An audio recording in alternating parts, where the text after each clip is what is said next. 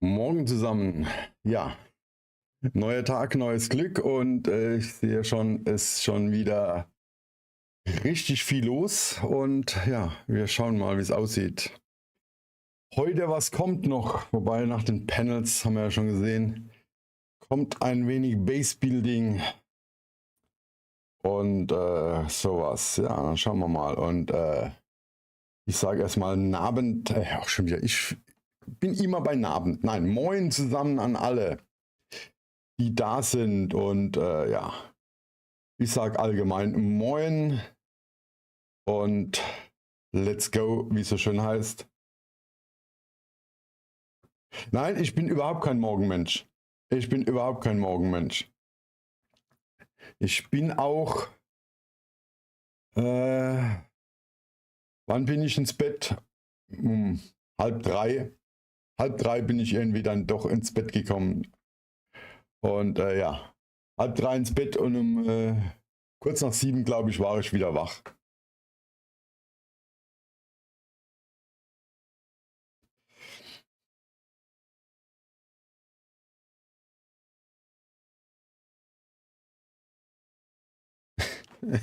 Ja, 5 Wache, genau. 21:30 Uhr ist das Ding. Aber wartet mal kurz, während wir hier noch ein bisschen labern oder so, hau ich euch mal kurz ein paar Videos so nebenbei rein. Wir machen mal den Ton da von den Videos dann leisern. Das sind so die Videos nochmal von gestern Abend. Oder von gestern von Caro.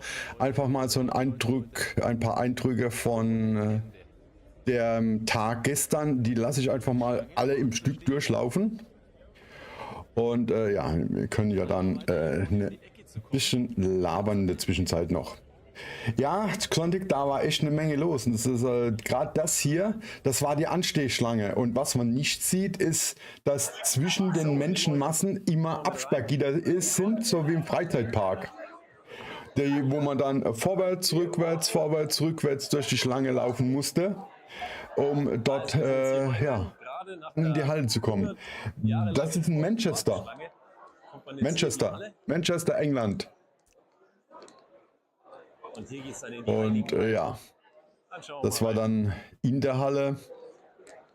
So die ersten Eindrücke. Und wir gucken jetzt erstmal kurz hier in die Halle, wo danach eine Veranstaltung stattfindet. Dann fragen wir mal allgemein dann in die Runde, wie war es für euch gestern? Wurden eure Vorstellungen, Wünsche erfüllt oder nicht oder sonst irgendwas? Und wir machen auch gleich mal noch das hier an. Und jetzt gucken wir mal noch in den restlichen Bereich, aber da wollen wir nachher noch eine genaue Tour machen. Genau, da haben wir wenigstens auch noch das Live-Bild gleich von Twitch, von Star Citizen. Falls sich da was tut, dann sehen wir das auch gleich. Aber wie gesagt, da wird sich ja noch ein bisschen dauern, bis sich da was tut. Das riesige Modell.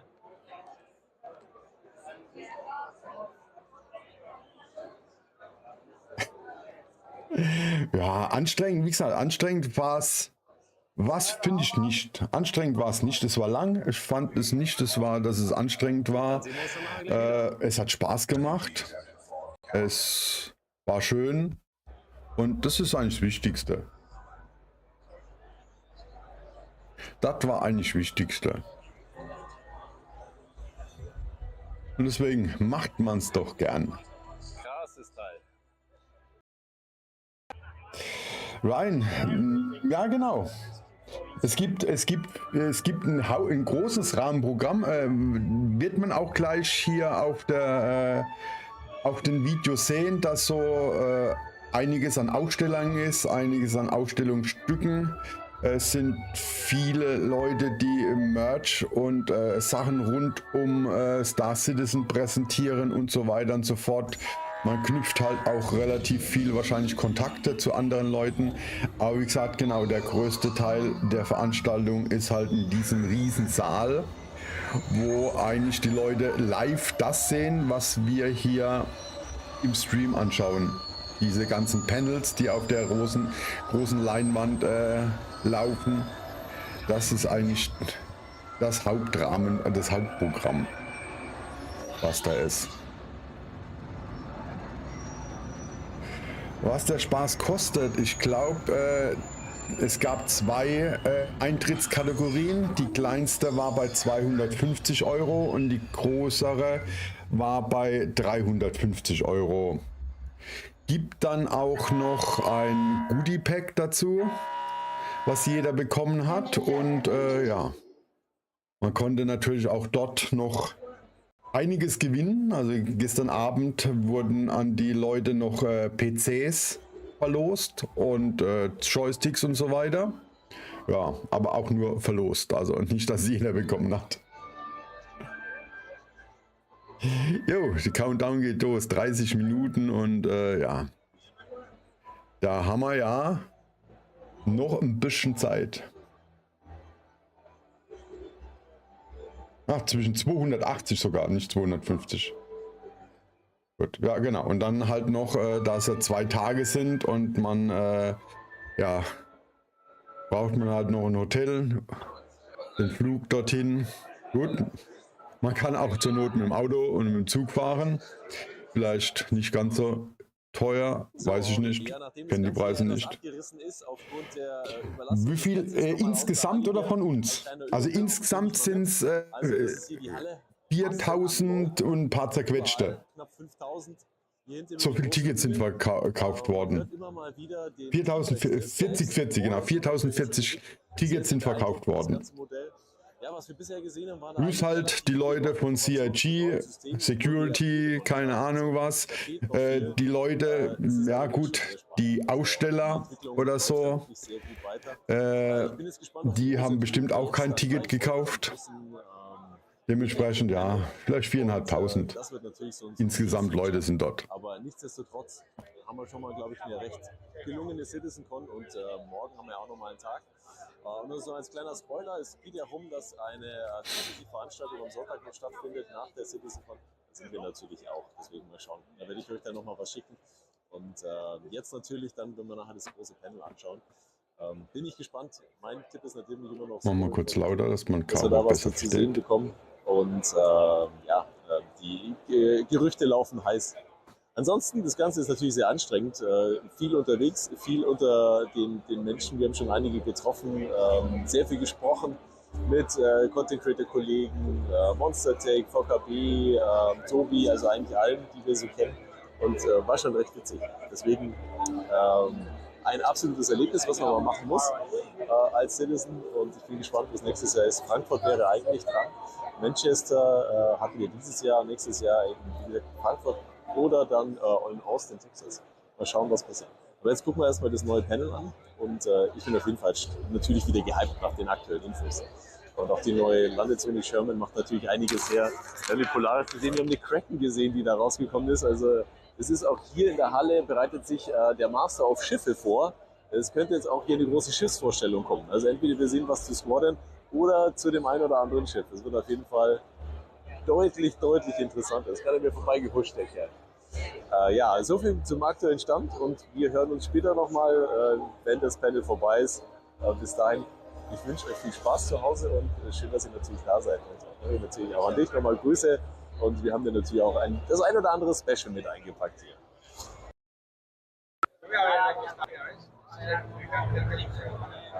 Jo, das, ich glaube jetzt, das waren die Videos alle einmal durch.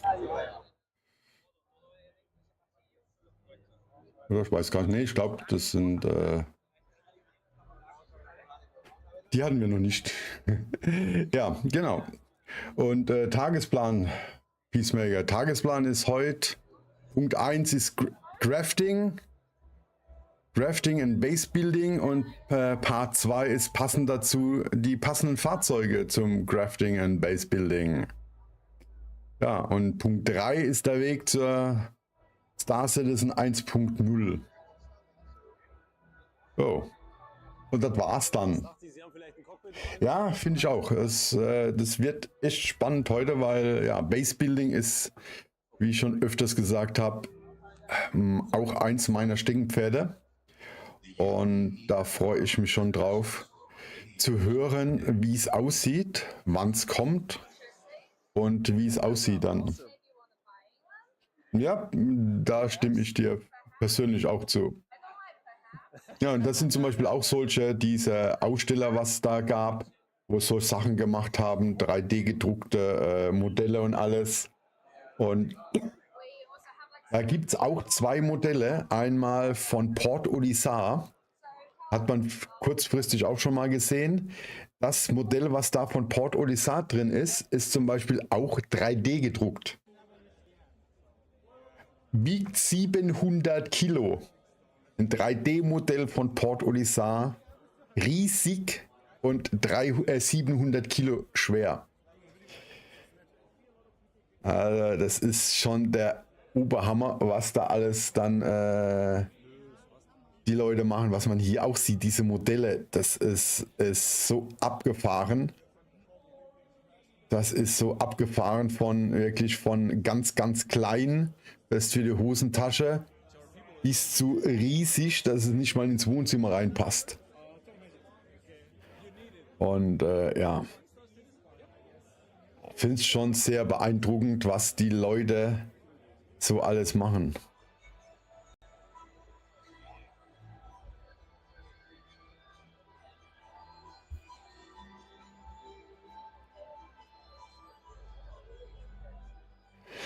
Ja, also ich muss sagen, ich wäre einerseits doch ganz gern dort gewesen, aber andererseits muss ich sagen, mir ist es fast ein bisschen zu viel Action, zu viel Stress, zu viel Input wahrscheinlich, wo man da den ganzen Tag berieselt wird.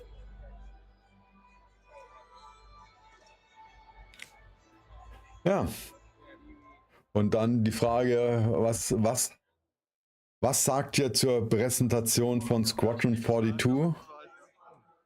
Vom Gameplay, von den knapp 1,5 Stunden Prolog. Da werden bestimmt einige fehlen von diesen Fähnchen. Die es gestern zu sehen gab.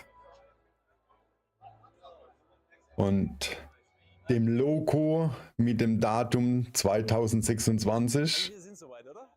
Also dann einen wunderschönen guten Abend hier vor ja, aber ich glaube, wie man gesehen hat. Warte mal, da kommt ja noch was Interessantes, sehe ich gerade. Genau, das macht gerade auch mal noch mal lauter. Das passt auch, glaube ich, von der Zeit her noch ganz gut. Das ist nämlich diese Goodie-Tasche von wo es gegeben hat. Das lass Caro mal kurz erzählen. Wir starten natürlich mit Premium. Go Premium. Einmal die Taschen sind sehr hochwertig, also so ein Nylongewebe mit einem schicken Star Citizen Schlüsselanhänger mit einem klitzekleinen, aber doch dezent schönen Karabinerhaken. Ja. Dann gucken wir mal rein, was drin ist. Es ist ein kleines Pin-Badge drin. Dieses hier. Ich schau mal rein. Wahrscheinlich mache ich es jetzt erstmal kaputt. Oh. Ein wunderschöner Star Citizen Metallpin. Ist schick. Ist schick. Ist da noch was dazu drin? No, that's it. Also ein Star Citizen Metallpin ist Nummer 1 in der Premium Edition. Schnell werde ich gleich überfallen, hier von hinten umgeschlagen. Oha. Dann kriegen wir hier ein nummeriertes Teil. Auch mit CitizenCon Aufdruck aus Metall. Ich habe herausgefunden, es ist magnetisch, weil ich vorher was auf die Tasche gelegt habe. Also ist aus echtem Metall. Da wird nicht gespart an so einer Premium Baggage. Dann machen wir mal auf. Was haben wir hier? Enjoy 10% auf any single item. Ein Einkaufsgutschein. Klassiker. Braucht man. Oh, das ist ziemlich geil. Mark II Hornet. Was zur Hölle ist das?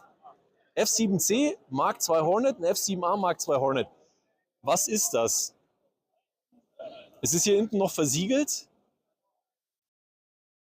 Sind das jetzt Ach, die sind unterschrieben.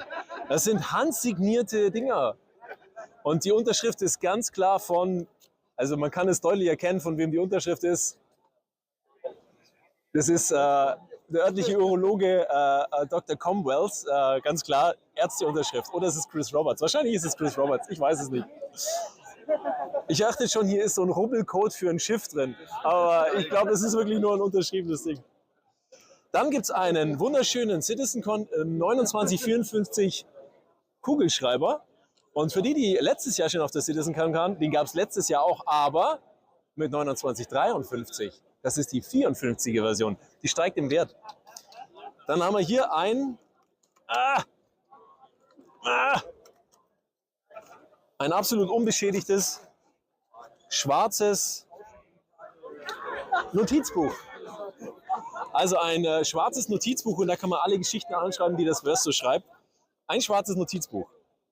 Was haben wir hier? Einen UE-Bügelaufkleber. Ist eigentlich recht. Man kennt es von früher, als die Mama einem Sachen auf die haben wir schon ein paar Mal echt gesehen.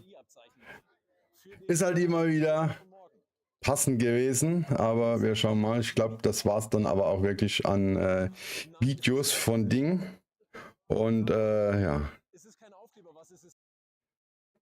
Lassen wir das mal. Weil ich muss sagen, ich ja, hab's dann auch nicht mehr. So.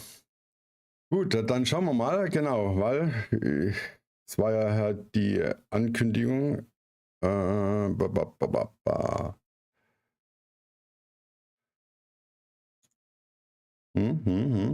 Hallo, Browser.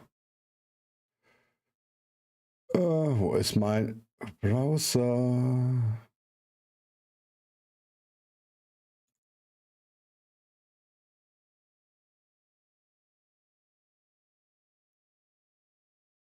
Dann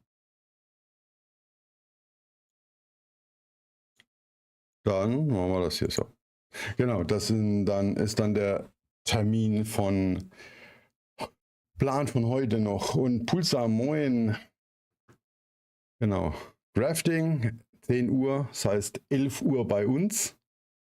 Und 11:15 Uhr dann das Captains of Industry, die Schiffe dazu zum Base Building. Und 12 Uhr, ja, dann der Weg zur Star Citizen 1.0. Was ich mir noch heute wünschen würde, ja, eigentlich doch, geht ganz einfach. Was ich mir heute noch wünschen würde, ist, dass sie beim Base Building sagen, dass es in die 4.0 kommt, das heißt Ende des Jahres, und ein Panel später sagen würden, es gibt ein schönes, kleines, günstiges Schiff für Space Building, das dann in der 4.0 auch da ist. Das wäre so eigentlich das Perfekte für mich, dass das endlich dann da ist.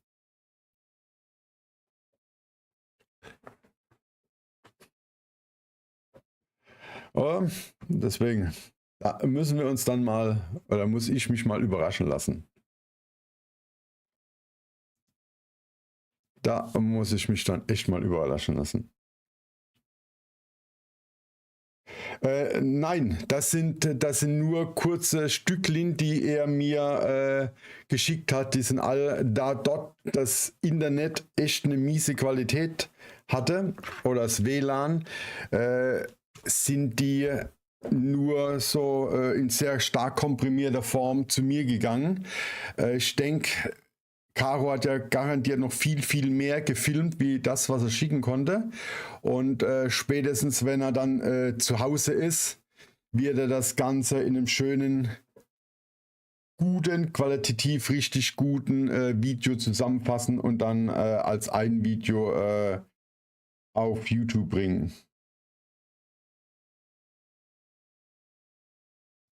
Wie gesagt. Ja, stimmt. Das eine ist ein bisschen Ding. Aber wie gesagt, ich hoffe, dass jetzt neue kommen. Aber wie gesagt, das waren nochmal die Videos von gestern.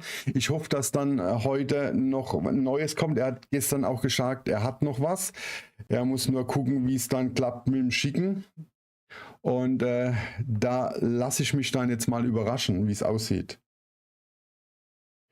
Dass dann, wie gesagt, dass dann heute auf jeden Fall mal was Neues kommt noch. Weil stimmt, wie gesagt, ihr habt recht, gerade die Leute hier, die wirklich den ganzen Tag immer da sind, für die war es dann wahrscheinlich oder ist dann irgendwann mal zu viel. Das muss ich selbst dann auch irgendwann eingestehen. für mich ist halt manchmal praktisch bei so einem langen Tag, dass man dann das Video reinhaut und ja, sich mal aufsteht. So, gut. Was haben wir da noch? 16 Minuten haben wir noch. 16 Minuten, ja, das sind dann, bis es losgeht. Dann gucken wir mal, was wir sonst noch angucken können oder sonst irgendwas. Aber wie gesagt, das ist einfach momentan, wenn, ups, das war das Falsche, das wollte ich nicht, das wollte ich, wenn es dann nichts Neues gibt irgendwie aktuell und man aufs Neue wartet, ist das manchmal so ein bisschen blöd, wie man so schön sagt. Aber ich steht ja noch das hier. Ah, nee, da ist doch nichts mehr. Da war doch nichts mehr. Ich dachte, ich hätte noch was, aber das ist weg. Ich hätte noch das Video vom Unpacken von der Goodiebox. Nein, Scherz beiseite. So, wir gucken mal. Wir gucken mal. Wir gehen hier einfach mal hier im Browser kurz mal.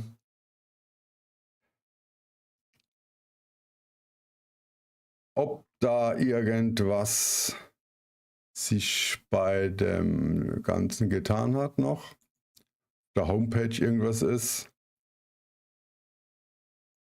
Ja, die Zeus natürlich. Achso, ich habe immer noch, genau, ich bin immer noch im Hadern. Ich habe gestern mich gar nicht mehr getraut, meine Frau zu fragen, ob ich mir das Goodie Pack holen darf.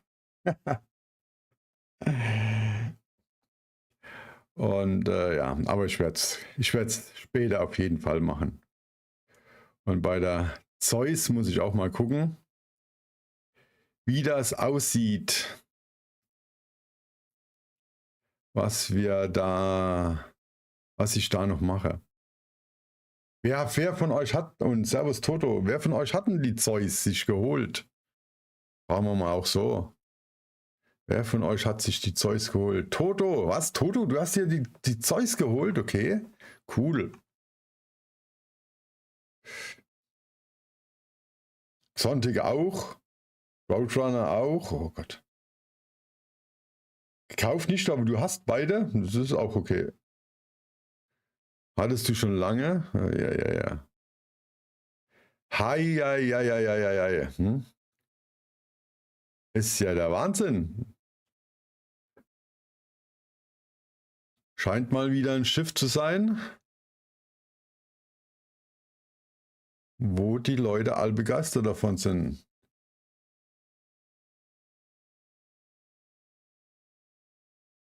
Okay. Was, du aus Trotz nicht, okay?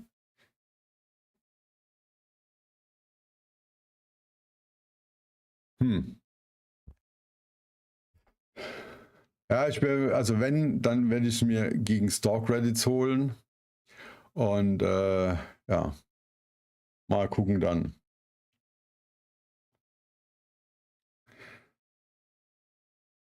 Mal ein paar Schiffe austauschen. Ja, stimmt. Traktorbeam ist immer sowieso, also ja, muss nur gescheit funktionieren.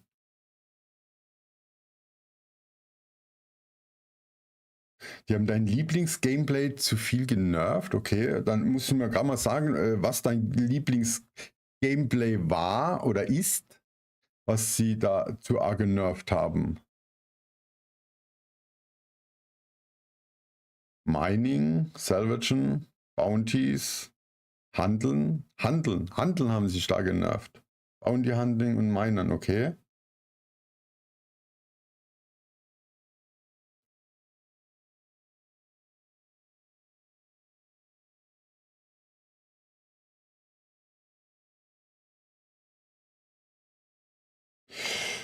Ja, also die C1 weiß ich auch nicht, ob ich die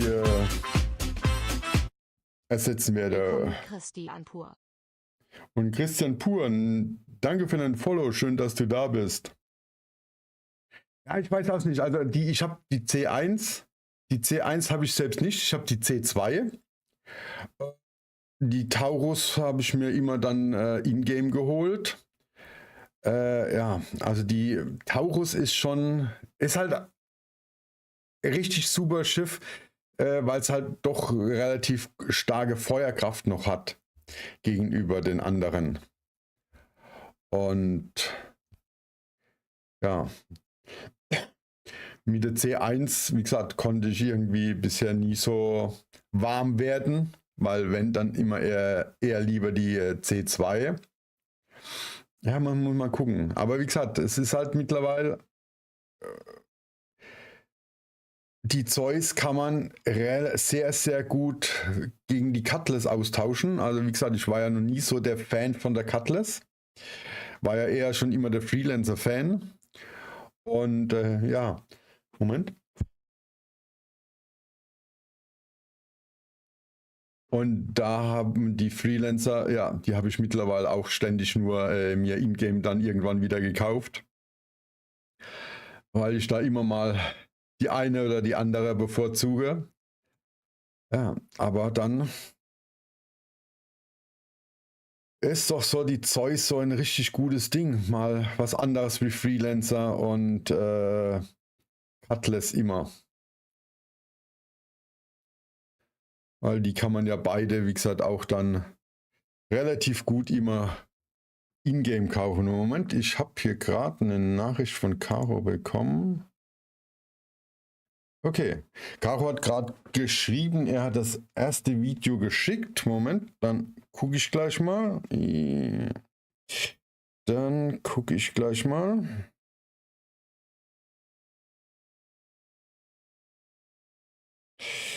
Oh ja, da ist dann schon das erste und noch ein Bild.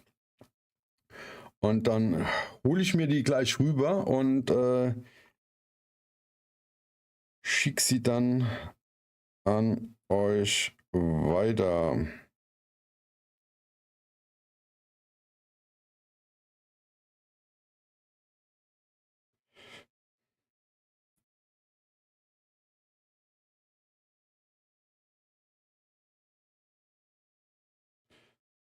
So, dauert einen Augenblick, weil er kann sie mir aus Performance-Gründen nur über WhatsApp schicken.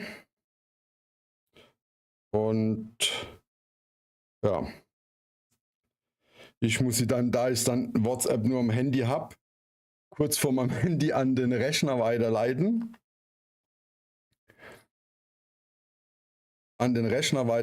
Und ja, kann es dann von dort euch zeigen. So. Video lädt. Und dann passt das. So, jetzt muss ich das mal kurz, haben wir noch ein paar Minuten. Kurz das mal ausmachen, dass ich in Ruhe das Ding runterholen kann.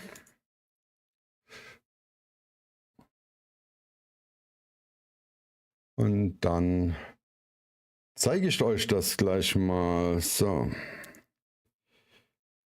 Den machen wir auch weg.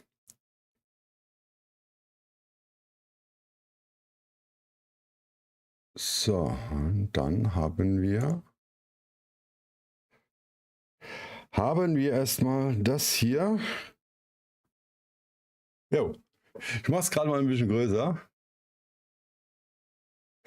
Gut, ist ein bisschen verpixelt, aber das sind unsere ganzen Jungs und Mädels, die drüben auf der CitizenCon sind. Also Caro, Carolina, Solanum, Captain, Juduka, Cold, Glendatu und so weiter und so fort. Ja, gut. Ist wirklich nicht so berauschend, das Bild, aber ja, man sieht's. 2, 4, 6, 8, 9 Leute sind drüben. Ich glaube, es sind sogar mehr. Aber das ist die Leute wirklich vom Team. Aber Leute von hier sind wirklich mehr drüben.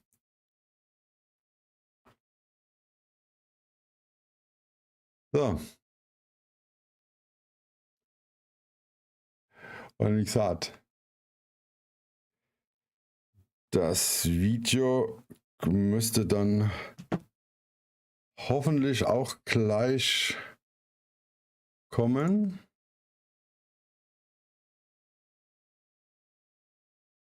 So. Hier ein kleiner Überblick, nehme ich mal mit. Da haben überall 5000. Hier hinter mir die große Bühne. Man hört immer mal wieder den T-Rex-Test. Ne, okay, das ist ein altes Video. Nö, das war es noch nicht. Das war noch das alte irgendwie. Das war noch irgendwie das alte, was da gekommen ist.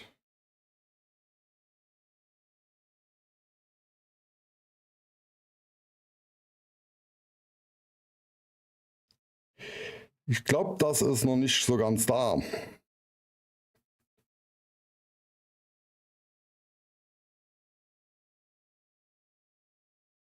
Doch, müsste eigentlich doch schon da sein. Wo bist du, Video? Na, da.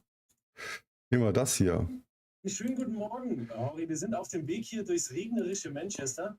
Englisches Wetter ist legendär, deswegen ist es windig, es ist... So, ihr habt es im Hintergrund schon kurz gehört, da ist das Video gewesen. Und ja, ich glaube eher, die brauchen die Ressourcen für die von den 5000 Leuten, die hier dort sind, brauchen die Ressourcen für die 4999 Streamer, die alle hier gleichzeitig streamen wollen.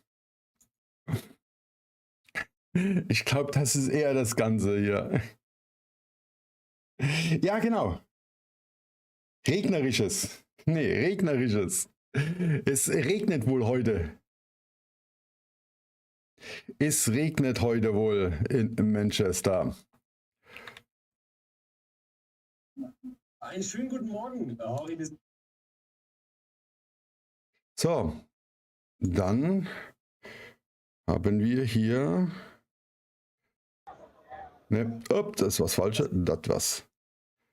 Das ist es. So, also, jetzt lasse ich euch mit Caro kurz 2 Minuten. 2 Minuten hat er. Oder vielmehr Ding. Und muss noch schnell hier das Ganze wieder groß machen, weil der Stream geht auch passend in 2 Minuten los. Also, dementsprechend schnell, dass es passt. Einen schönen guten Morgen, Henry. Wir sind auf dem Weg hier durchs regnerische Manchester. Englisches Wetter ist legendär, deswegen ist es windig, es ist kalt, es ist immer nass, aber es regnet nicht. Also sind bis jetzt noch nicht nass geworden. Die Schlange vorm Eingang ist anscheinend auch schon wieder lange. Red Al Ghul, Kemoto und Captain Future, die stehen schon da, sind schon durch und die Halle ist wahrscheinlich schon wieder gut befüllt. Heute Tag 2, wird nochmal spannend. Und wir werden euch natürlich immer wieder auf dem Laufenden halten, obwohl das Handynetz da drin regelmäßig zusammenbricht. Das WLAN lässt keinen mehr rein. Also es ist sehr spannend, bin gespannt. Fexi ist die ganze Zeit am Dauerstreamen, egal was er tut. Ich muss mal fragen, wie er das macht, weil irgendwie hat er eine andere Datenverbindung. Aber nichtsdestotrotz, wir freuen uns riesig auf den zweiten Tag. Und wie gesagt, heute gibt es noch ein Special und da werde ich auch noch Videos aufnehmen. Und die werde ich heute Nachmittag schicken. Und das ist dann was es nicht sonst zu sehen gibt, sondern wirklich nur ganz, ganz wenige sind da. Und zwar ein Special-Termin direkt bei CIG im Headquarter. Und da freue ich mich riesig drauf. Deswegen, da werden wir heute mal noch reinschauen. Da ist nur kein professionelles Equipment erlaubt. Aber wie ihr seht, Handy und ein Mini-Mikrofon funktioniert. Das ist kein professionelles Equipment. Und deswegen machen wir das. Was ist hier? Nein, also wir sind jetzt auf jeden Fall gleich da. Und dann gibt es natürlich die nächsten Infos für euch mit allem, was es da heute gibt. Übrigens, die Merch-Sachen sind fast alle ausverkauft. Wir sind jetzt mal mehrere Stunden in der Schlange gestanden, um festzustellen, dass es nichts mehr gibt. Es gibt aber viele Sachen zum Online-Bestellen. Ganz wenige Sachen, die es nur hier gibt. Deswegen, wenn ihr was haben wollt davon, am besten online bestellen. Nein. Und wir sehen uns gleich wieder. Natürlich auch wieder dabei. Maverico, Clendatu, Colt, Carolina, Yodoka. alle am und der Rest ist schon da. Bis später.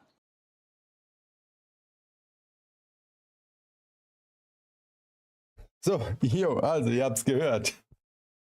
Ihr habt's gehört, es ist hier ja die Hölle los und ja. Und Pulsar stimmt, die Zeusjacke ist schon heiß. So, und wie man sieht, passt genau. Passt genau, wir machen den Sound an. Otherwise known, and this is where you're all going to cheer, as CitizenCon. Honestly, people ask what the better parts of my job is, and being able to just do some call and response with the crowd is probably it. Watch, I'm going to do it again. At CitizenCon. That's really quite cool. We are here in the general lounge of the UEES Barbary, where I'm going to be sitting for most of today, because if you watch day one, I made an ill-fated decision during the pre-show yesterday to attempt physical movement of any kind. Generally, I'm against it. If you consider physical movement of any kind past the age of 40, don't. But if you have to do physical movement at any point after the age of 40, my recommendation is to stretch at least once in 14 years. So yeah, we're here on day two. Let's go over a little bit of day one. Day one, we saw the Brave New Worlds Genesis presentation. It was a fantastic look at all the new Planet Tech tools that will allow us to build planets like the newly revealed Castor Sherman. We checked in with the organization presentation. I know it's a social and universe, and it had all kinds of stuff, the party chat and all that stuff, but really for me, like, I was there in 2014 when and met Benoit for the first time when he did the very first organization and presentation. And for the last 10 years, every other time I see that man, I'm like, when, Benoit? When's our time? When are the orgs coming to the game? And to know that they're finally in active development on their way to the precision universe is one of the more exciting things about Star Citizen for me. It's just, you know, we're all in these orgs. Everybody's in an org. There's med runners over there. There's ADI over there and stuff like this. But that's outside the game. To finally get these orgs inside the game is a major, major milestone that I've waited for so long. And yeah, it's not happening today or tomorrow, but it is in active development. We'll have more updates on that when we do our other shows, the ISC and the SAL, over the remainder of this year and well into next year. Then we had that cosplay contest. Who actually won? Who won the cosplay contest? It was that giant Pico, right? I forgot to check. I was unfortunately doing some other stuff, but I hope it was the giant Pico that won. But of course, Ken Shadow, last year's winner, was back and everything. I haven't seen Ken Shadow. Ken Shadow, are you in the building? Ken Shadow, if you're in the building, come find me in the general lounge. And then, what was it? Dress to Kill, finally making good at all those armor specializations. No, don't take my water. I need my water. You just don't bring back my water. I don't mind if it's a shot I have to drink. It's my water. He took my water away.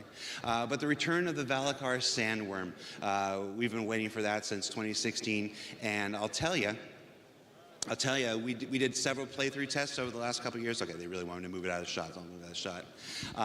Watching that thing in action, the players play it, it is devastating. It is deadly. It needs a lot of tuning. And I'll give you a little BTS. There was one playthrough that we couldn't use any of the footage from because its projectile spit was bright white.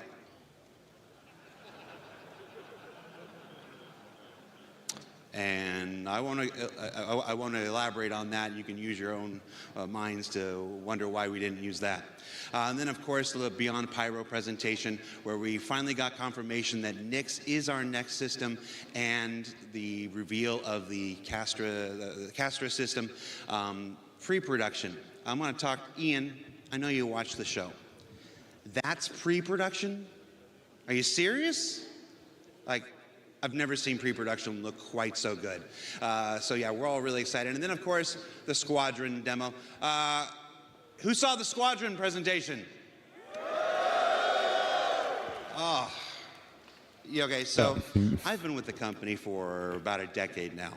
And for the first 9.5 years, I made myself a rule that Squadron I wasn't going to pay any attention to. I never went to the meetings. I didn't let people tell me about it. I wanted to preserve that for myself as a fan. And then several weeks ago, we started playthroughs of that.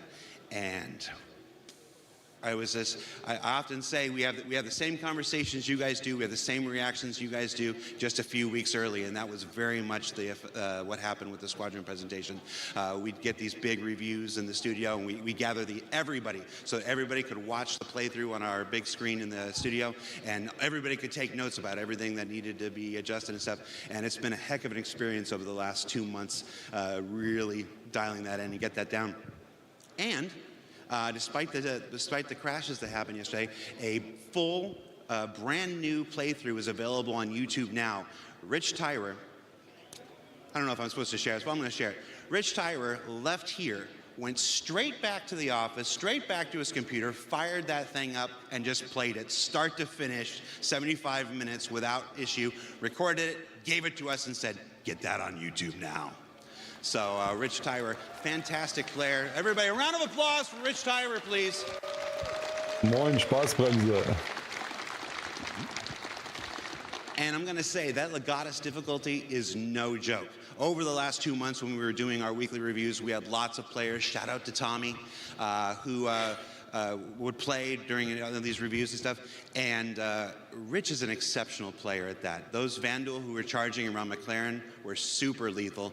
And the turret section has full Maelstrom destruction, so a lot of folks who were playing it, the turret would just explode. And yeah, you know, he fell down at the end, but other people would just explode out into space and have to restart.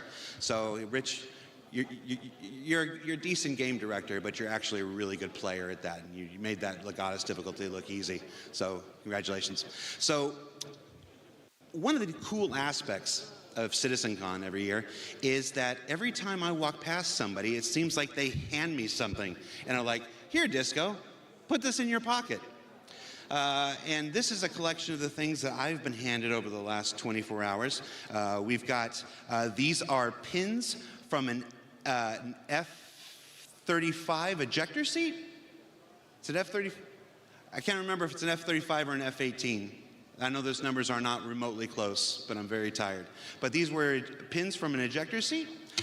We've got a bottle opener. You can never come to a Star Citizen event without somebody handing you a bottle opener. Challenge coins. We talked about challenge coins last year. Atlas Defense Industries. This is one from CitizenCon this year. Different orgs. This was somebody's personal giant challenge bar, I guess. I'm not. These are all metal. These are really nice. And then patches. We love patches. Both Tyler Wicken, shout out to Tyler Wicken. Both Tyler Wicken and I have a huge board in our office where we collect all the different patches that folks give us. We've got Bar Citizen patches from all over the world, including one of my most cherished, a patch from Bar Citizen Iraq, where it was just 4 enlisted servicemen having their own Bar Citizen quite a few years ago. And then there's some curiosities, like... Das ist schon der Wahnsinn, was die Leute alles irgendwie machen und so. I don't know, I asked him what I was supposed Ja, to do with this, Peacemaker, when he handed it genau, to me, das ist and he said, nicht "Put it in your übel. mouth." Das ist wie I ein understand that's what a prologue is Spielfilm. for, but we'll do that after stream. Maybe. And then, of course, shout out to the Med Runners. I'll tell you, Med Runners, one of our favorite orgs in the game, dedicated just to helping other people. I ran into the Med Runners at breakfast this morning, and because I had a long, painful walk into the studio, they literally put me in their car and drove me to the event today. So shout out to the Med Runners, helping people in the game, helping people out of the game, doing the kind of things that we love.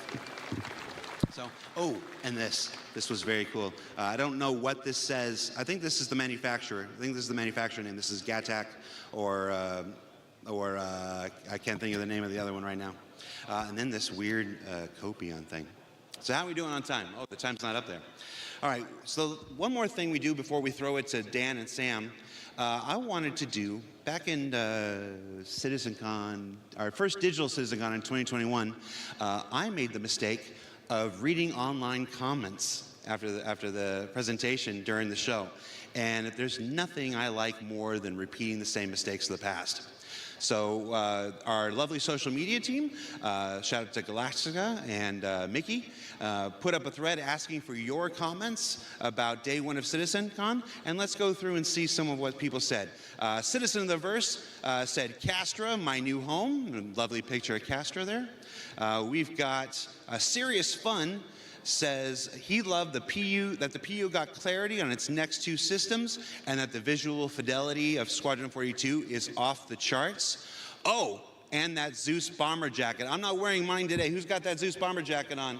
Somebody come over here. This thing is amazing. I want to shout out two members of our marketing and merchandise team, Mandy and Kat, who led the charge to get the coolest jacket we've ever made based on an authentic M1A jacket.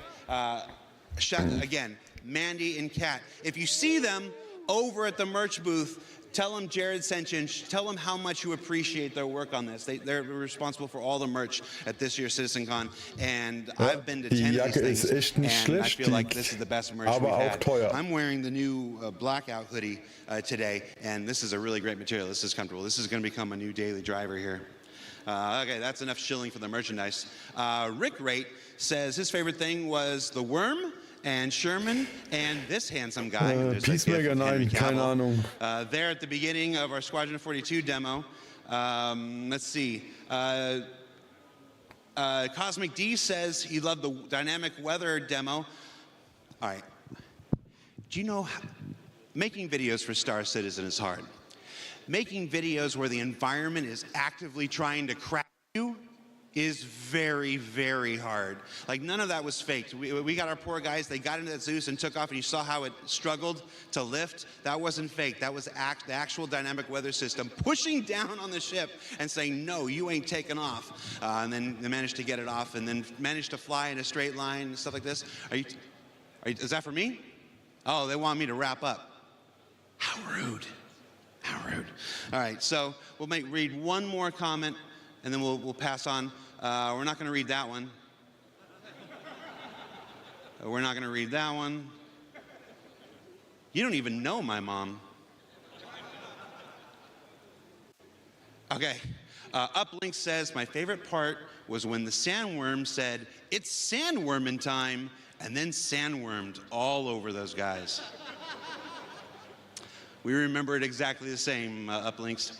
All right, so that does it for me. I'm going to throw it to Dan and Sam, who I believe are over at the Sim Pits, and see what kind of hijinks they're getting into. Guys? Ja, wo sind unsere Jungs? Ich will sie endlich mal irgendwo sehen. CitizenCon Day 2. Woo. I'm Sam, and if you didn't meet me yesterday, I kind of do some voices and stuff. I also flew a carg. But I am supposed to be here with Dan, and for some reason he's not popping up like he did yesterday. Ja, das habe ich auch das Gefühl. I think I can smell incompetence. Aber irgendwie kommt mir das aktuell gerade so leer vor. Oh, Dan, there you are.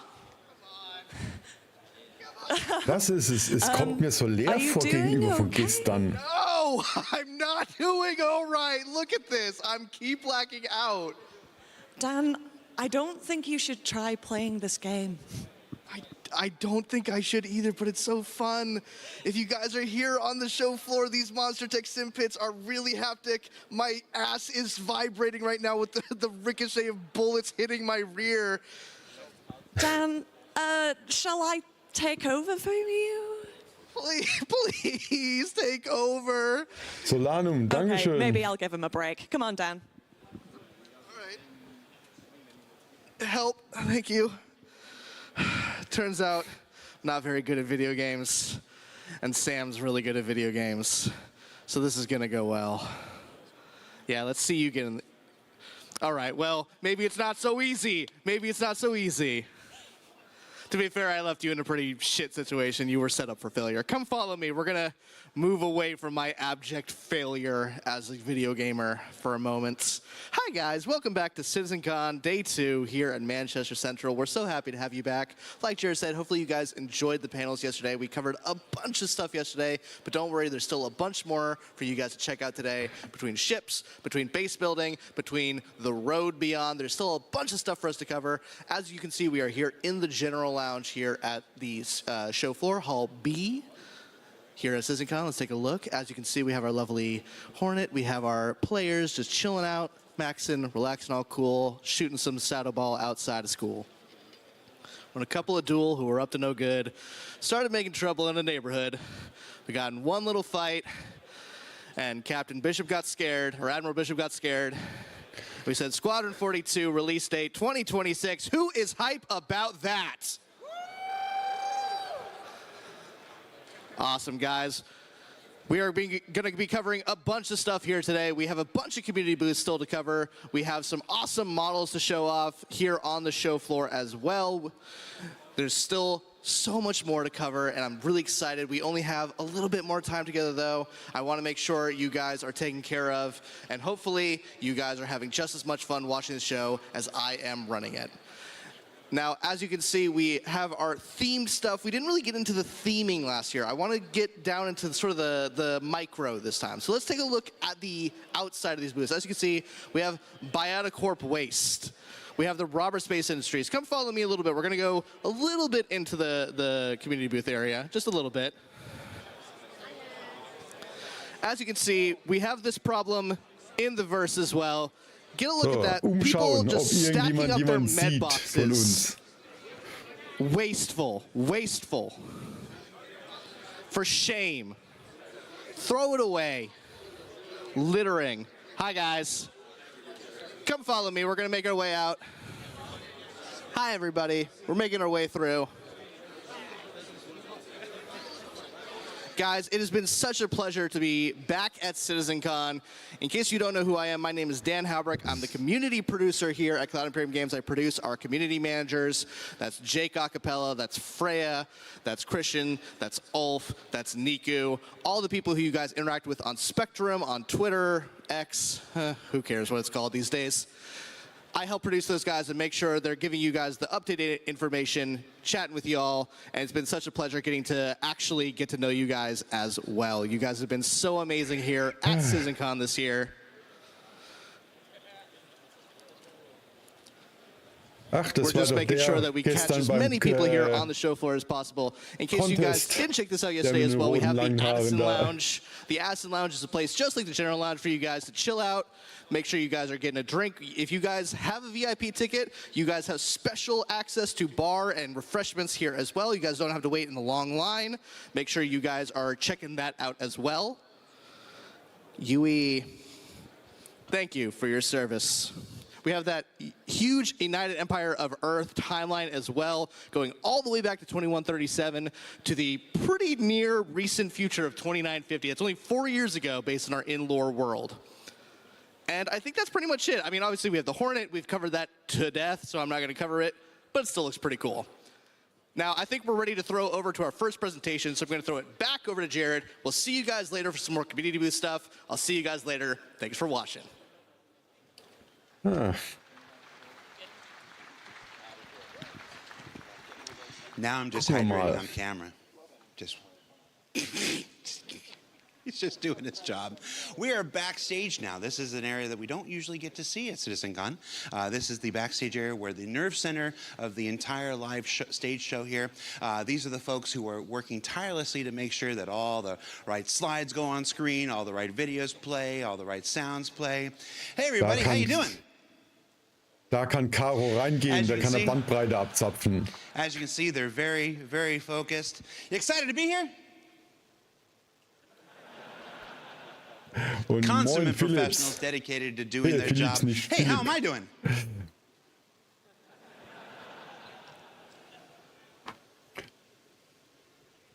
My mom likes what I do. All right, so guys, that's it for the pre-show. We're about, what time is it? How much time we got? We're about, oh, well, that's not even my clock.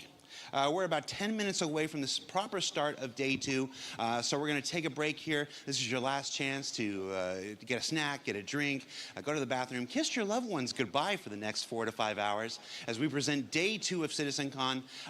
It's a different beast. Yesterday was the universe that we create. Today is dedicated entirely to the destiny that you're going to build. So stay tuned. You're not going to want to miss it, and I'm really, really excited about today. So thanks for watching. We'll see you in about 10 minutes, everybody.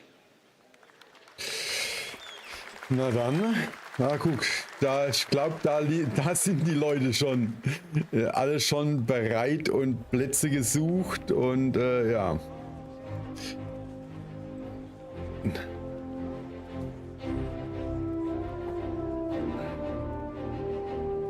Leider ist natürlich relativ dunkel, dass man nicht erkennt oder nicht erkennen wird.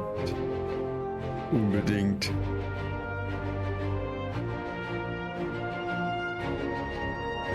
Und Freifuß, Servus.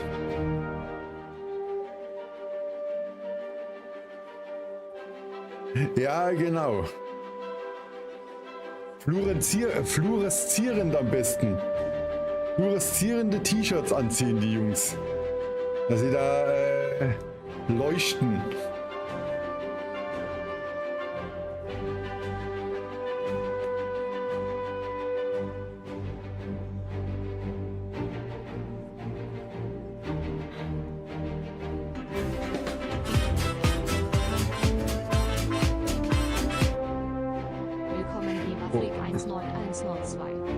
Und Gamer Freak, danke für dein Follow, schön, dass du da bist. Ja, immerhin, Solanum haben wir gestern gesehen. An unerwarteter Position. Neben einem, der hier sich mit der Skian... Ah! Fixi! Der Fixi hat man gesehen. Fixi war da und ansonsten, ja, wie gesagt, das Solanum haben wir gestern gesehen. Der hat ja gestern, wie gesagt, neben dem gesessen, wo er sich mit der Xian-Sprache beschäftigt und hat erstmal ausgesehen, als würde er da dazugehören. Und ist aus dem Grund gar nicht so direkt am Anfang aufgefallen, dass er das wirklich war.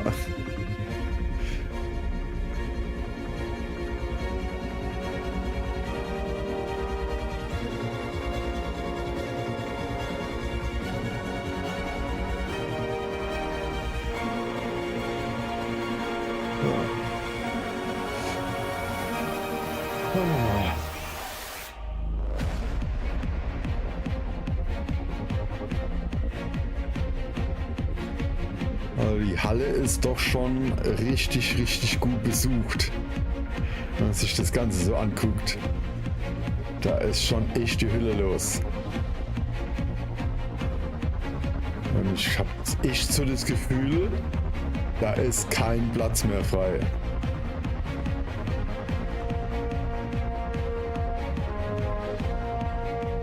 Das ist wirklich auf die Art, wer zuerst kommt, sitzt ganz vorne oder so. Das ist schon echt der Wahnsinn.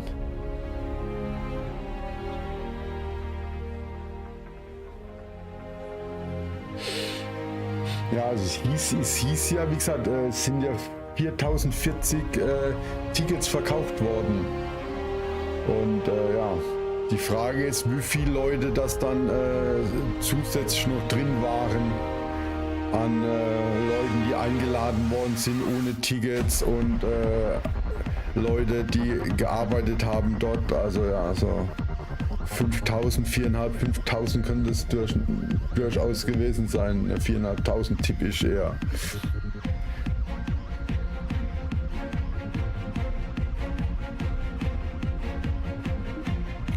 Also, es ist schon die Hölle. Ja. So, ich mache auch kurz mal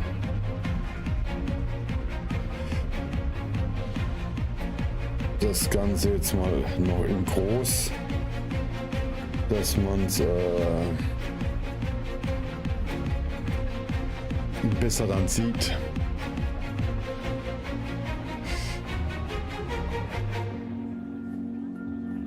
Ja, ich denke, heute wird's nicht ganz so krass werden wie gestern, weil eigentlich ist ja der erste Tag immer der Haupttag und da ist ja auch schon, kann man sagen, so gut wie alles rausgehauen worden, was wirklich wichtig ist und so weiter und so fort.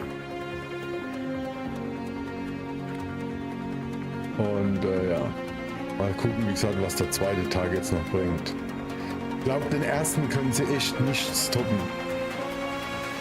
Ja, du hast recht, aber da müsste es schon einen sehr großen Kracher geben, wenn sie den Tag von gestern noch überbieten wollen.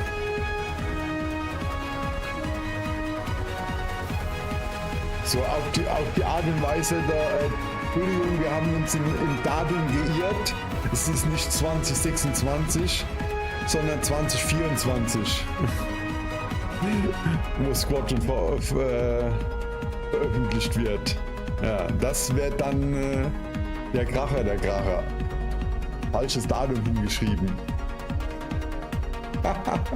Oder 2036. Ja, das wäre noch ein größerer Kracher dann. Aber der Kracher würde nach hinten losgehen.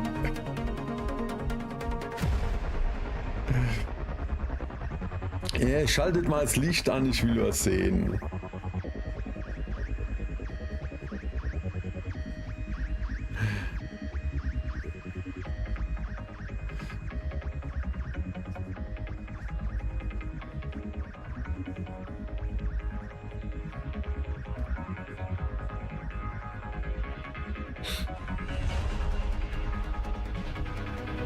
Ja, das stimmt. Ja, das zweimal abgeschmiert, wie gesagt.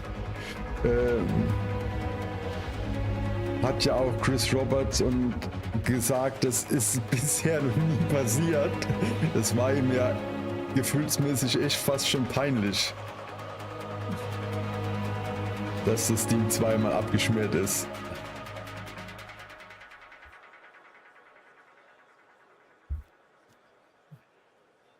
Aber gut, andersrum war immerhin trotzdem in der Hinsicht ganz gut, weil so hat man wirklich gesehen, dass es wirklich live war und nicht irgendwie nur ein Video gewesen ist, so, wo abgespielt worden ist. Also es hat auch irgendwie seine Vorteile. Ja, natürlich, auf jeden Fall. Natürlich ist es mutig. Auf jeden Fall ist es mutig. Und genau, klar, natürlich. Das kann man 1000-mal testen. Wie gesagt, das ist ja hier auch nicht anders. Wenn wir irgendwas in Star Citizen zeigen wollen, wenn wir hier irgendwie was streamen, 1000-mal probieren wir es und alles geht problemlos. Und dann, wenn man es dann wirklich machen will, dann läuft schief. Ja. Aber wie gesagt, also ich sehe das Ganze gar nicht so kritisch mit dem Absturz. Stimmt, Wolf, da hast du absolut recht, stimmt. Das war ja das Ganze. Ja. Nee, wie gesagt, ich sehe das gar nicht so kritisch, weil, wie gesagt, es ist einfach wirklich ein Zeichen gewesen, dass es wirklich live war.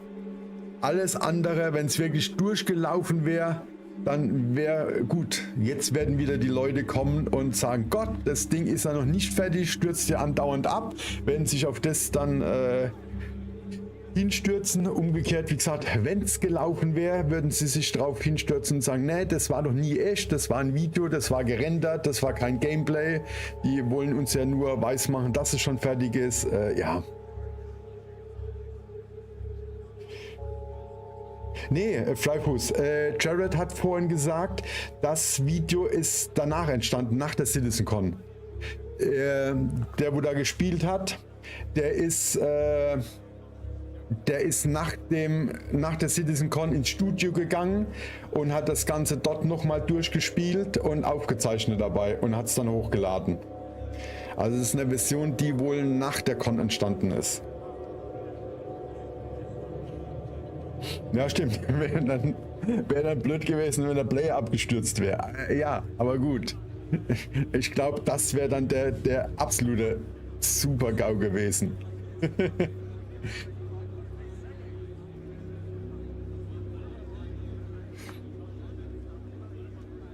Ja, also, aber wie gesagt, genau. Egal wie sie es gemacht hätten, wäre es wahrscheinlich so gewesen, dass die Leute genau das raushauen, was eigentlich irgendwie nicht positiv, sondern wieder immer negativ ist. Irgendwas hätten sie gefunden, wo sie drauf rumreiten könnten. Deswegen, also, ich fand's gut, ich fand's mutig und ich fand's auch genial, dass es überhaupt so funktioniert hat und ja. Ladies and gentlemen, please welcome to the stage, master of the self-performed introduction and Mama Huckabee's second favorite son, Jared Huckabee!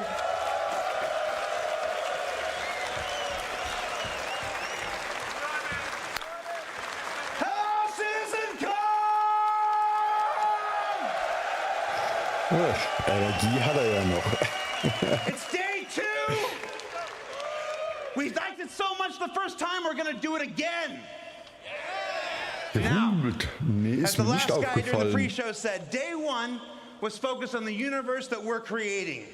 Mir Day sind nur die 2 Schuhe von is all gestern about the von destiny aufgefallen, die er that da you anhat. forged. Now, a little history lesson here. Back in 2015, the Persistent Universe was first launched. I think it was November or December and whatnot. Everybody remember poor Olosar? Ja, da hast du recht. Also, ja. Everybody remember that one Big Benny's machine that somehow you could move it? And the Big Benny's challenge of spending hours and hours of just doing this? Haben in der letzten Zeit echt sehr viele neue Maßstäbe gesetzt und setzen immer weitere neue Maßstäbe. Trying to get that thing upstairs, downstairs, back into the hab? Shout out to Bad News Baron if you're watching. No, those were the days. Now, since that time, the Persistent Universe has grown. It's expanded. 3.0 arrived, and it had a whole bunch of new planets and moons and stuff like this. We've got Microtech, we've got Hurston, we've got Area 18, and what's the last one? We got Lordville. If you live with the developers, they still call them Stanton 1, Stanton 2, Stanton 3, so it's hard getting the two realities to reconcile in your head. But since this time, you've all been visitors. You've logged in, ja. and you've done your thing, you've gone on Das adventures, wird so you've fought sein. Also some wenn Xenothreat, dieses you've mined Genesis, some, was sie barrel, apparently präsentiert a whole lot haben, of barrel. funktioniert We're looking at that, und trivia sie from wirklich yesterday. dann But this entire Tausende time, you've been von visitors. Basen und Örtlichkeiten und das Wetter und keine Ahnung, die Vegetation und alles bei den Planeten so reinbringen können. Oh Gott.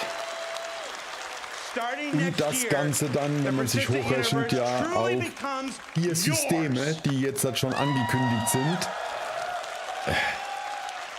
Allein,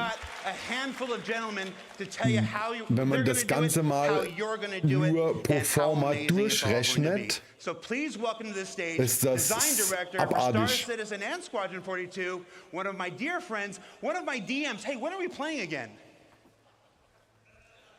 Wenn man gerade mal rechnet, 4 Systeme, jedes System gerade 5 Planeten und, oder wenn die Monde noch dazu zählst, 15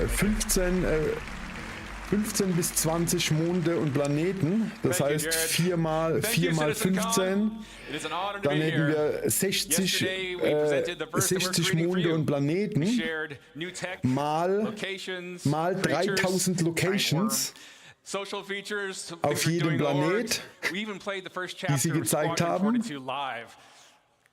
Ja. Das ist dann eine Zahl, wo ich mir gar nicht vorstellen will, wenn man die alle besuchen will. But instead of focusing on what we're creating for you, we want to show you the world that you can build. With crafting, we're going to give you the tools to create your own loot, to build your own home. Crafting will fundamentally change not only how you play the game, but why you play the game. So, what is crafting? Why does it matter? Why should you be as excited as I am about this?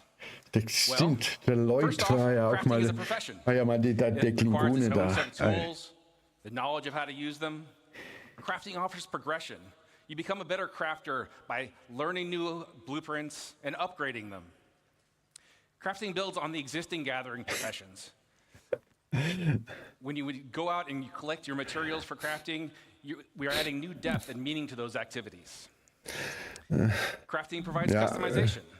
Ja, wobei man muss halt Dinge stimmt, das kann man halt nicht mit Star Citizen vergleichen. Das eine ist Singleplayer, das andere ist Multiplayer. Das sind schon gigantische Unterschiede einfach. Cosmetic upgrades, craft unique items, even subscriber flair.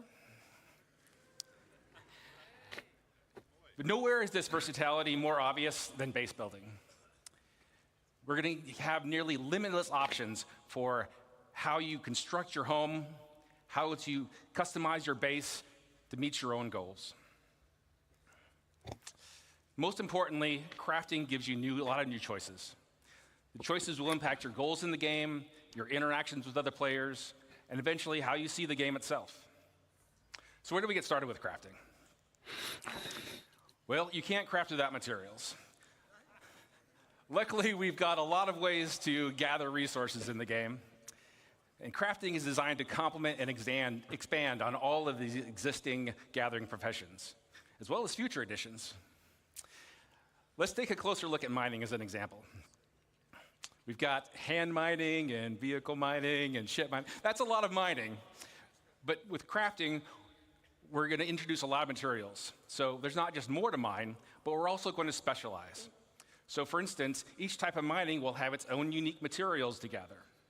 Gathering specific materials efficiently will require you to use the right gathering profession. Let's talk about refining. Currently, only mining resources can be refined, but doing so allows you to turn them into more valuable processed resources. With crafting, we're going to expand refining to include options for all raw materials. In addition to expanding the variety of materials you can gather, refining lets you create processed materials that you're going to need to craft your upgraded blueprints. So now that you've gathered all these materials, what do you do with them? Currently, your only options in the game really are to sell them to a shop or maybe complete a contract. Adding crafting into the game radically changes your options. You can still mine, refine, and sell your resources, but now you have the option to make valuable and unique items, weapons, armor, even vehicles and ships. Right?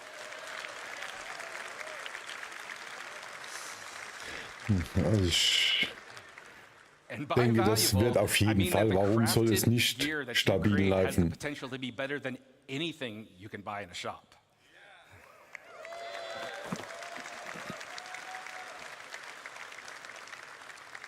But crafting just isn't in with shiny new gear.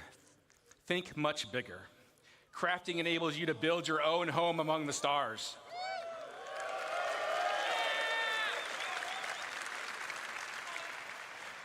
You choose to make a farm, a hunting lodge, an industrial complex, your own trading hub, a military outpost, even a sprawling town with your friends and org mates.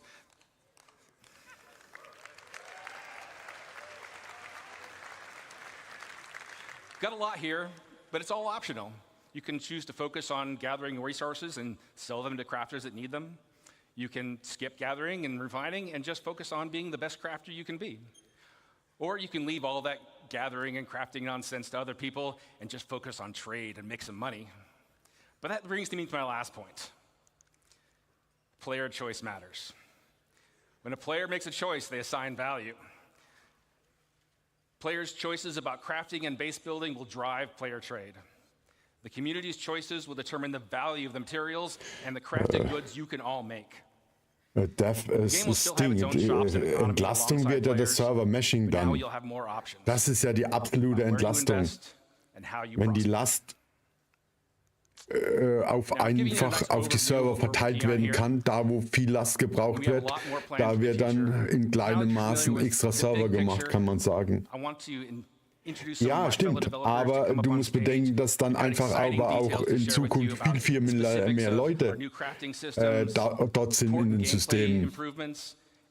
Heutzutage sind 100 auf dem Server, später werden es Zehntausende sein.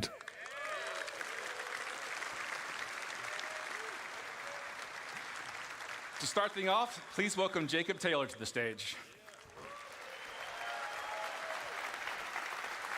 Ja, das auch noch, genau. Wenn die neuen Systeme laufen, das neue alles, wenn Luken, Server-Meshing und so weiter richtig läuft und vor allem das Spiel dann optimiert ist, was ja bisher absolut noch gar nicht ist.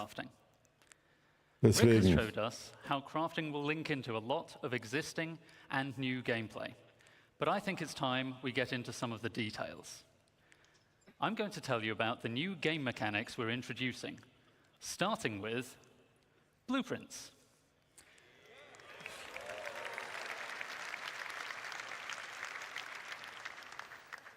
Before you can craft anything, you'll need a blueprint. Blueprints provide the recipe to perform all kinds of crafting processes, including refining. You can acquire blueprints through various activities. Some you can buy, some you can find, and some can be unlocked or earned in other ways. You can also upgrade your blueprints through research. We'll go into more detail about what this means a bit later. So, blueprints are the recipe, and Rick already told us the materials you gather and refine will be the ingredients. But there's a bit more to it than that. We have a new concept for materials, material quality. Quality is a property we're adding to all resources you can gather. That's an abstract measurement of how good it is at being whatever it is. You can think of this as the purity of a metal, or the ripeness of a fruit, or something along those lines. This quality will be carried forward from raw resources through the refining process to influence what that batch of materials is best used for in crafting. High quality is more desirable overall, but is more rare, and Wissen, ich habe das Gefühl, das geht von Mal zu Mal schneller. More on that later.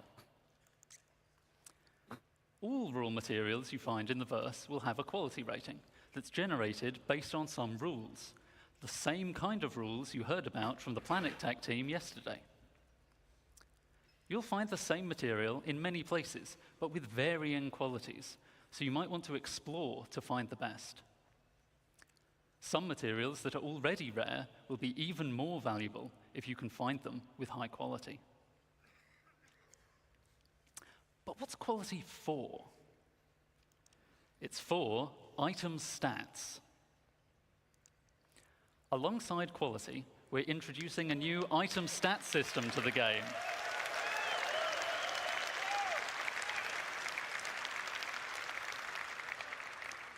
This will allow relevant properties of craftable items to be affected by the quality of materials used to craft them. For resources, just a single quality rating is sufficient to provide variation, but craftable items have such diverse purposes that we need a more detailed system to provide both progression and customization options.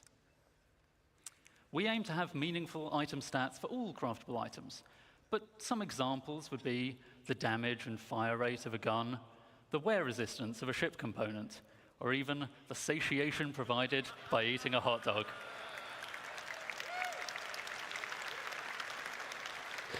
Okay. Jetzt kann ich meine Waffe nicht am Stück verkaufen, jetzt kann ich sie sogar einzeln verkaufen. Directly affect the item stats, such that higher quality results in better stats. Most items require multiple different materials to make, which may each influence different stats. And in many cases, you'll have a choice of materials to use, which lets you decide which stats to focus on to tailor your items to your playstyle. Here we see I'm making a gun with high-quality aluminium, giving me a nice bonus to integrity and weight. but someone sold me low-quality copper, so I don't get as much fire rate bonus as I could have. To go even further, researching your fabrication blueprints allows you to build higher tiers of an item with improved base stats. So a higher tier item will be better than a lower tier item that was made with materials of the same quality. Making high tier items requires more advanced materials, but is also how you access greater choice as to which stats to improve. This means that your high tier items can not only be better overall, but also more specialized in the areas that are important to you. Most items will have tiers 1 to 3, with tier 1 being the most basic version of the item, and tier 3 being a highly advanced version made with appropriately impressive materials. But you can also craft vehicles. Okay. Ich sehe auch gerade meinen Stack-All-Button in weite Zukunft gehen, weil das eine Multitool dann 1 Gramm Aluminium mehr bei der Herstellung verbraucht hat. Of course, many of you have already bought your favorite vehicles, so you don't really need to make them from scratch, right? Or maybe you've pirated, salvaged, or otherwise commandeered a vehicle. Not to worry, you can still benefit from crafting by using an upgrade blueprint to increase the tier of an existing vehicle, including... Wissen, ja, du hast recht, aber das sind wieder 2 total unterschiedliche Baustellen. Und die einen Leute, die das machen, haben bestimmt nichts mit der Baustelle zu tun, die vielleicht jetzt gerade Probleme macht.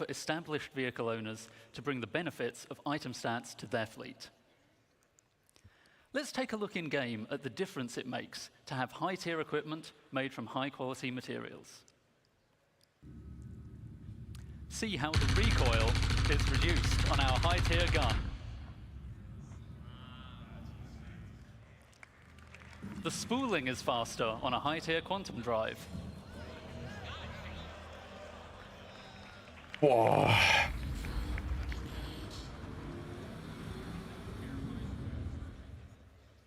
And a high-tier scraper beam is much more effective.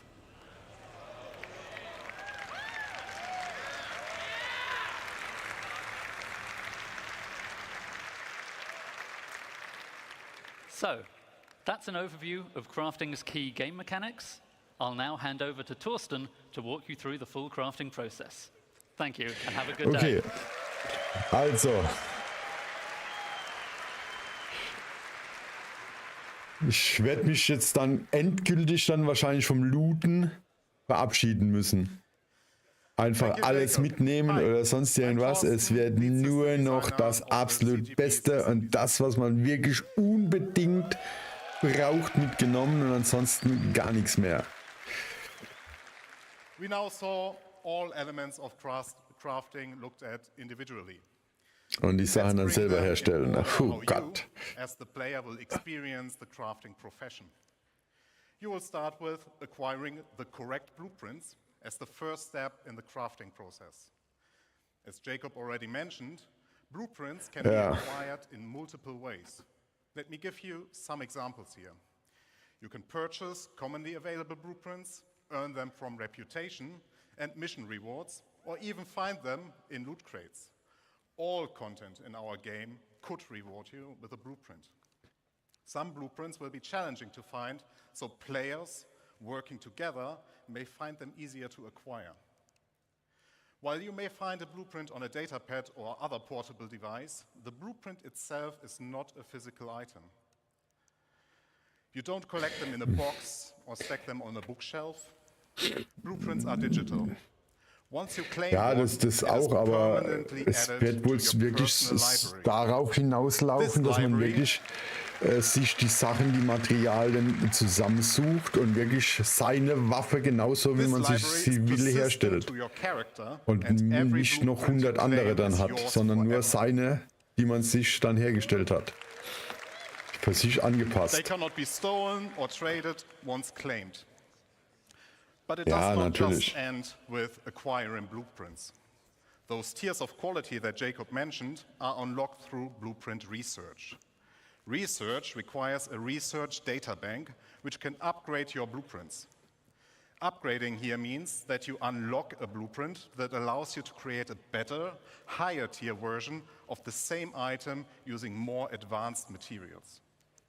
Note, you will still have access to the lower tier versions if you want to craft the cheaper version.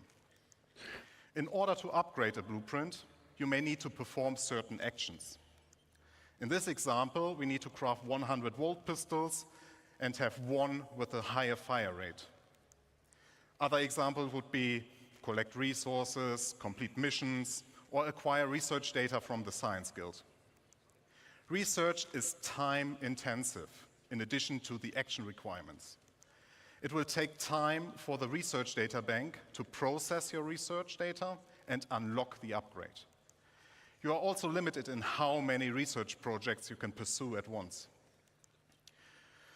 Now that you have your blueprint and you decided what to craft, you also know what resources to look for. Every blueprint you find will have unique requirements in their resource needs. It will not just be you need iron. We want to make use of the professions we have to meaningfully involve them in the crafting process. Especially for the more advanced blueprints, you can expect that it will require materials from multiple sources.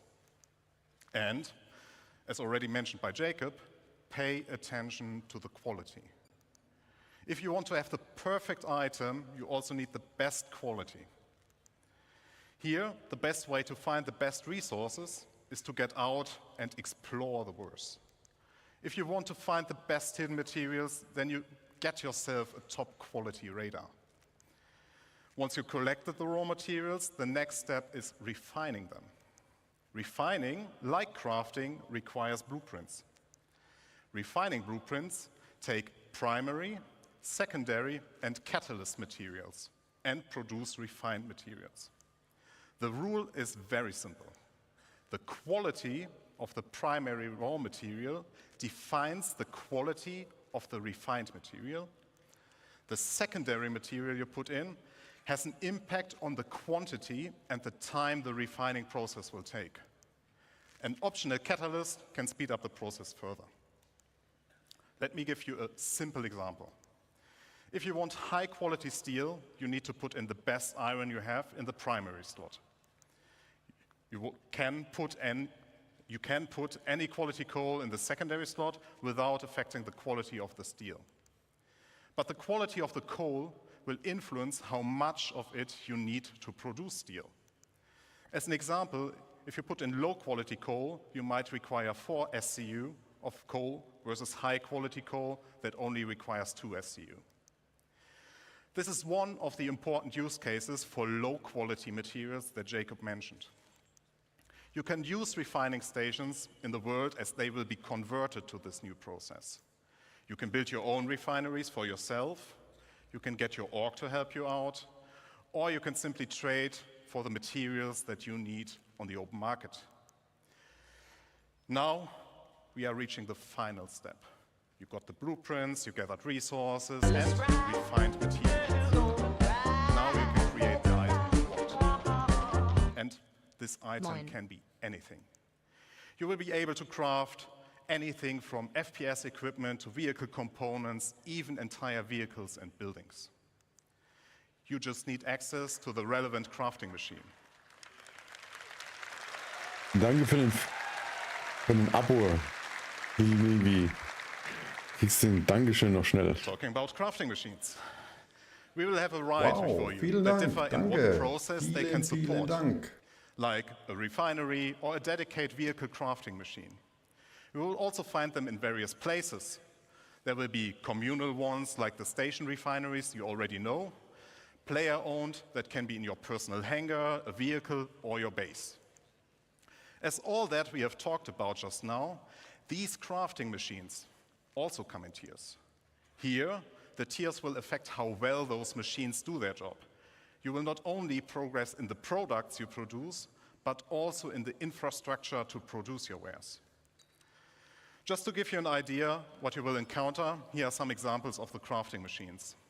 There's There is the nutrition fabricator, the chemical fabricator, an item fabricator, and even fabricators of a much larger scale we will talk about later.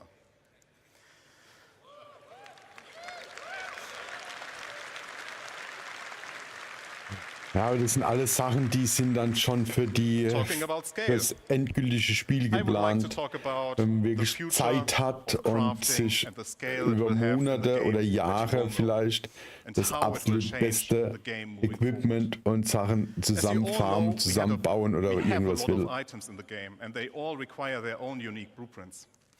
That means our aim is to have more than 1,000 blueprints that include the creation and the refining blueprints.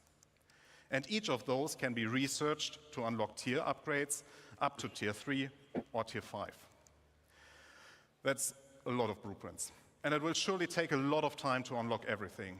So I, personally, recommend that you, as the crafter you are, focus on a specific field first and extend your knowledge from there.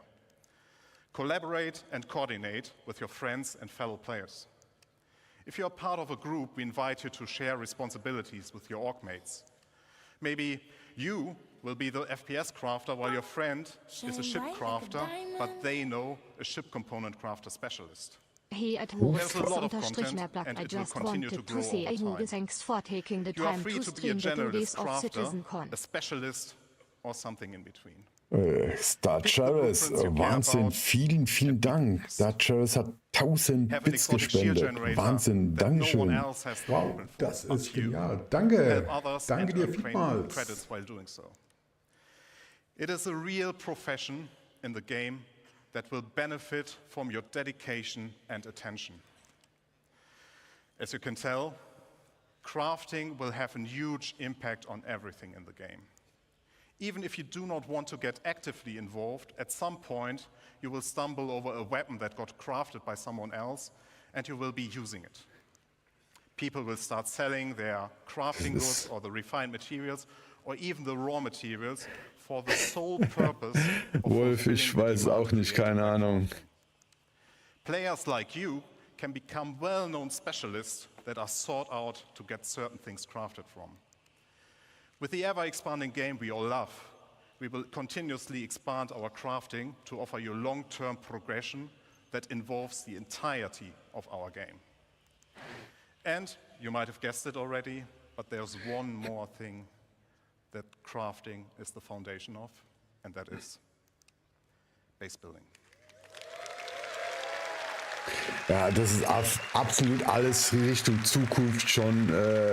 Wie gesagt, da darf's zu dem Zeitpunkt keine Server-Crashs geben, zu dem Zeitpunkt darf es nichts mehr geben, wo du einfach so stirbst und deine Sachen verlierst. Wenn man sich hier vorstellt, wenn man hier sich eine spezielle Waffe, eine spezielle Rüstung gebaut hat, über Wochen Material gefarmt hat und einfach wegen irgendeinem Spielfehler stirbt, das darf dann nicht mehr passieren und ja, deswegen, das ist wirklich, wirklich für den Zeitpunkt wichtig, wo es dann funktioniert. Aber wenn es dann funktioniert, dann, ja, dann hat man Arbeit, dann hat man ja, ein Plan.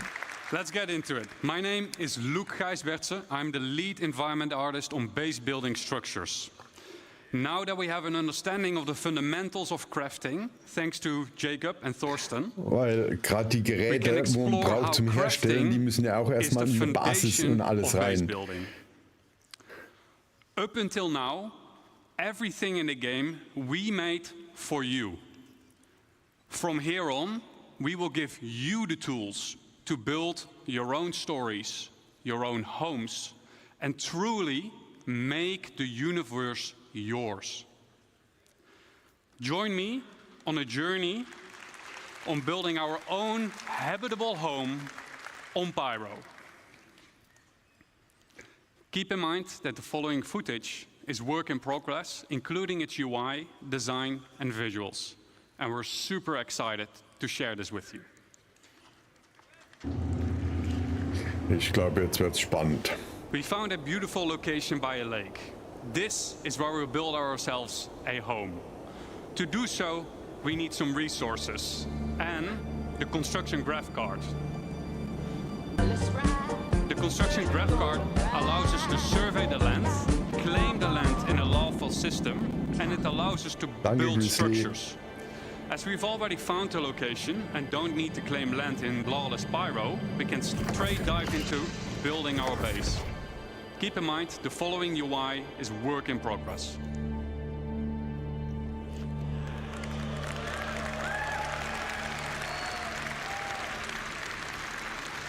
A survey drone that deploys from the top of the card gives us a controllable augmented view of the land. In the new structure mode, we'll pick a small basic structure and hit construct. For this demo, the construction will be instantaneous, but in the final product, this will take you quite some time.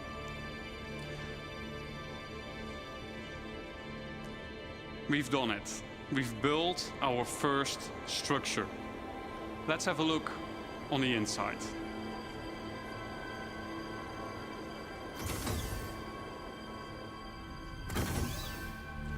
As we walk into the small basic structure, we see an empty interior that is dimly lit. It's up to us to define what we will use this space for. In our case, we will want to make it into a home. We can see that the lights are still off, and that is a problem, because no lights means no atmosphere, no breathable atmosphere. So it's not ideal to live in. So how do we solve this issue? We can improve this by providing the building with power. Let's see if we can build something that helps us out. But before we dive into more building, let's take a quick moment to enjoy the freedom that the survey drone provides us with and admire the aesthetics of our first structure. And I wonder what Declan was up doing there.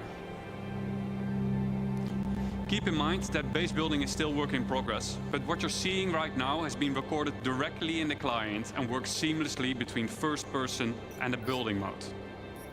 Okay, enough. Back to base building. In the list of new structures, we see a small fuel generator. That is something that could solve our problem, I think. Power providing structures need to be hooked up to other buildings inside construction ER mode, but we'll explain this later. The fuel generator is one of several structures that provides power, each with their own benefit and drawbacks. Fuel power is quick and easy to build, but it requires a constant supply of fuel besides its regular maintenance. If a structure is not maintained, it will halt its activity.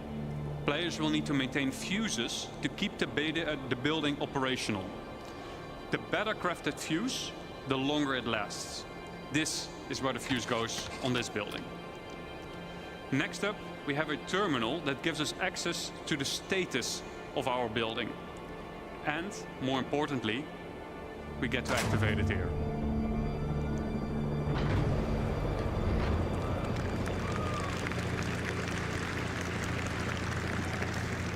That should do it. Let's see if we got power in the building now. So für so eine kleine Basis reicht irgendwie so einen kleinen Handkarren, der in eine Cutter reinpasst, um die zu bauen. Also das Ding da. Mehr braucht man irgendwie nicht, um eine Basis zu bauen dann. Looks like Declan is now hooking up the power to the building. Das ist fein. I wonder what he was up to earlier though.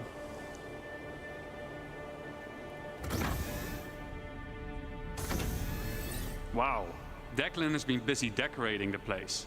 As we can see, the lights are now properly working. We got atmosphere, and we can start to use the item fabricator now that there is power. Always handy in case we need a fuse. Let's have a quick look at what we've done so far. We've decorated the place. We made it our own little home. We hooked it up with power. I would say das muss man farmen we have vorher. a place that we can live in. Das musst du farmen. It might not So be wie es much, vorhin gemacht but ist. I think it's gesagt just worden enough ist. to call it a home. Thank you. Das muss man farmen. Erze, Materialien, die werden wahrscheinlich in den Kasten reingemacht. Den muss man auffüllen mit Materialien, um dann das Zeug zu Now that we have a betreiben. Und rough man hat ja auch understanding of how gehört, base building man works, braucht... let's dive into some of the specifics of what we just saw. The construction graph card is one of 4 devices used for base building. The sehr graph schön. card is a mobile device that lets you construct a variety of small structures and has been designed specifically to fit into the smallest ships, like the Drake cutter. The graph card allows us to survey the land, to find a good location, to claim the land with credits when we're in a lawful system, like Stanton, and, most importantly, it lets us build structures. To use the graph card, we will first need to deploy it. Once deployed, we see 2 small construction zones inside the card, and the interactive screen gets revealed to us. From here, we can deploy the survey drone from the extended top part of the card. This survey drone gives us a bird's-eye view of the surrounding area using augmented reality mode, ER mode for short. Let's have a look at some UI concepts of how this augmented reality mode will look like. Here's a concept of construction ER. From here, we get a more detailed view of the land. Where can and can't I settle? For an example, inside a nature reserve, construction will be prohibited. Are nearby areas flat enough to place my structures on? Are there any underground extraction deposits nearby? And if so, what are their quality and quantity? Let's say we found a good place to start building our base. Then next up, we need to find a good place for our first structure. On the left-hand side, we can see that we're now in structure creation mode. Underneath that, there is a list of structures that we can build. Once you have chosen a structure, you'll drag it onto the terrain that will be shown then as a physicalized hologram. From here, you can move and rotate to find the perfect position for your structure.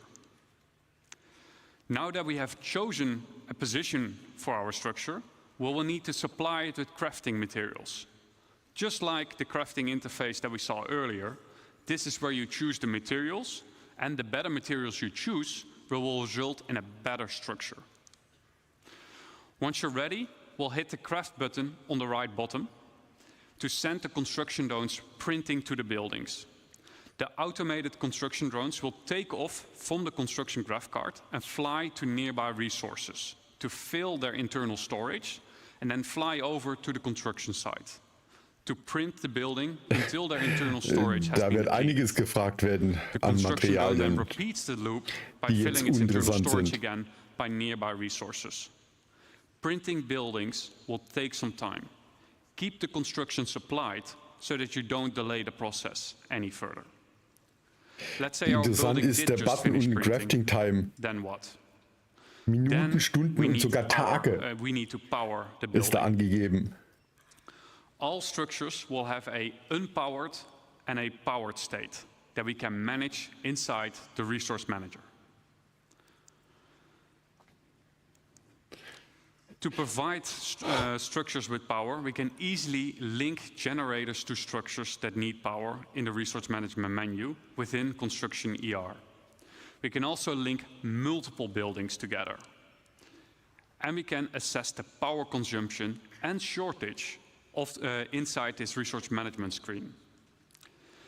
Keep in mind that operational structures, like power generators, require maintenance of their fuses and sometimes need supplies coming in and going out to be managed. Now that we have a structure and power, what can we do next? Then we can Ich mache mich mal kurz weg, dass man da unten auch alles sieht. Structures can be upgraded from tier 1 till tier 3. The better material you provide, the better the improvement will be. Just like Jacob and Thorsten explained in the crafting presentation. Tier upgrades can, for example, improve the structural integrity of the building or make its resource consumption more efficient. To really make your base feel like home, you will want to decorate your base with a wide variety of furniture pieces that can be bought, crafted, and found in the universe. It's up to you to define what you want this space to be. Do you want to decorate it as a hospital? Do you want to make it into a workshop? Do you want to make it into a luxurious bedroom? It's up to you. Furniture can easily be placed and moved using decorative ER mode as a hologram. This is so your furniture can easily fit through doors. This feature is accessible through nearby construction devices, allowing you to place down furniture pieces or even crafting machines that otherwise wouldn't fit through the door. And you get to place them directly from your local inventory. The less trusted among you, or anyone settling in Pyro for that matter, may want to mag-lock their furniture into place so that only you and your friends get to rearrange your decorations. And best of all, decorative ER is not exclusive to base building and can also be used for personal hangars and ships. Okay. Ich glaube, Star Citizen, ja, überall ja. Und ich glaube, Star Citizen versucht wieder Maßstäbe in der Hinsicht zu setzen. Bring the right resources and a construction device with you. 2. Use the resource manager, power generators to make your base habitable and functional. And maintain your base with resources and by replacing out worn fuses. And 3. Personalize your base, personal hangar and ship with decorative ER. And there we have it, our home in Pyro. Now that we have an understanding of the basics of base building, we'll explore how you can go and make more than just a home. But before I hand you over to Declan, the designer behind base building, I'd like to say a quick thank you for those who made this presentation possible. Okay. So a quick thank you to Eddie, Brandon, Jack, Dan, Mark, Shao, Stefan C, Dom, Stefan T, Carl, Joel and Rob for your efforts and dedication. Und dass die Basics waren und jetzt man die großen Sachen zeigt, ja, okay, alles klar. For Declan. Ich glaube, dann werden wir jetzt ganze Städte bauen. Nice one, James. All right. Okay. Thank you, Luke. Good morning, everyone. Morning. My name is Deck. I am the system designer behind crafting and base building, and we've just seen a nice little base, right? That's good for cabin in the woods. Maybe you want to place it down next to big redwoods, go and explore, or a place to stash some loot you perhaps shouldn't have. Wolf, das kleine Ding, was da echt in alle Schiffe dann rein. Good. Interessant wird jetzt nur, was dann kommt, was dann als nächstes Größeres kommt. So we're going to set und was man da machen before we kann. do a video, and we're going to create a base that's capable of crafting something that's bigger than the item fabricator can handle. There's been a bit of a spoiler already as to what it's going to be. So to kick us off, called in the help of a friend who has a specialized, not yet revealed base building vehicle, and he's built us this. It is the construction hub. This has 4 automated drones compared to the GravCarts 2. They can build small, medium, and large buildings. So far, we've only seen small. Automated drones are capable of building 1 structure each simultaneously, so 4 is quite a big advantage. Oh shit.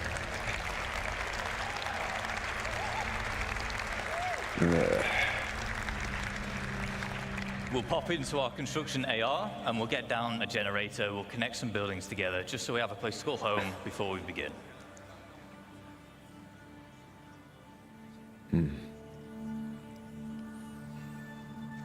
All right, there we go.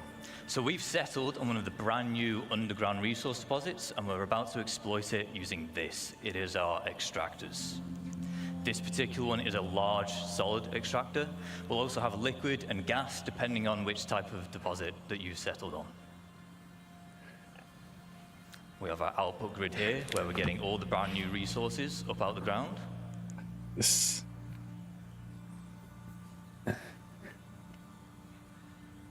And it is important to note that once these things are set up, it's not a case of just free resources forever. On key structures like this, there are fuses which will occasionally need replaced, as well as environmental wear which can be fixed using crafting materials.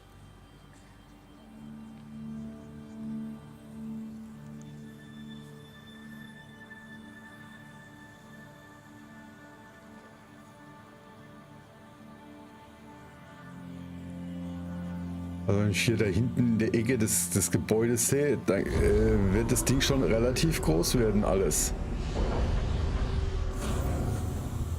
Oh shit.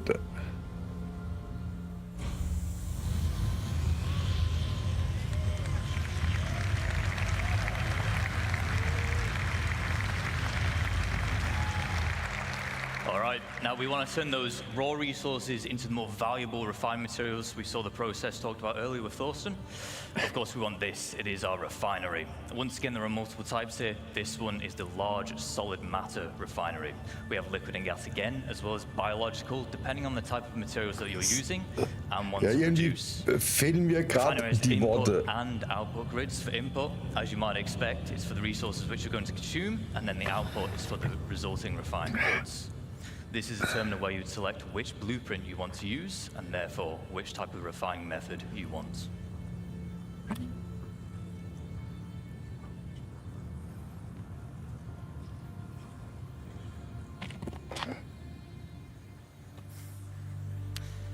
A lot of crates here with our extractor and our refinery, so we're going to put down our elevator storage. Ich sehe gerade, da kannst du sogar einen L-Hangar bauen. Base is really starting to build up now, but it's worth me mentioning again here that whilst we're putting these buildings down instantly in this video, large structures like this, they will take some time with the automated construction drones, but the smaller scale base we saw in the previous video, that can be done in a single play session.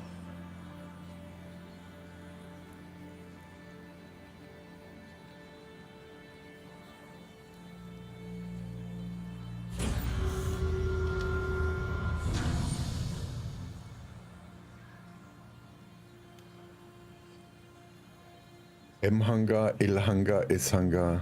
We'll just keep XL habe ich jetzt nicht gesehen gerade. As much as that valuable resource out the ground as quick as possible. And with base building, we're introducing the concept of a freight elevator network. What this will allow you to do is it will allow you to link multiple freight elevators together, and in turn they will share the same storage. So as we're doing here, we'll deposit an item on freight elevator A, and then we're retrieving it on freight elevator B. There is a distance limit, but you can daisy chain the elevators together to extend that. And it has to all be contained within the same base. Ja, das wird wahrscheinlich, hoffentlich gar nicht mehr so lang dauern. Now, as we expand, we might want to invite more people to join us. This is easy to do. There will be permissions that we can set up, granting people access to our base, and they can even build their own structures if they wish. Ja, ist we das can schon also give them access to heilige existing Scheiße. structures, which is how you can form your org storage using those freight elevators. Okay, das ist...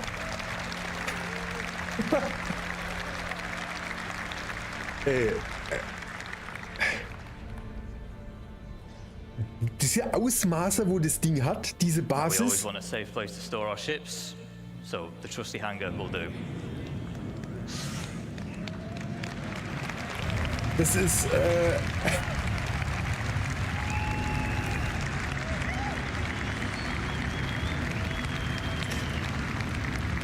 Okay, wie war das? Man kann das von gestern nicht mehr toppen. Ich glaube, man kann.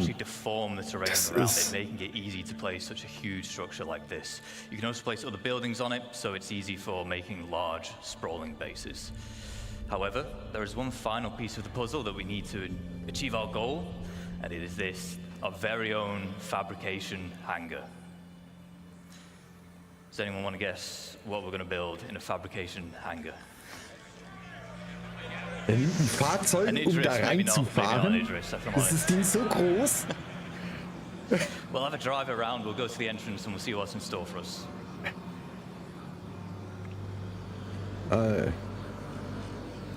Also ne, ich habe schon gedacht. Ja, Freifuß, das habe ich auch gerade gedacht. Und stell dir mal vor, wenn das eine Basis von einem Spieler ist, wenn da 20 Leute nebeneinander bauen, dann hast du irgendwie eine Stadt in der Größe von Lorville. Looks like whatever it is, it's just about finished crafting.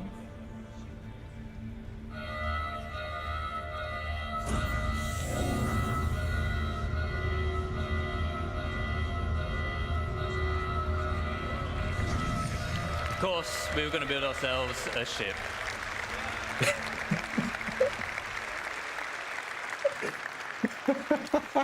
So, quick recaps of the gains from industrializing. We've tapped into the brand new resources and we've made use of them by turning into the more valuable refined materials. We've introduced freight elevator networks, which are great for logistics and hauling. And then we've created our fabrication hangar, which allows us to craft big valuable items such as ships. Now, ships are valuable because you can fly them, you can play content with them, but because they are a crafted item, they can also be sold to other players.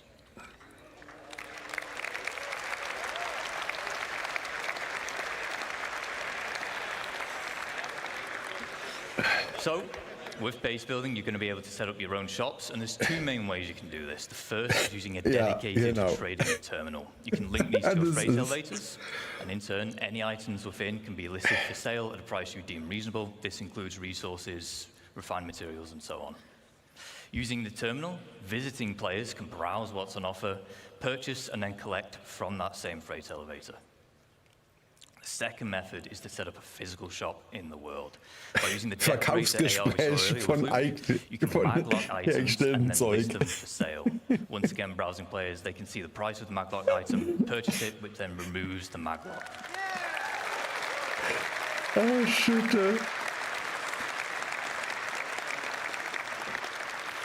Of course, the nice thing with physical shops is you can genuinely make it feel like a store. You can put items on shelving. You can even go as far as to make your own ship showroom. You can advertise your wares on a mobile pass for UEC. However, it is important to note that the point of purchase will always occur at the base itself. Now that we know how to set up shop, I just want to take a moment to talk about why it's so impactful for crafting and base building the game as a whole. Understandably, throughout this presentation, we've been telling you why you want to craft all these things or why you want to build this big base. But maybe you don't have the time to build a big base and maintain it. Maybe you want to spend your time doing the missions, you want to do your beacons, that's how you want to make your credits instead. Shops mean that you can benefit from the players who do want to spend the time making those bases or crafting those specialist items, and then you can purchase them from them, which is very important because crafted items using high quality materials will be the most powerful in the game. On the flip side, if you do specialize, maybe you end up calling the market genau. Du kannst wirklich alles herstellen, inklusive Schiffe, und das dann an andere Spieler verkaufen. Oder auch an NPCs. Dein eigenes Shopsystem. Das ist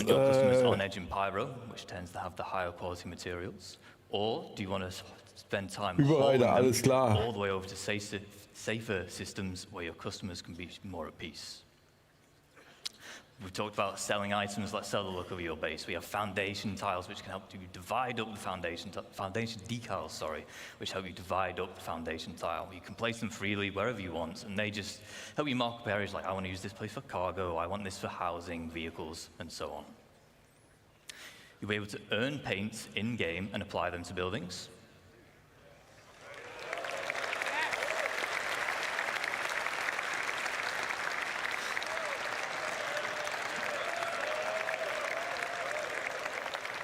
Ja, aber in schön das Ganze. The blue buildings that have your name are definitely yours.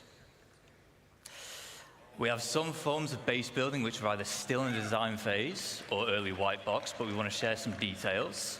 First up, we have farming and ranching. Farming, it comes in two general types. We have our low-tech farming and then high-tech. Low-tech consists of you acquiring the seeds, planting them in the appropriate environment. If you remember back to yesterday, the Brave New Worlds, we had soil types and such now. That'll play a part. As well as supplying them with nutrients and then just harvesting them when they're grown.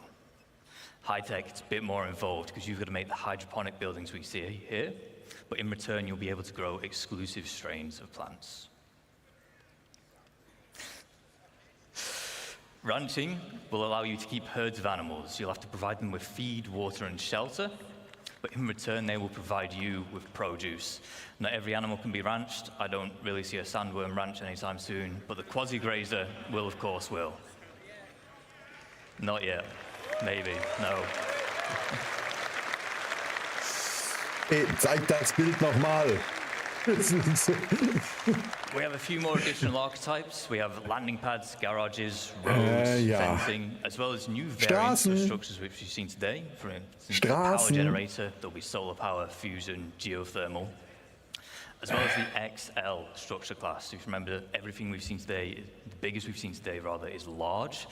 XL is larger than large. And then you have your defense. Oh, Scheiße. So, in lawful areas, you have varying levels of security provided for you. With max security, you are protected by planetary shield tech. However, in lawless, pyro and the likes, you'll have to provide your own defenses. These come in the form of perimeter walls, shielding, which prevents aerial bombardments, and then a range of automated turrets, such as PDC to shoot down missiles, anti-air, anti-vehicle, and anti-personnel. To round up, whilst we spent this entire time talking about how you can expand a single base, you can, of course, have multiple. These can be across a single planet, moons, across multiple systems. There are advantages and disadvantages of locations and base types. For example, in lawful areas, you'll need to buy your land for UEC, pay a tax to be able to build, and then you'll gain protection in return. In lawless, no cost. Higher chance of better quality materials, but no security to fall back on. A small cabin in the woods can be great to set up in a single play session with short build times. However, the large base we just saw will take days, weeks, or even months, depending on how big you want to go. You might want to embark on this endeavor as a team or an org. You can set up a base as an org and own it as the org. For this, there'll be permissions available, and you can assign roles and tasks. Ultimately, base building can be your main gameplay loop or a supplementary one, depending on what it is that you value. On that final note, I would like to say thank you on behalf of the crafting and base building teams. We've been very excited to share with you some of the work so far and the vision we have for these systems. Ich glaube, wir beantragen mal erstmal gleich unseren eigenen Planeten.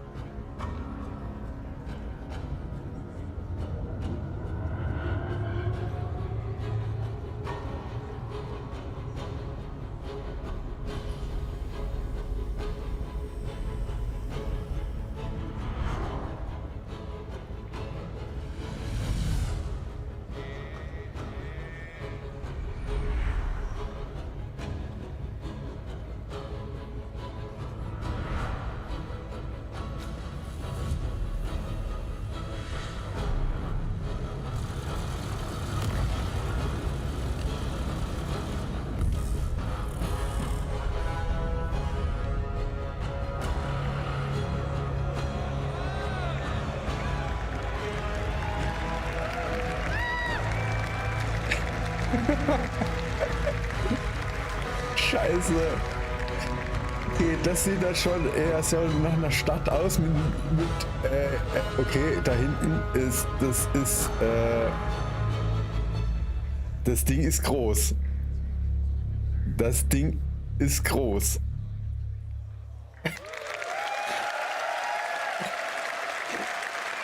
Die Stadt war groß gerade.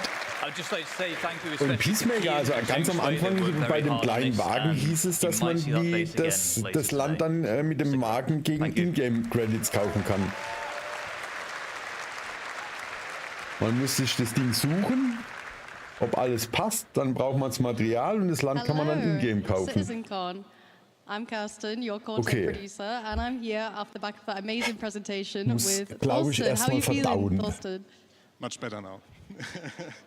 That was an incredible ja, also wenn ich mir das players can expect next from crafting and base building. Do you want to tell us a bit more about the crafting system and what players can expect? Raketen und Schilden, ich glaube, das funktioniert dann, wenn es mal irgendwann wahrscheinlich Geld genug, Leute genug hast, Material genug. Change or an exciting change, I would say, to the game, because we give the resources a meaning apart from just a monetary value. Now, even with the quality system that we now implement, there will be also a meaning to scout for like the perfect material. And of course, elf. you need a bigger variety of the materials to be able to craft the items you need.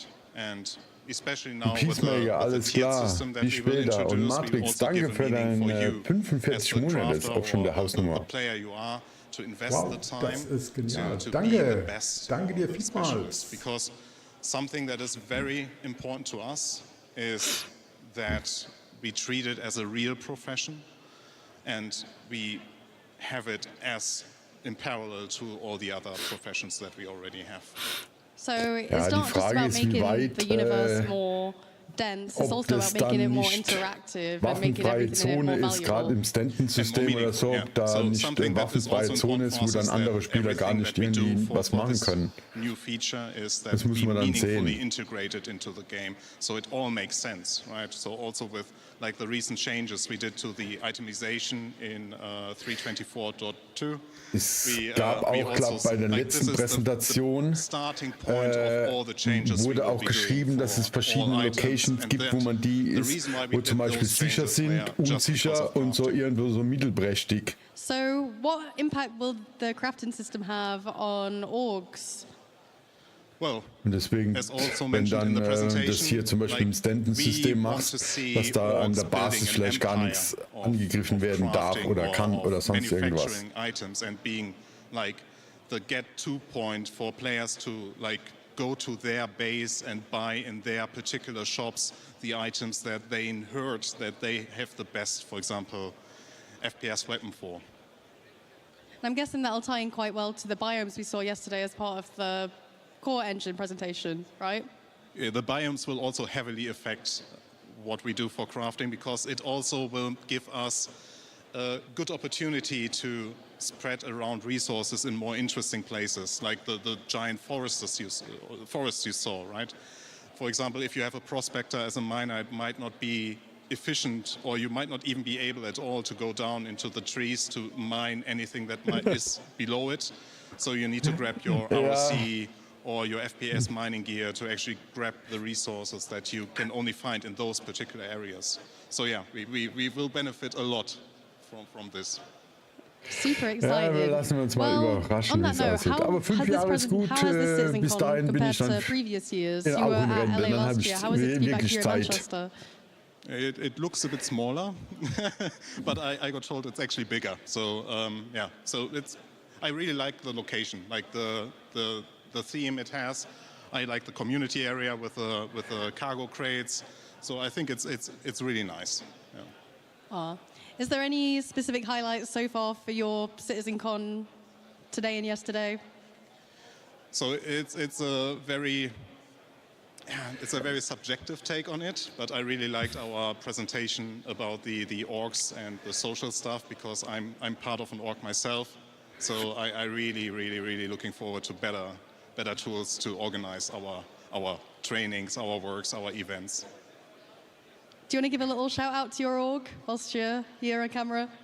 Yeah, so shoutouts to Aras. Nice one. All right, well, on that note, we're going to throw to Dan. Aber wir haben auch letztes Jahr halt schon gesehen, da haben wir auch bei der Präsentation gesagt, oh Gott, das dauert alles noch ewig und der größte Teil ist dieses Jahr schon reingekommen. Also sorry for calling you D-Lefty last year. I promise it's not because D is the first letter of my name and I'm a narcissist. But that's probably why. So apologies for that. But awesome. Chrome Ninja, tell us about Test Squadron and why you guys are back here at CitizenCon. What's Test Squadron all about? Yeah, so Test Squadron, we're the largest gaming org in Star Citizen. We've only got 3,000 people. I think we just checked it the other day. We're just hitting over 23,100. But we're a casual gaming org, and we're here giving away free stuff. We've got all this stuff on the table. Awesome. There's some cool swag here. We got coasters, we got pins, we got pens, tons of awesome stuff here at Test Squadron. If you guys are looking to join a sort of friendly way to join Star Citizen, Test Squadron is the place to do it. We're going to move on. Thank you so much, Chrome Ninja. We're going to move right along to my good friend Tom Beckhauser. Tom, how's it going? Vor 10 Jahren so I'm Tom Beckhauser. hat es von der Ankündigung bis zum Umsetzen 10 Jahre gedauert. Mittlerweile dauert es oftmals von der Ankündigung Ankündigung bis zum Umsetzen noch ein Jahr oder manchmal noch gar nicht so lang. Deswegen, also das geht mittlerweile von Jahr zu Jahr schneller, bis das Zeug umgesetzt wird. Sanded and painted. Tom, this thing looks amazing. I mean, in addition to being a badass race car driver, you're also a badass model maker. This guy, there's nothing he can't do. Genau. I see you're giving away some Banu Merchant Man little minis. Das von der letzten ist alles dieses Jahr schon reingekommen. Und da hat auch jeder gedacht, das dauert noch Jahre. Und dann wurden wir eines Besseren belehrt. One the other day. This is awesome. Tom, people can find you at twitch.tv/Tom Beckhauser. If you guys are interested in checking out more of Tom's awesome stuff, go check him out. Tom, thank you so much for being here. I mean, look at that. To take a look one last time at the BMM before we move on. So freaking cool. Thank you, Tom, for coming over. We're going to shoot now over to Sam, who is here at Atlas. Sam, take it away. Oh, hi, guys. I'm here with ADI, and they have something really cool this year. Welcome to the ADI ASOP Vehicle Retrieval System. Again, did I sound like me, or could you give us a quick intro to what you guys are doing here? Yeah, this is the Area 18 ASOP terminal and freight elevator terminal. We have, a fully interactive experience here, and we tied this in with our giveaways for this year. So we have Freight Manager as well, and this is where you can take, what's this? A hacking card. We have Tiger Claws that we've been giving out. You have to search for them. You put in, and you go through the hack experience. Unfortunately, ADI is an anti-piracy org, and this is a mongrel hacking chip, so we don't want it. Boo, I'll go take it back to Mongrel then. Come on, let's go take it back to those guys. Come on, guys. Da habe ich jetzt gar nicht so drauf geachtet, ob da irgendwas vom nächsten Jahr gesagt hat, aber Anfang nächsten Jahres wäre wahrscheinlich eher zu früh. Außer wenn es wirklich wieder 4-0 alles reinkommen würde. So, what are you guys showing off at your booth today? Well, we are showing off Mongol Squad to begin with, but also our sister orgs, as you can see, where we have the auxiliaries, the pack and the cartel, which run the prison, but also ourselves, the premier pirate org, entirety of Star Citizen. Thanks so much. Thank you. Well, we're going to have to move right on to the next guys. Thank you for showing off your booth, and hopefully we'll get to some folks to visit you throughout the day today. So, I have bumped into this guy again. I'm back. Hi. Awesome. Well, I'll take it from here. Thank you, Sam. And finally, for our last little bit of the community booth, for this segment, we still have a little bit more to go over today. We have Atmo. Now, you guys all know Atmo at this point, creators of the Daymar Rally and a ton of other amazing events. They also have an event here in Manchester after the show. If you guys haven't gotten tickets for that, please go get them right now. They're going to be over at Aviva Studios after the show. Be sure to check them out. We love Atmo. They had an official place here last year. And as you can see, they also have planned out for the 2955 Daymar Rally these awesome trophies that they're going to be mailing to the winner. These things are hefty. These things actually weigh a ton. I will absolutely be trying maybe to go to the Daymar Rally just so I can try them out, although we all saw my playing earlier today. So maybe not. But you guys do some awesome work. Thank you guys for all you guys do at Atmo. We're excited to see your guys' event later tonight. Be sure to check out Enter Atmosphere at Aviva Studios later tonight if you're here in Manchester, or check it out on the stream. Well, I think that's it for us for right now. We'll be checking out the rest of the community booths later. Sam, anything else to add? Nope, just straight over back to you guys. Awesome. Thanks, guys. All right. Guys, crafting and base building fundamentally change all life in the persistent universe. Just a little bit, right? There's more of that coming later today, by the way. Before I get to my deep honor to introduce two of my favorite people, I do want to call out these lovely little note cards here. You've seen many of our presenters and our hosts carrying them here. I have not been carrying mine, and I probably should have. This one just says, "Don't run." This one says, "Thank Kat and Mandy, but also Tyler and Leah." Guys, can we get a round of applause for Tyler and Leah, please? Now, Tyler, you probably know, is our Director of Community. Tyler is what we call internally as a product owner. He is the product owner for CitizenCon. So everything that you see here at this event this year is touched in one way, shape, or form by Tyler Wicken. So please give a round of applause for Tyler Wicken.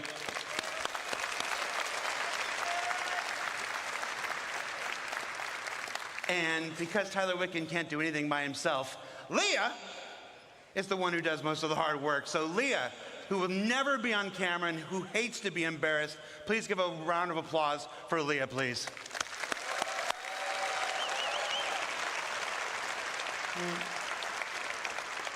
This one just says, learn to stretch. This one says, don't let the intrusive thoughts out. I almost lost it with that rabbit weasel thing yesterday. This one says, hi, Dad. Hi, Dad. And this one says, don't run, crossed out, don't roll on the stage, dummy. All right, so that's enough for me. Guys, our next presentation is our annual ships presentation, this year titled Captains of Industry, being presented to you by two people who almost certainly need no introduction, but I'm gonna do it anyway. Ben Curtis was born in Manchester, no, I'm just, vehicle art director Ben Curtis, and gosh. Oh, I was gonna do something really embarrassing. All right. John Crew, you're saved. Come on out, John Crew.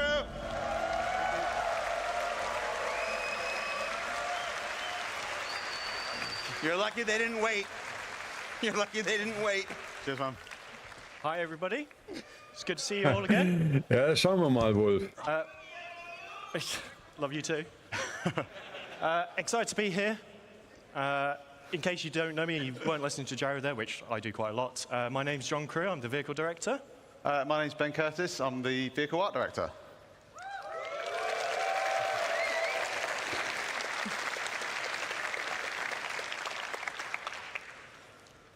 Vier Sachen gibt's für Base Building.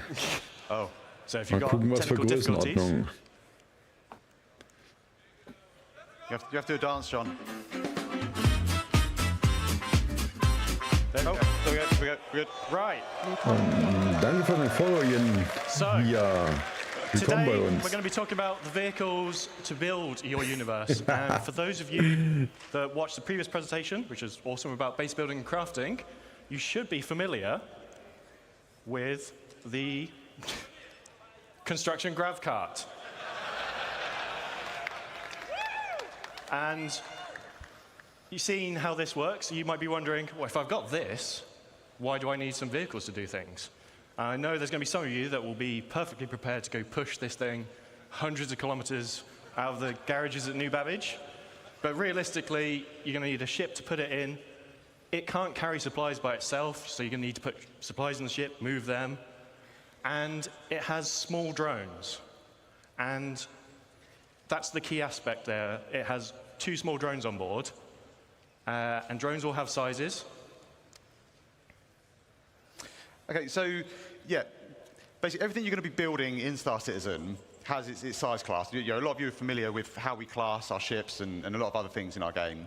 So it ranges from small all the way up to large and extra large. And our drones kind of fall into those classes as well. But what does it really mean, the difference between what's a small drone, what's a large drone, what's a larger than large and extra large, and so on. And basically, a medium drone, for example, can build any structure up to a medium size. So it can build smalls, mediums, and it will be able to build small structures faster than what a small drone would. So the size makes difference depending on how big you want to go. But the drones also scale in numbers, in that one drone can only make one structure at a time. So the grav cart's got 2 drones on it, so they'll be able to create 2 small structures. But a medium, or if you've got a vehicle that carries multiple drones, you can craft a lot more structures, a lot bigger sizes. And that's kind of really the key to kind of like the upgrade path through the kind of drone sizes. So we've had a look at the small. So what's next? What do you want to build? A medium. So I know some of you have already seen it, but this is the CSV from Argo. So launching today is the very first ground vehicle from Argo, the Construction Support Vehicle, CSV. So this specialized chassis is developed to take on all the conditions on all our planets. It's a little rugged beast that really does just go everywhere. And if you're constructing a new settlement, there's two things you need. You need drones to build it, you need supplies to supply the drones to build it. And that's why the CSV comes in two variants. So we have the CSV FM, which stands for Fabrication Module. So this has 2 medium drones on board, and we built it to fit in as many vehicles as we could practically get it to fit in. So it fits in vehicles from a Cutlass Black upwards. It's approximately, and everyone always asks me, what ship fits in what, and I lose track of it all the time. It's about the size of a Tumbril Cyclone. So if you can put a Cyclone in a vehicle, you could put one of these in it. Okay, also Medium kann man mit dem Ding schon bauen. Alle Gebäude, die Medium sind. And then it has an internal storage tank for resources. So it has a very small version of a freight elevator built into the back of it. So you feed it 1 SCU crates, it absorbs them into the holding tank on board, and then the drones will come back to the vehicle to refill. And it also has a size 0 serial generator on board for a bit of added protection. What happens when you run out of resources? Eine Basis mit dem Medium-Hangar würde mir eigentlich schon erstmal reichen. So the second CSV-based vehicle in the game, and this has a traditional 4 SCU cargo grid on the back. So 4 1 SCU boxes, 2 2 SCU boxes, 1 4 SCU box. Depending on what you buy, you can use this to bring it and move it around. So this is the perfect companion vehicle to the CSV FM. Said that. Shield generator as well. Moves about 28 meters a second. I could not, my brain is fried. I can't remember what that is in miles per hour or kilometers per hour. And it is available right now to drive in SC Alpha 324-2. Available at Player C. Sonntag, die werden wahrscheinlich irgendwann auch noch kommen. Aber da sind ja die Drohnen eher für andere Sachen gedacht. Let's take a little closer look at the vehicle, and Ben's going to go through it.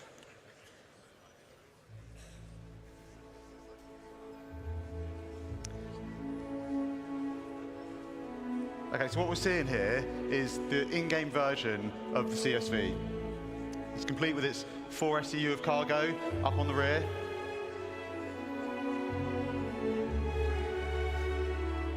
And I think the CSV kind of really builds on what Argo is known for as a manufacturer. It's got those kind of like really kind of hard industrial looks, and I think it helps it kind of feel at home on any build site. All of its components are easily accessible. And I think the exterior is like real dominating factor is those kind of large all-terrain wheels, and then that's kind of backed up by just simple, smooth, sleek lines. We've got the front-loaded cab that puts all the controls kind of right in the kind of where the player needs them, and I think that's one of the keys to the ship as a whole, or the vehicle as a whole, sorry, is it's simple, it's purposeful, it's functional, and I think that just kind of just helps it to kind of feel part of that Argo family.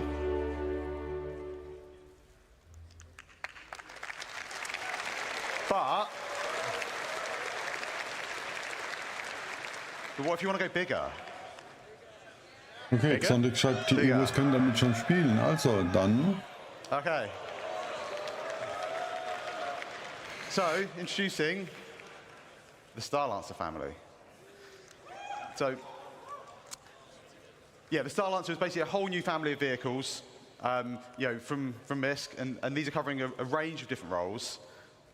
Today, we're going to be talking about the first 3, which are the build, which kind of makes sense, and that basically is for all your large structural construction needs. We have the TAC, which is going to be for people that want a little bit more defensive or offensive excursions in our universe.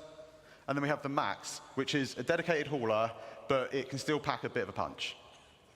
So we're going to take a bit of a closer look at all of them today. We're going to start off with the build. So this is the Starlancer build from the outside. The key thing to take away here is you'll see it has the drone bays on each side, and then it has the drone resupply arms for allowing the drones to come back and resupply. Inside that room, you have the drone control center. So you have a single station inside, and this is where you control all your drones from, much like Luke showed you in the previous presentation. So there are 2 large drones held on each side of the room, so 4 large drones in total. And then there are 2 filler stations right at the front here, and these each hold 16 SCU of capacity, which can then go and load the internal resource tank to feed the drones. Drones will then be deployed out of their little secret garages, and they go off and do what you've asked them to do. When they need to resupply, they'll come back, sit on these arms, suck up their resources that they need, carry on their day. That's the really important thing here, is that all these base building vehicles have enough storage on board to supply your drones. Obviously, if you're going to build 1 million things on your base, you're going to run out. But we want you to be able to have these vehicles and have knowledge that you're not going to be doing endless cargo runs initially to build your foundation of your base. You'll be able to build your base and have storage on that eventually, but these all get you going in the short term. So let's have a quick go over the stats. It holds 4 large construction drones. It's 83 meters long, 52 meters wide, 15 tall. I saw lots of rumors and chatters that people thought this was freelancer size. It is not. It is significantly larger than the Constellation and Corsair. It's almost 600i in size, so it is a big ship. 2 S4 guns for the pilots, 16 missiles, remote turrets, and then 128 SU cargo wenn capacity sie in the nach der build Reihenfolge specifically. gehen, müsste jetzt noch was Größeres kommen, aber zwischen dem Fahrzeug und dem Ding, irgendwie gefühlsmäßig fehlt da was. So introducing the Starlance attack. So like I say, this is designed to be a bit more aggression into the verse. So I think the first thing you're going to notice is the kind of the dual manned size 5 turrets. Now these give much better kind of broadside coverage from any of the other variants. And then on top, we also have like a dedicated hangar that has been specifically designed to fit a Mirai Fury inside. And I'm sure we will see plenty of other ships try to be fitted inside. Successfully yeah, not. Yeah, we'll see. And I think John's going to run you through the interior now. So yeah, let's have a look over the tack from outside to in. So this is the tack in its default paint, so sort of military drab grey. Then internally, obviously Ben talked about the size 5 turrets. Lass uns mal überraschen, was da, ob da noch was ist. Ramp, so you can do some ground assault, they will drop out, down. If you're doing a bit of ground assault, chances are someone's probably going to get injured, so there is an onboard medical facility directly behind there with 2 tier 3 medical beds.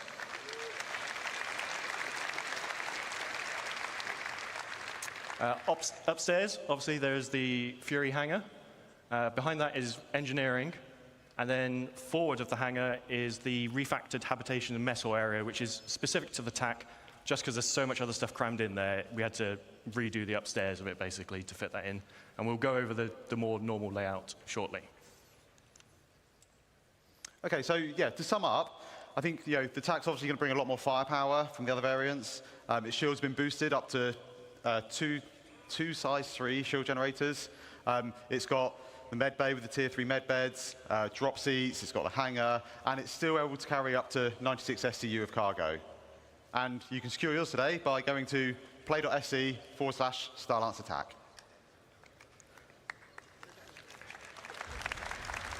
Ja, also Hauke, man hat ja auch am Anfang gesehen, da wo sie die Basis gebaut haben, da ist der Typ rausgefahren, hat das Ding hingestellt, ist dann in die Außenansicht gegangen und hat die Basis gebaut. Da hat man keine Drohne gesehen, die irgendwas gebaut hat oder sonst irgendwas.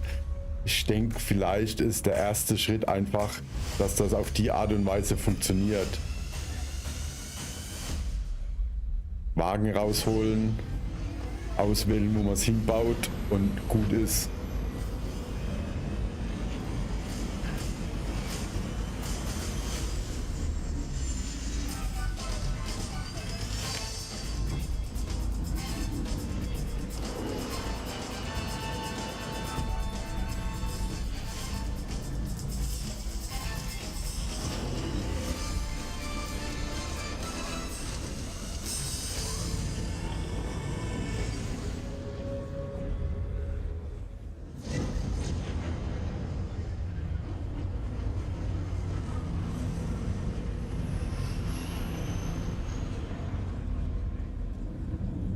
Ja, guck mal. Lewski.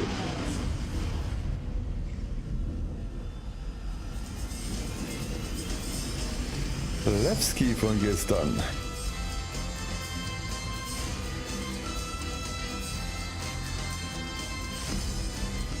Built for life.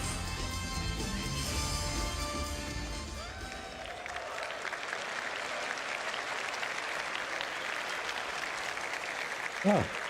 Label IAE 2954. Hopefully agree that was a pretty great kind of trailer for the Starlancer Max. And as you can kind of see, we're just putting the finishing touches on that now. So yeah, we're just getting it all done already for his launch at IAE. Genau, war ja da gestanden. We will take a little bit of a closer look at it 2954. now. Also. I think the Starlancer kind of really fully encapsulates Misk's kind of ability to create beautiful ships. It's got this bulbous design that really helps to kind of convey its underlying structure and its underlying strength. I think when the engineers were trying to kind of put this together, they were thinking about what's useful, what's great, and one of the things that we thought about was this deployable cargo grid that just brings the cargo down to the ground, makes it much easier for loading and unloading. And they also wanted to put the crew, they wanted to put what was important for them. So they've added a lot of windows out so the crew can see out into the verse, and it's one of the things that we know people like, is being able to have these kind of little windows out into space. And then above the kind of main habitation area, we've got these big skylights, and they just allow kind of like more natural light to cast down into the cruise area. For a bit more protection, you've got 8 size 3 missiles up front, and then a further 8 on top. And these are backed up by a set of size 4 remote turrets, both front and rear, that give good topside coverage. And then finally, when we get to the front, you'll see we have a further set of size 4 gimbal weapons. And again, these just kind of help to fill in those blind spots.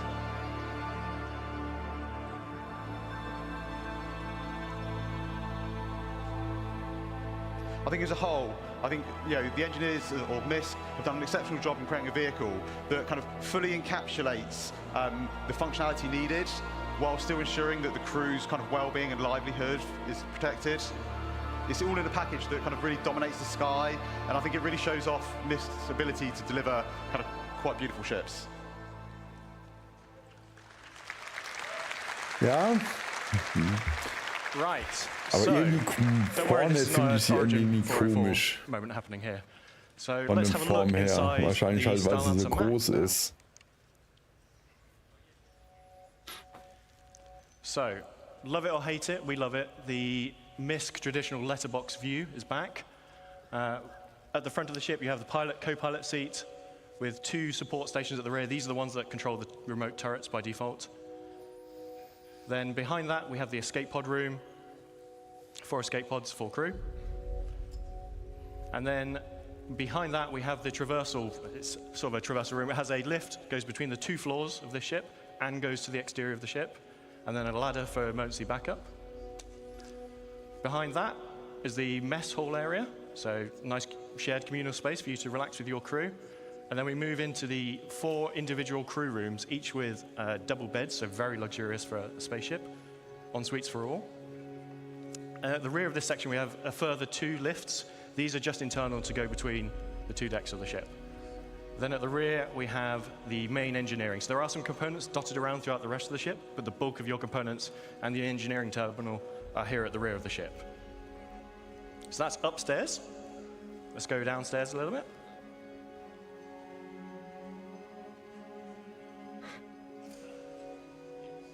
We have the main vehicle entrance and cargo entrance for the rear section. This can be used as a garage, but it is also a cargo hold.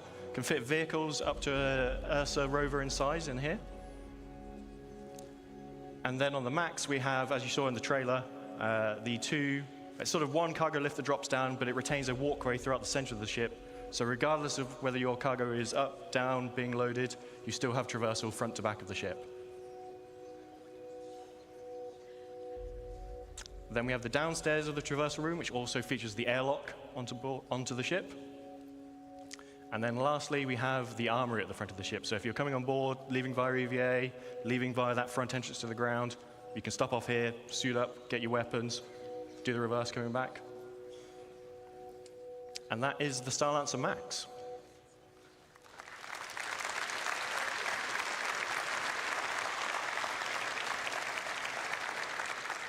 So we'll quickly recap the stats. 224 SU of cargo, 128 on that ventral drop platform, 96 in the rear cargo area. It has 6 extra VTOL thrusters for all that extra mass that it's hauling. And it is available to pre-order now and will be flyable this IE at play.se Starlancer Max. And if you pre-order now before IE, you will get this exclusive sapphire paint, which is in the CitizenCon colors and looks super cool in my opinion. So, we have talked small drones, medium drones, large drones. What about bigger things? So, who can guess what that is? So,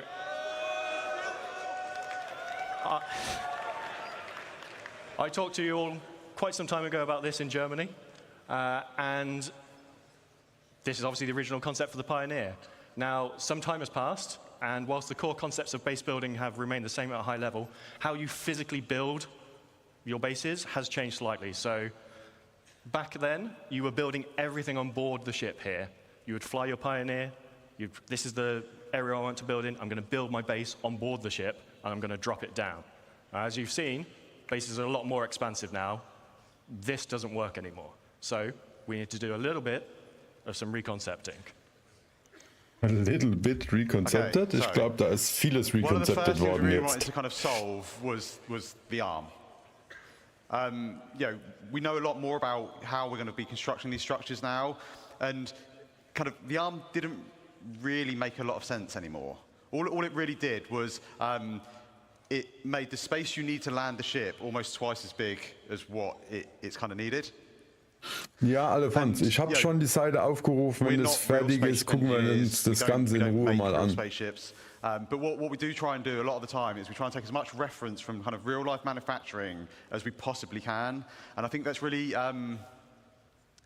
it's really key to what I think Star Citizen is as a whole across like all the different departments, in that we're trying to make a believable universe. And if you think about the arm, and whilst I can't deny it's a cool idea, I think really from a manufacturing point of view, all it really does is it adds a lot of complication and a lot of manufacturing costs onto what is already a very advanced, very large, very costly ship to make. So that was kind of like one of the kind of real first things we wanted to do. The second thing we wanted to look at was kind of have a little bit of a shift around of kind of like the egress points on the ship. The cargo position has moved, so we needed to kind of update that. We wanted to make sure that the landing pad made sense and had space to kind of come into the ship. And then we also needed a way of getting things out of the ship that we will be crafting. On top of that, we had a few other goals. Like I say, it needs to support all the updated kind of building mechanics. It needs to support all our current metrics, and I don't mean just character metrics, I mean all metrics, because we're going to be creating a lot of things inside this ship. We wanted it to kind of become a true self-sustained mobile base. We wanted it to kind of be kind of like the cornerstone und alles an Bord, was du zum Craften, Refinern und sonst was brauchst. Ventures. And to do that, we needed to add a few extra kind of onboard facilities. So, a med bay, like I say, the crafting area, the ability to refine or extract and refine materials. Ja, wie im Endeffekt eine fliegende Basis, Basen zu bauen. Interior of the Pioneer. So, at the back of the ship, we have the classic bridge, looks out over the expanse of the ship.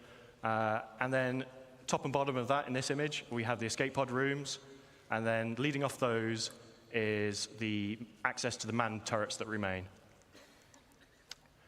Then, going downstairs, we have the cargo area at the top. Doesn't look like a lot. That's 1,000 SEU of cargo now in that space.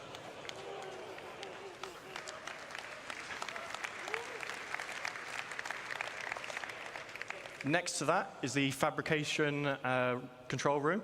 This is where you'll be fabricating larger vehicles and ships, as well as smaller fabrication machines next door for. You don't want to use this to build a small FPS weapon. It's a bit overkill, so we have that on board as well. In the center of the ship, we have a small fabrication hangar with roof and ramp egress. So if you're building a small ship on board, so things like a Nomad, you can build on board here. You'll be able to fly it out the roof of the fabrication hangar. And then we have the existing small landing pad that transitions from outside the ship to inside the ship. So cargo you can load via new entrance that Ben's going to talk about in a second, but you can still retain the ability to land a ship on top of this ship, move it inside your ship, all those things. Engineering at the rear, this is now capital components all the way around. It was a weird mix of size 3s before. It's now just all capital everything. Then we have the habitation, mess hall, medical area between the hangar and engineering. And then at the front, we have 4 extra large drones in the drone room. But we don't just have some pictures like this to show you. Ben's going to go through this in a bit more detail now. Okay, yeah, so we're going to have a little look at kind of like the concept and where it's at on the interior. We start out on the interior bridge. It's very spacious, or command deck bridge, whatever you want to call it. It gives kind of really nice views out over the front of the ship. And right up front, you've got all the consoles required that you need to kind of control the ship, as well as the kind of additional remote turret access consoles. And then at the rear, we have the main kind of navigation components and some small engineering consoles. And kind of flanking either side, we've got these 2 corridors, and they lead out to the man turrets that kind of sit above the bridge. And they also have all the escape pods needed for all the bridge crew. Like I say, we want this to kind of be a home away from home, so we have a very large, comfortable habitation area. Each of the crew members, they get their own individual crew pod. And one of the nice things about this is these actually open up, and they allow kind of each crew member to kind of decide like how much privacy they actually want. This is the crafting area. We've got the 4 kind of crafting machines. And these are right next to the cargo bay, the internal cargo bay. And as John says, this holds up to 1,000 SEU of cargo, so it's pretty sizable. To make it a little bit easier, it's got its own dedicated cargo lift at the back. That again, just simplifies that kind of getting cargo in and out of the vehicle. Okay, das Ding wird echt groß. Down at the front, we have the drone room. Now these will be 4 extra large drones, so they'll be able to craft our largest structures in game. They exit the ship out through the roof, and they're all controlled by the construction console in this area.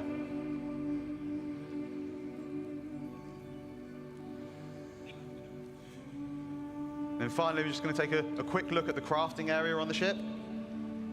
So you can see here we've got these blast shields down that kind of protect the crew in this area from what's going on inside.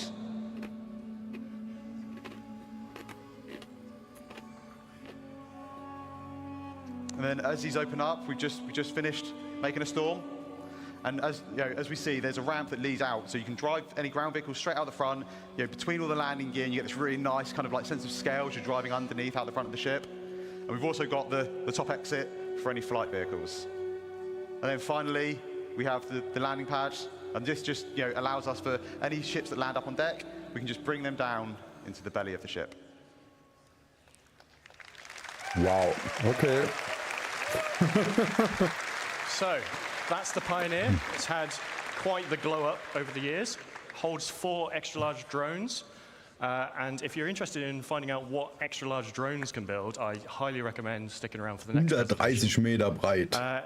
It's about 20% bigger. I know the jokes, we always make ships bigger, but to fit all that in, it needed it. It can craft small ships and vehicles. And one thing we didn't show in that video is the landing gear actually have integrated ground resource extractors in. So when you find your plot, you land your ship and you can start extracting the resources from it.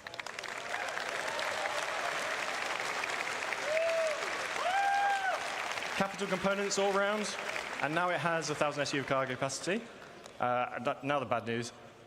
When base building comes out, this will not be their day one of it. But we are starting this in the next week or two. So it is in production very soon. What? So. Was war irgendwie in the next week? To finish up, we'll do the classic one last thing. CitizenCon is usually about looking forwards, but we'll do some housekeeping and look at the now and a bit before. So, oh, sorry, this is Ben. Yeah, so you remember last year we teased these 10 vehicle silhouettes. Now, these were vehicles that we were planning on working on this year, and we've not quite delivered all of them yet this year. But we did come quite close. So far we've delivered 6. We've delivered the Pulse, the X1, the Medvac, the Argo and PUV 1T, the RSI Zeus, and the rework on the Retaliator. Oh, but what about the rest? Sorry. So, all but one of these will be released before the end of the year. So the Legionnaire is the one that's going to miss out. And that's because we want to align it with hacking gameplay. But the rest will be here before the end of the year. So, Crusader Intrepid, Mirai Guardian, and the Polaris. So,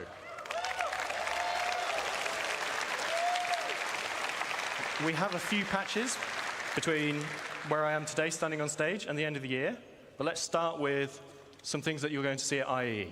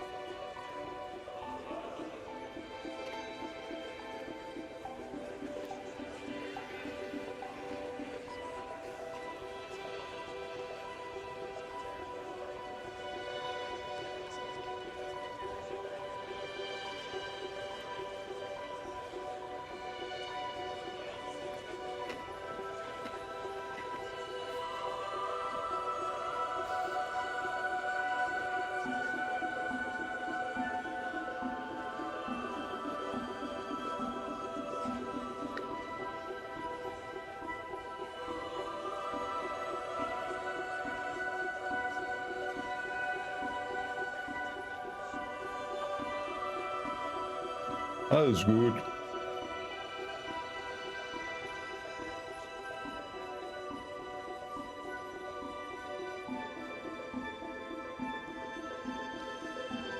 Ja, Medicals sind immer gut, keine Ahnung.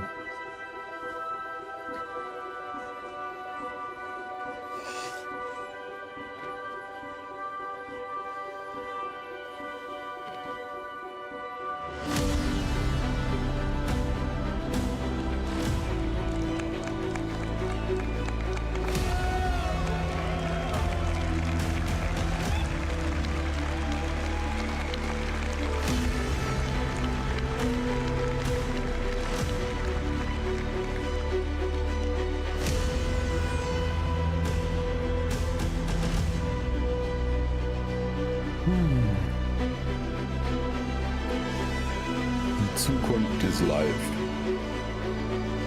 Ja.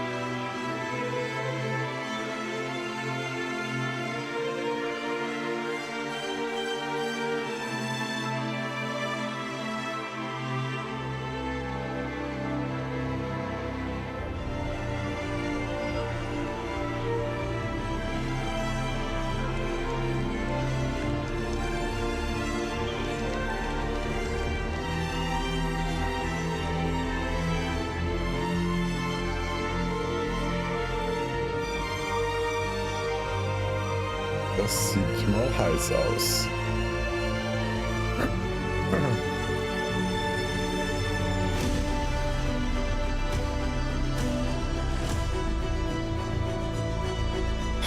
Boah.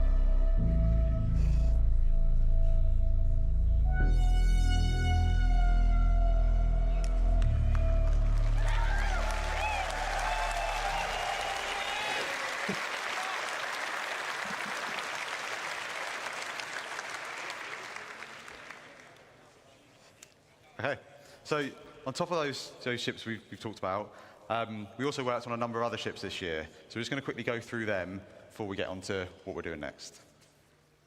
So we delivered the Syulen, the Storm, the Cutter Rambler, the F7A and F7C Mark IIs. So I always get tongue twisted with these. And the F7A Mark Is. They also did the Santok EI, the Sabre Firebird, the Peregrine, and then most recently, the Argo Atlas. So, like last year, where we did a little tease, can't just leave without teasing a little bit more. So, let's have a quick look at just some, emphasis on some, of the vehicles that we're working on anzusparen, was die nächsten 12 Monate ausgegeben werden muss.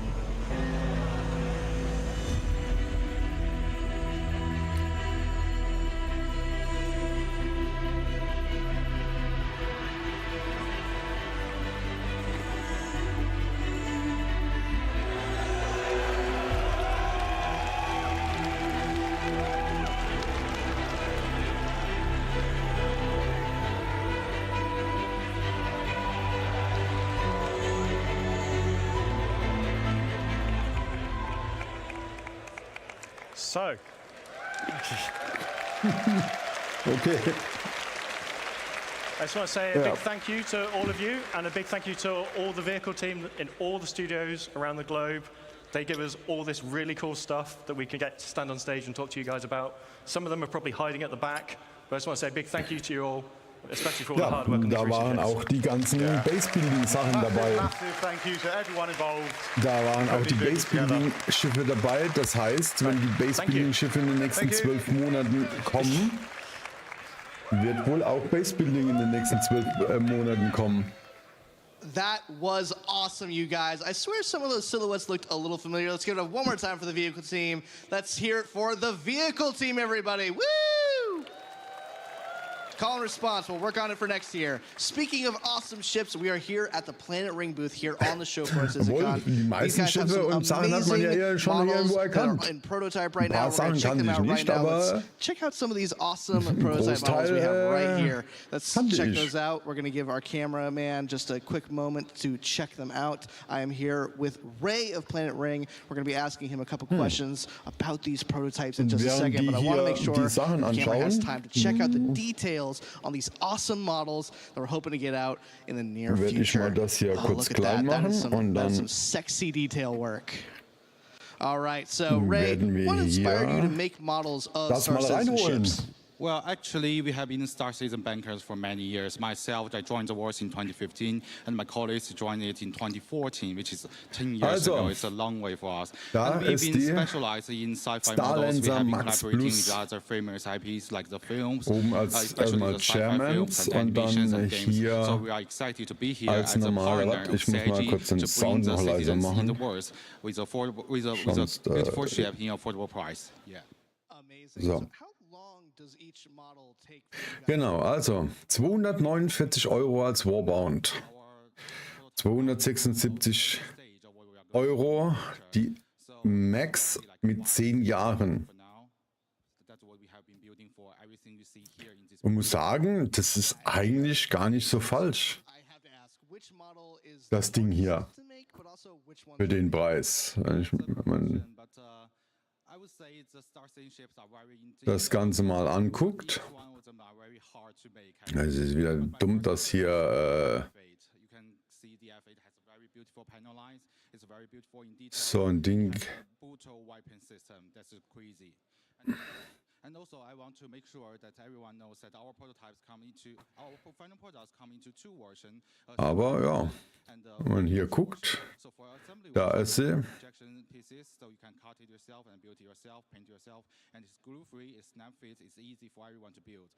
22. November. Ja, gut, es ist wieder mit Upgrade. Ist, wie gesagt, ich persönlich habe es ja nie gemacht bisher. Abgegradet und so. Wir gucken mal hier dann nach den Specs und alles, fangen mal oben an.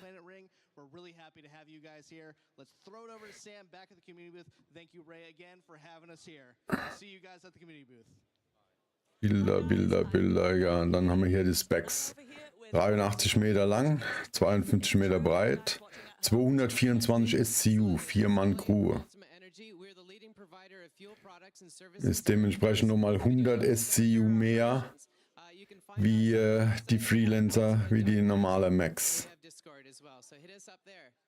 Amazing. Thanks so much, guys.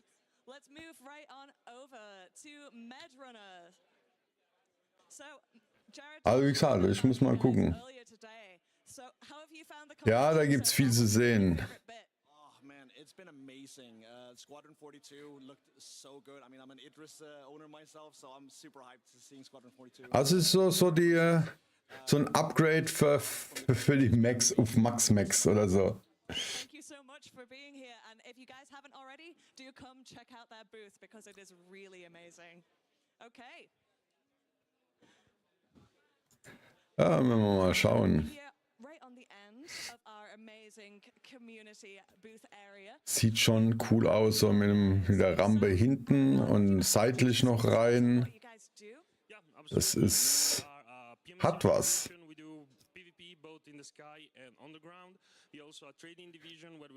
Was haben wir dann? Achso, hier haben wir nicht mehr wie das hier. Ah doch, da ist die... Achso, gibt es nur als PDF. Mit den Max-Bats. Ja. Naja, ich glaube, da muss man mal echt gucken, wie es dann aussieht.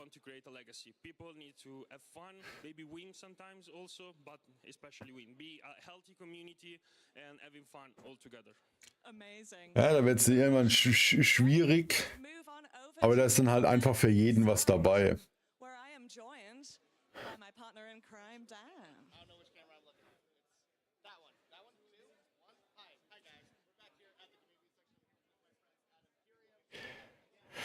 Hey. So, Moment, machen wir gerade mal da wieder lauter, dass man die Jungs da besser hört. In LA last year. Guys, quick elevator pitch. What do you guys here at for Imperium have here at CitizenCon this year? Well, at CitizenCon this year, we brought another one of our 1 to 500 scale Bengals. This one is actually in Imperium colors. It's the ISS Sovereign, which was picked as the name for our flagship by our members. And then also over here we have Pioneer 2500 scale eigentlich war es ja ursprünglich zum Basebilden gedacht, aber mittlerweile ist es eher wohl so eine fliegende Basis. That is amazing. You guys have made some awesome stuff here. We're really happy to have you. As always, Imperium creates some awesome showcase stuff here at CitizenCon. We're going to move on. Thank you guys at Imperium so much, and we're going to move right along. Thanks, guys. Next up, we have Black Star Initiative. If you guys are interested in a private military force with weekly events, Black Star is the place to check out, guys. Again, quick elevator pitch. What is Black Star about? What do you guys have here at CitizenCon for us? Black Star is all about helping other people in the org, getting to PvP battles, and also doing security and protection. Over here we have got, at our booth, we have a med gun made by someone in our community. We have got our challenge coin, which we provide to other leaders within organizations that we meet out in the verse. Coasters and patches. So if you ever need anyone to do protection for your bases that are coming soon, look to us. No one's better. Yes, and if you want to get good at PvP, we have daily trainings that we can provide to you. We have a lot of stuff to do. We have a civilian division if you're not that much into combat, but even they get trained, combat ready, so you know how to defend yourself. Awesome. Thank you guys at Black Star. We are always happy to have you. We're going to move right along to one more final community booth. This is our last one of the show. We have here, guys, CitizenCon is sometimes a crazy show with lots of cuts, lots of cameras, and no one knows that better than HubNet. HubNet is an awesome news roleplay group, but I think you guys can say it better. Tell us all about HubNet. All right, so HubNet is our attempt at making content for the citizens in the verse in 2954. So not for you players, but for the players' characters. So we make a full feature-length movie like Overclocked. We make animated series like Jack of Spades, and our news report, Hubwire, is meant to report on events that are going on in the verse. And Joel can tell you a little bit more about what we do. Yeah, so if you're looking to create a project or get involved in a project, you can join our Discord, sign up as a role. You can be a voice actor, a filmmaker, whatever your talent is, we can use you. We're effectively Netflix in the verse, so come check us out at HubNet. Awesome. Thank you guys at HubNet. Guys, this is it for me and Sam here at CitizenCon. It has been great being your guys' interstitial hosts. And Sam, do you have any final words? Yep. No, just amazing job, guys. Everything in this community booth, all of the developers that have worked so hard to make CitizenCon happen, you guys are amazing. So hope you have an amazing rest of your CitizenCon. From Dan and Sam here on the show floor, thank you guys, and it's back to you, Jared, on the stage. Goodbye. Goodbye. Okay. It's time, everybody. Time.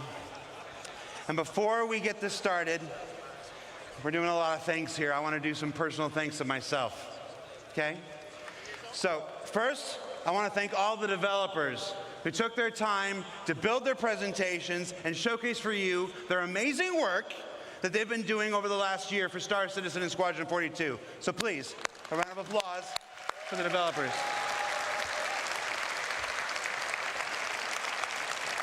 It is not easy to stand on this stage in front of 4,000 people, in front of tens of thousands of people at home, and the hundreds of thousands who will clip this and replay it and cut it into other content videos for years and years to come. So thank you so much. I want to do a couple individual call-outs, though, because it's important to me, and I'm on stage right now, and you're a captive audience.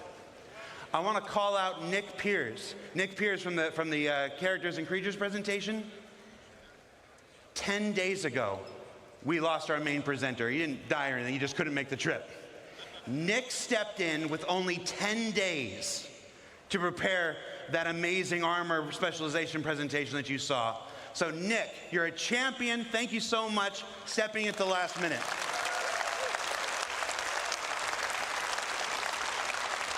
Benoit and Ian.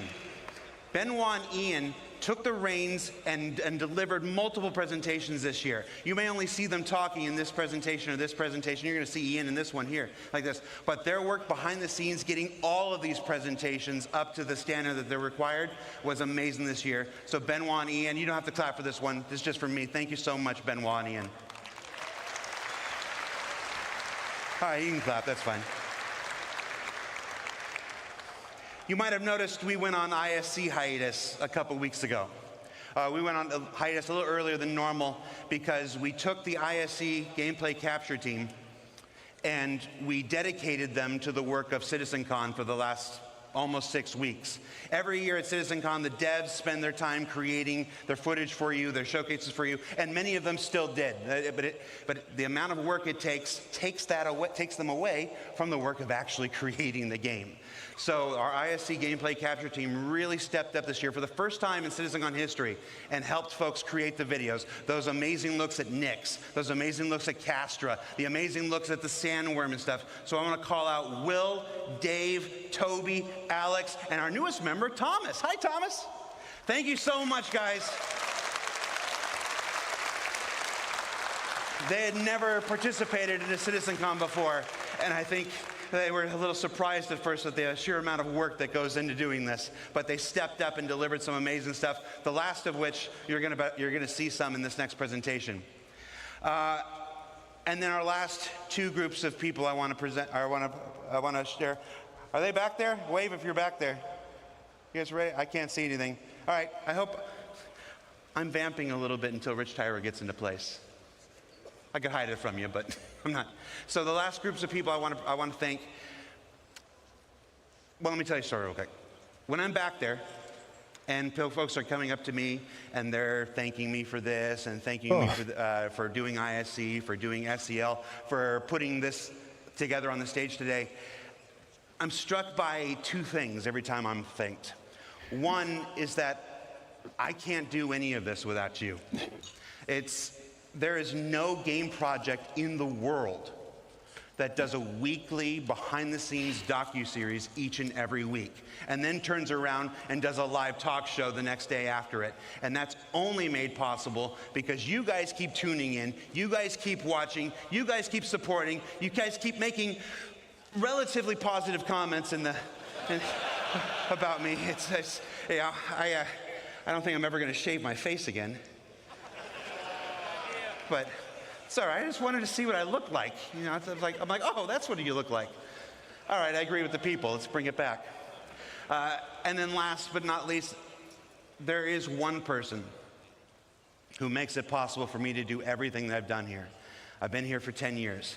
I've produced 7 CitizenCons. I've produced 3 Gamescoms, a PAX or 2, and a couple digital stuff, and of course ISC and SCL every single week.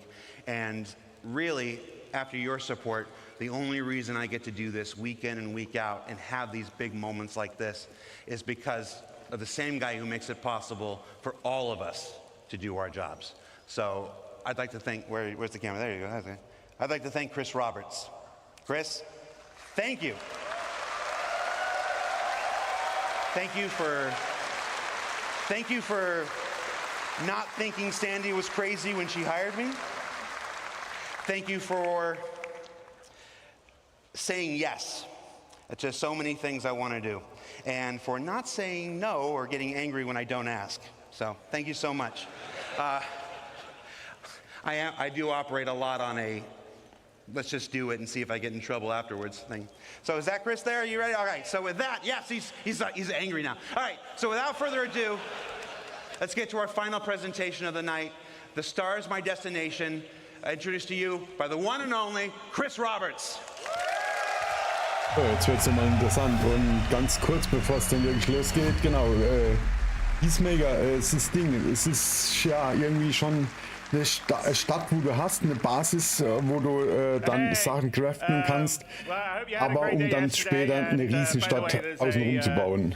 A perfect run through that Rich did immediately after the show. He went back to the office, ran it through, no crashes, no nothing. It's up on YouTube. And by the way, that's a dedication of Rich. He's like, okay, I'm going to get it done properly, and he did it.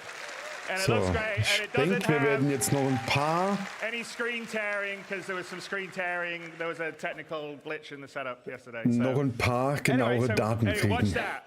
And if you're doing comparisons to the old stuff, compare with that video, not from the stream. But anyway, I hope you guys liked this morning. There was the base building and the crafting, and the ships, you'll be able to do it. I mean, for me, the ability to sort of create your own place somewhere in the verse, find the perfect spot for you to make your home or harvest resources, it totally changes the dynamic of what the game will be in terms of exploration and people spreading out, and I think putting roots down in the verse. So I can't wait till we get that in there. I mean, that's one of the things that makes me incredibly excited, because I think it will just add so much to a living, breathing universe. But that is a perfect example of Star Citizen, how it's grown over the last 12 years, because we definitely did not have that on the initial Kickstarter or the pitches that we were doing. And, you know, Star Citizen is a living game. I mean, we're constantly always adding content and features and tech. As you can see, we're constantly upgrading, you know, what we're doing on the graphics side, making it better and always improving it. And even after we would consider it a released or a shipped game, not an alpha game, we will still be doing that. So it's just, it will be a living game. We'll never do Star Citizen 2.0. It will always be sort of Star Citizen that will continue to grow. It won't be like, oh, we're going to do Destiny 2 after Destiny 1. It will just be a living, growing product. Same for. Well, I don't mean that as a knock at them. I just mean that in today's world, you constantly upgrade and improve things. But the big question really is, at what point would we at CIG, what point would I, what point would the rest of the team consider Star Citizen ready for everybody? Not just you guys out here who are beautiful, wonderful, early adopters, willing to put up with bugs, jankiness, you know, not a great new player experience. We know all those things are things that we want to fix and improve, and we want a game that everyone can just get into at the beginning, understand it, have fun, you know, pulls you into it, and then has a huge amount of depth. So the question is, what is that? And that is what we call Star Citizen 1.0. It's something that we've been talking and looking and designing and thinking a lot about over the past X number of years. And now we thought, you know what we should do, because I think half our sort of initial stuff is from a long time ago that you've seen, and then occasionally we'll talk about things we're doing in, you know, inside Star Citizens or SE Lives. But we're like, okay, let's tell everyone the marker. This is what it is, Star Citizen 1.0. When we hit this, this is what we consider we're ready to go wide. You know, everybody in the world can get in, play it, whether you're hardcore or casual, have fun, play in the verse, interact, have a great time. And so that is what we're going to tell you today, is what we consider Star Citizen 1.0. That doesn't mean, as I said, that we'll stop at that point. We'll continue to grow and build and add things. So fishing is not on Star Citizen 1.0's list, but I'm pretty sure, I know, but I'm pretty sure it will be not that long after 1.0. But that is the example. We're going to tell you what the marker is, and you know, to do that, Rich Tyra, who's our senior game director, is going to come out with a few of our other directors, and we'll lead you through what 1.0 will be. So without further ado, Rich Tyra. Mann, wie man wir spannend. Rich. Don't crash. Yeah. Hello, CitizenCon. So my name is Rich Tyra, and I'm the Senior Game Director for Star Citizen and Squadron 42. Now, I've been at Cloud Imperium for many years, and I've read many, many Spectrum and Reddit posts. And one consistent question I always see is, what type of game is Star Citizen? And I've read many, many answers. It's a PvE game. It's a PvP game. What about non-combat? Ultimately, it's all three. 3 types of players, 1 universe. So how do we connect those players to create a cohesive game, and not just a set of features bolted together? And it comes back to that elegant, simple question. What type of game is Star Citizen? Well, today, we're going to find out. Okay, so before we get stuck into Star Citizen 1.0, I think I need to clarify a few things. Firstly, what about 4.0? Where does that fit in? Well, 4.0 is the patch that contains server meshing and pyro. And fundamentally, it's an alpha development patch, which means it's adding further tech, features, and content to our alpha version of the game. Today, though, is beyond 4.0, all the way to 1.0. And the big difference is that 1.0 is the full release of the game. OK, so what does that mean? How will it be different to a normal patch? Well, firstly, let's look at the 1. The 1 means we're committing to higher base performance and minimal bugs. No longer will we reference that the game is in development. This will be a fully released and polished experience. It means fully rounded gameplay loops, from new player experience to story missions and endgame content. And crucially, it means no more resets between patches. It's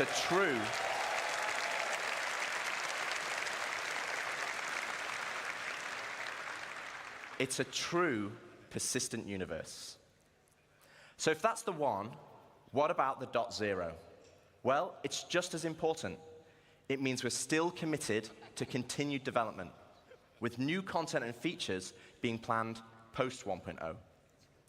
But those features will no longer be tier 0. We'll be committing to a higher benchmark of quality for each patch, and most importantly, it's a moment in time. If there is a content, feature, or star system that we've mentioned in the past that is not in 1.0, it just means it will come later. 1.0 is more than just a number change. It's the beginning of a new phase of development of the game.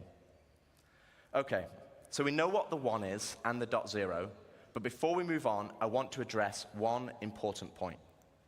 And for this, we need to go all the way back to the beginning. Here we are, the Kickstarter. As a backer myself, it brings back memories. And it also reminds me we had a lot of stretch goals. And one of those goals was 100 star systems.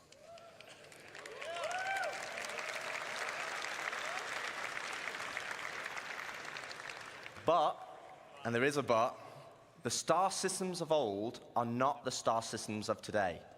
They were based on the privateer and freelancer model.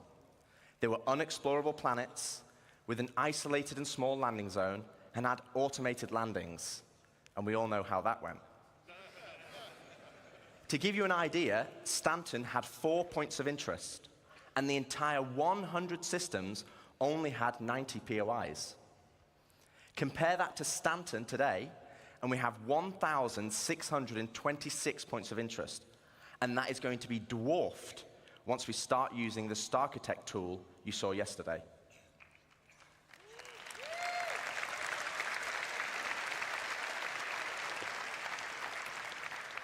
So where does that leave us for 1.0? Well, we will not be launching with 100 star systems, because the game we have today was not just the game that was pitched back then. It's more rich, it's more diverse, and fundamentally, you'll be getting a whole lot more, and I mean a lot more. OK, so now I've defined what 1.0 is, let's get into the cool stuff. Star Citizen, by its very nature, is a sandbox MMO. Today, you as a player have to find the fun. You have to figure out what you can do and how to do it. If you want to be a hauler or salvager, you have to know those professions exist. You have to know what ships support that gameplay. And you have to rely on outside resources for help. As it is now, the game is not set up to help you.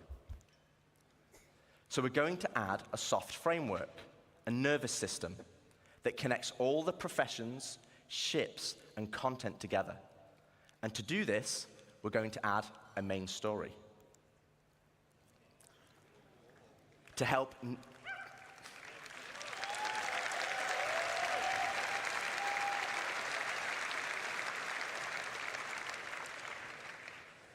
new and existing players, to help discover all the exciting features and content we have, to take them on a journey of discovery of what the game has to offer. This story will become the spine of the universe and help onboard players with understanding how to play the game and understand what's available to them. This story will also introduce each of our guilds and what professions we have to offer. Like the United Resource Workers, our core industrial guild, which supports 2 of our main professions, mining and salvaging. They also support many other features and professions, like repair technician, crafter, and builder. Guilds are hugely important in Star Citizen, and as you know by now, guilds are comprised of many factions. As you work for each of these factions, you will gain guild reputation. You can then use this reputation as a currency to purchase guild-affiliated rewards, like ships, blueprints, and items. And each guild will have a unique inventory of what they offer. Alongside economic growth, guild reputation will become a core progression of the game. And to talk more about guilds and our main story, I'd like to introduce David Haddock onto the stage, our very own narrative director.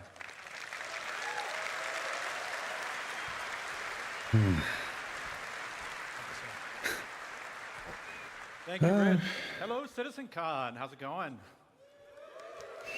Awesome. So yes, 1.0 is very exciting. Ja, wann bekommen wir irgendein Datum gesagt? Finally inject a massive amount of narrative into the game. But we're looking to do that in several of ways. Now, Rich introduced the main story, so let's get into it. What exactly is that? First, it's a narrative experience. This will be a crafted story through the star systems and professions of the Star Citizen universe, taking players on an exciting adventure that will finally kick off the growing tension between Earth and Terra. Wolf, alles klar. Yeah. It will be NPC-driven. So while Squadron 42 will always be the place to go for AAA cinematic adventure, we're bringing a lot of the techniques that we learned from that to capture and build a cast of dynamic characters, some of which may be familiar, for both this story and the PU. Okay, dann sagen wir nicht Datum, sondern Zeitraum. To be sort of like a tour bus structure where you can hop on and hop off Enger at any time you Zeitraum. want to. So we're not also requiring you to do it. So if you want to log in day 1 and just go off and do your thing, you can do that. Or maybe you want to put the story on hold so you can go explore a new facet of gameplay that you just discovered. Go for it. The point is that you can complete it at your own pace. So that's the what. So why do you want to do this? What's the motivation to want to go on this ride? Like Rich said, for new players, it's a great way to ease into sort of the vast lore that we've been developing over 12 years. The gameplay, the locations that the game has to offer, and also give you a sense of upcoming stories that are about to come. But you've been playing Star Citizen for years. You probably know the lore better than me. So what's in it for you? Now, of course, we'll have rewards along the way as you complete missions and whatnot, but we're finally going to offer a big prize for completing the story. Citizenship.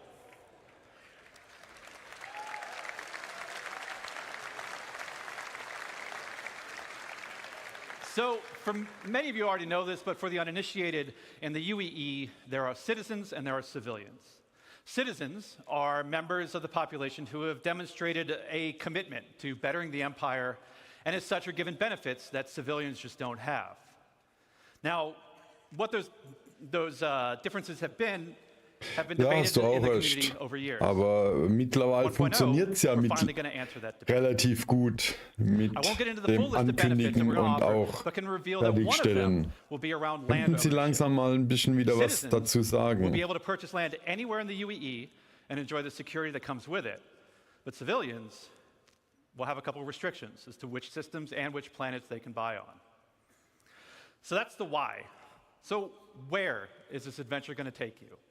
Well, 1.0 is going to include 5 star systems. This story is going to weave you through all of them, but where exactly are you going to go? First, we've got Stanton, which needs very little introduction. Was I'm sure you're all very 1.0.5? intimately familiar with Deine these 4 Systeme, 4 sind corporate angekündigt worlds. erst. But since I do lore, I figure I could take the next hour and just walk through each one of these. But I'm kidding. we've also got Pyro, land of the lawless. A volatile star at the center of the system is the perfect metaphor for the constant struggle between the gangs and survivors trying to hack out an existence here.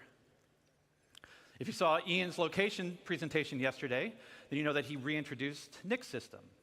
There's another unclaimed system that's currently home to the People's Alliance, a wannabe independent government formed during the Messer era, but now struggling with the burdens of governance, a growing outlaw presence, and a new threat on their doorstep from Vandal raids. Ian also made another big announcement of our fourth system, Castra. Situated along the former Perry line, this was a key strategic system to launch an attack if the Cold War between the humans and the Xi'an ever escalated. So that's 4. Do you guys want to know 5?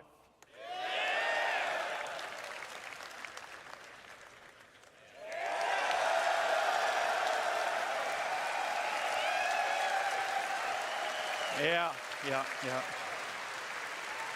Ja, musste ja eigentlich sein, nachdem es einen Terra-Sprungpunkt schon gibt. We're finally doing it. Considered by many to be the new jewel of the Empire, Terra has been a shining star against the more imperialistic tendencies of Earth, even in the darkest days of the Messer regime. Now, many believe that Terra should be the new center of the UEE. I don't know how you all feel about that. Yeah, a lot of division. But that's our starting 5. Each system and each planet will be featuring the massive level of outposts, POIs, stations, biomes, and exploration options that we've been perfecting with Stanton and Pyro, and you've been seeing in some of the other presentations this weekend. But we're adding one more level. We're also going to be adding location stories. Now, these will be short, NPC-driven missions sprinkled across our landing zones and cities that will exist outside of the main story, but will help provide an additional bit of lore and character to the location that they take place in. So, that's our main story. Let's talk more about the guilds that Rich mentioned. First, a quick recap. Guilds act as a governing body for clusters of professions and factions with a reputation and progression system that will offer rewards the more you work for them. And I want to call out 2 things. One, I'm not going to have time to dive into all of the missions that you're going to see on this board, but just know that every mission type is either in the 1.0 roadmap or already in production. And second, we're also looking to move missions away from the Moby-Glass whenever possible. Sure, it will always be an easy way for us to get additional game content in, but we want you talking with people. So to aid that, we're going to be adding characters to represent the factions that you'll be working for that will help sell their personality. Now, they'll still interact with you via the written word, but some will call and check in on your performance. And others, you may have to meet in person from time to time. So, let's walk through them. Here we have the first guild that Rich showed, the United Resource Workers. Whether you're eager to earn credits, mining valuable resources from remote corners of the universe, sifting through detritus to try and salvage some valuable components, or even just acting as a technician, you'll find plenty to do with employers like Shubin Interstellar, United Wayfarers Club, and more. Next, you have one of the oldest unions in the UEE, the Interstellar Transport Guild. This will be the go-to place for everybody looking to make their fortune hauling and trading. Some of the factions that many of you already work for now, such as Ling Family Hauling, Redwind, and FTL. And we're going to be adding something special for the daredevils out there, the Imperial Sports Federation.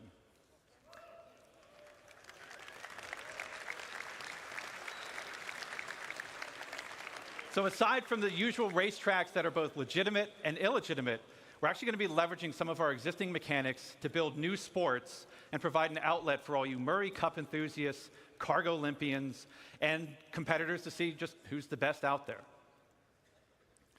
For those who dream of exploring, I'm sure we have a couple here.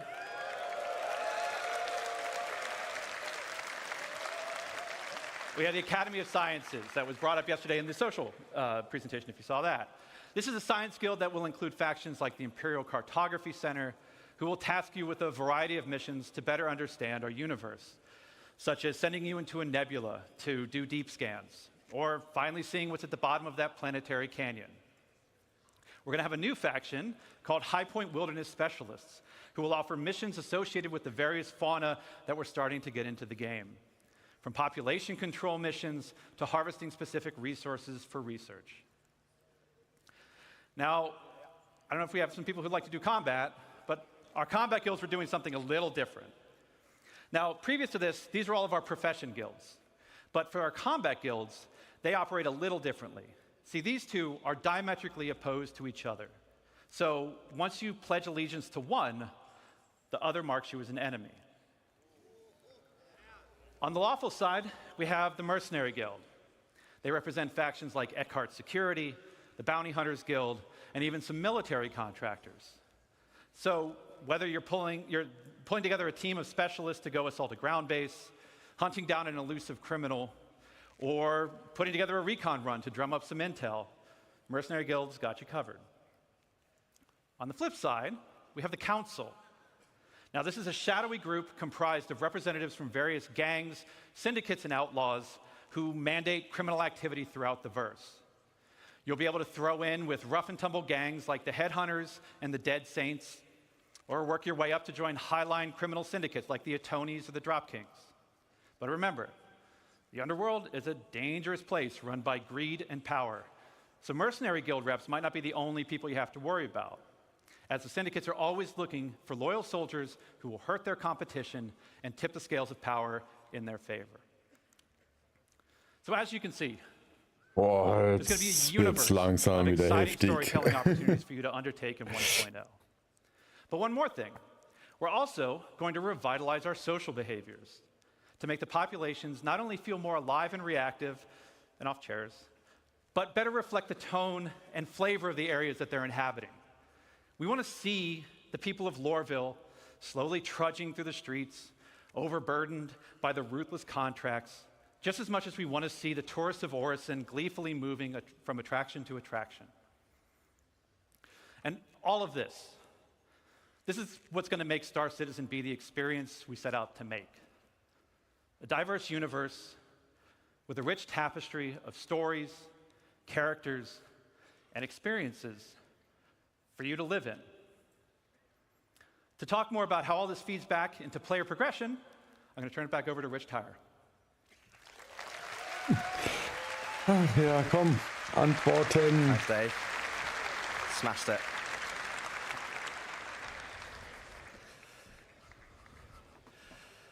Thanks, Dave.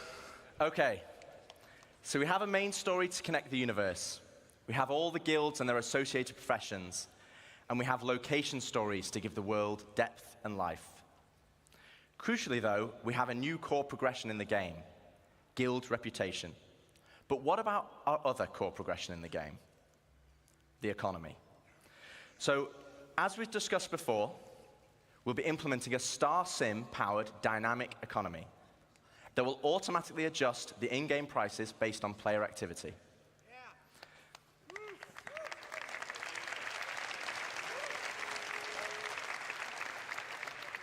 But for credits to actually matter, though, we need to have an economy where credits flow out as well as in. This means transactions such as repairing, refueling, and restocking need to have value. If everything is too cheap and the money coming into the economy is too great, we'll have massive inflation. And this is where taxes and insurance come in. Boo!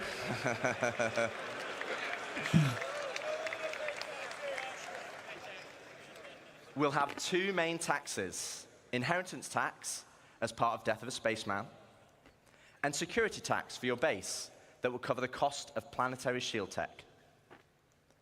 Insurance, on the other hand, will be split between medical insurance, which covers your hospital imprints, and probably the most important one of all, ship insurance. Ja, und das Zweite war das, dass man Basen sicher macht. Losing your ship should be significant. Right now, for example, over 90% of all claims in the verse are for ships that have not been destroyed.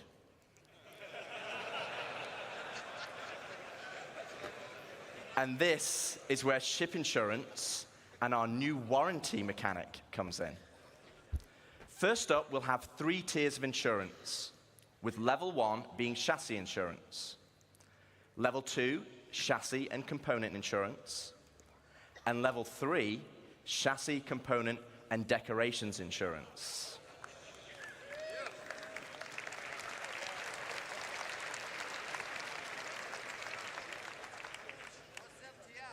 Now, insurance by itself will only pay out credits based on the wear and age of your ship. Insurance, I think you want to listen to this bit because it's important. Insurance with a warranty, though, will give you back a new ship, plus any other equipment or decorations based on the tier of insurance you had. Okay, so this is the bit you need to listen to. All ships bought on the pledge store will come with a permanent warranty and their appropriate insurance.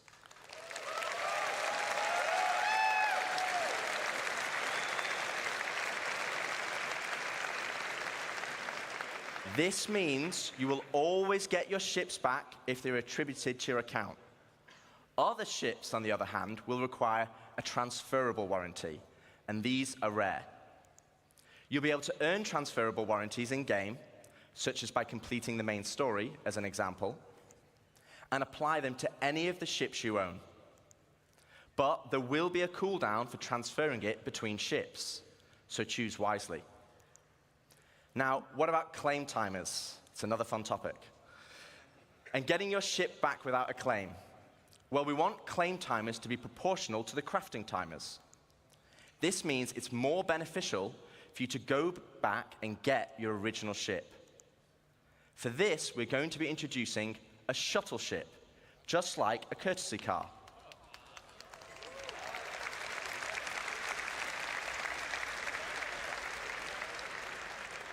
You'll be able to claim the shuttle at no extra cost to most locations and then fly it back to your original ship. Once back in your ship, the shuttle will automatically return home.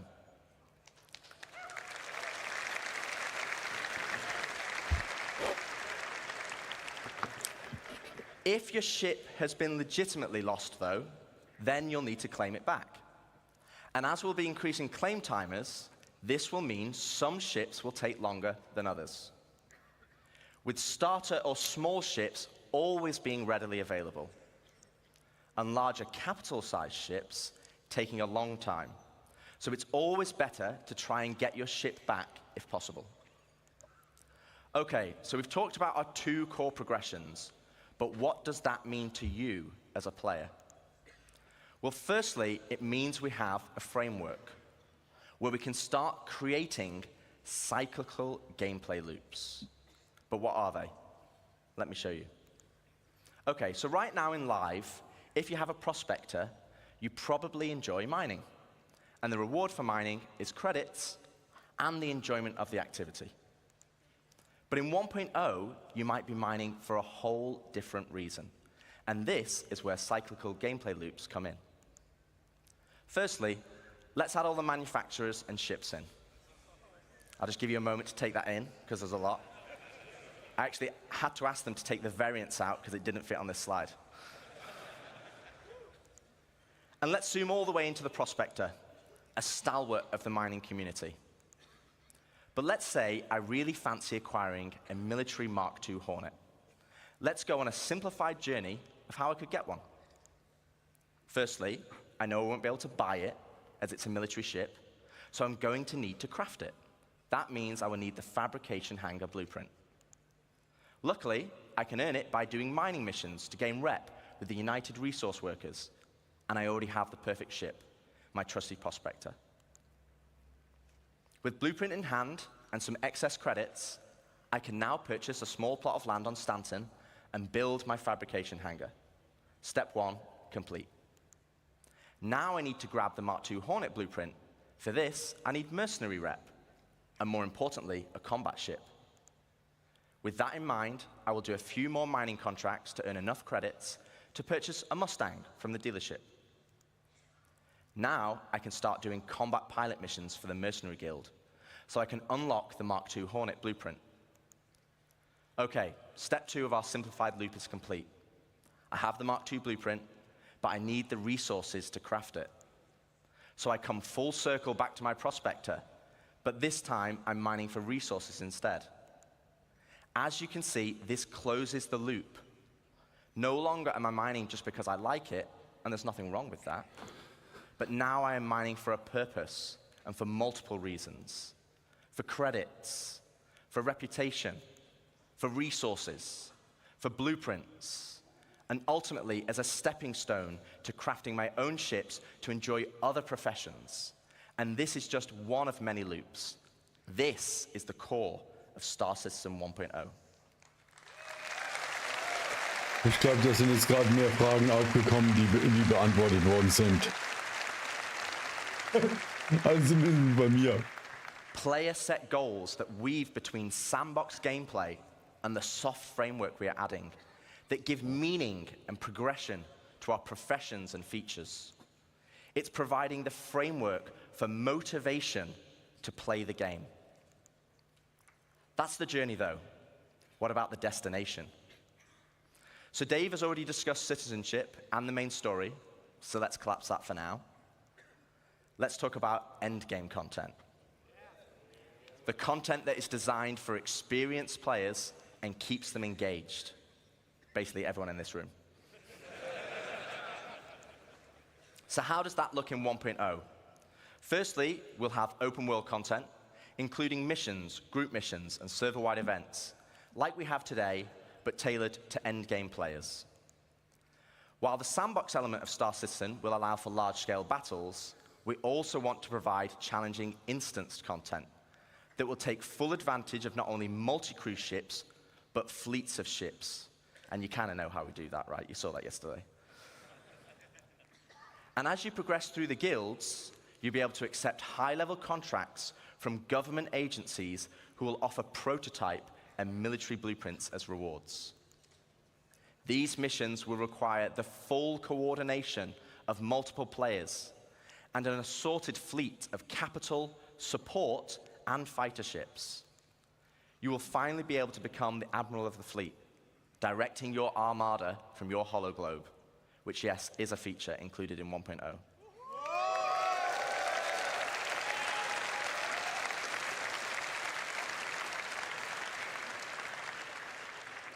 We will also be offering more specialized on-foot missions that see you enter the depths of distribution centers and municipal works in small, tight-knit squads that provide an outlet for our more FPS-focused players. On top of all this will sit a dynamic layer powered by StarSim. While StarSim will be the driving force in our dynamic economy, it will also track player and AI activity and dynamically spawn events based on their actions. For example, if it tracks large amounts of resources being moved from one home location to another, it will have a chance to spawn pirates to intercept. All this combined will provide just a portion of the endgame experience, and I'd love to delve deeper, but that's for another day, as we still have a lot to show. So we've discussed non-combat professions and guilds, cyclical gameplay loops, and endgame PvE content. But what about PvP? What about player versus player content? As you know, 1.0 will contain 5 star systems, 3 of these being lawful in Stanton, Castra, and Terra, and 2 of them being unlawful in Pyro and Nyx. So what's the difference? Let's take a look at Stanton. Lawful systems will be a mixture of high, medium, and low security areas. Each of these areas will be monitored by law enforcement agencies. And depending on the location, will dictate the emergency response time, with high-sec areas being the fastest.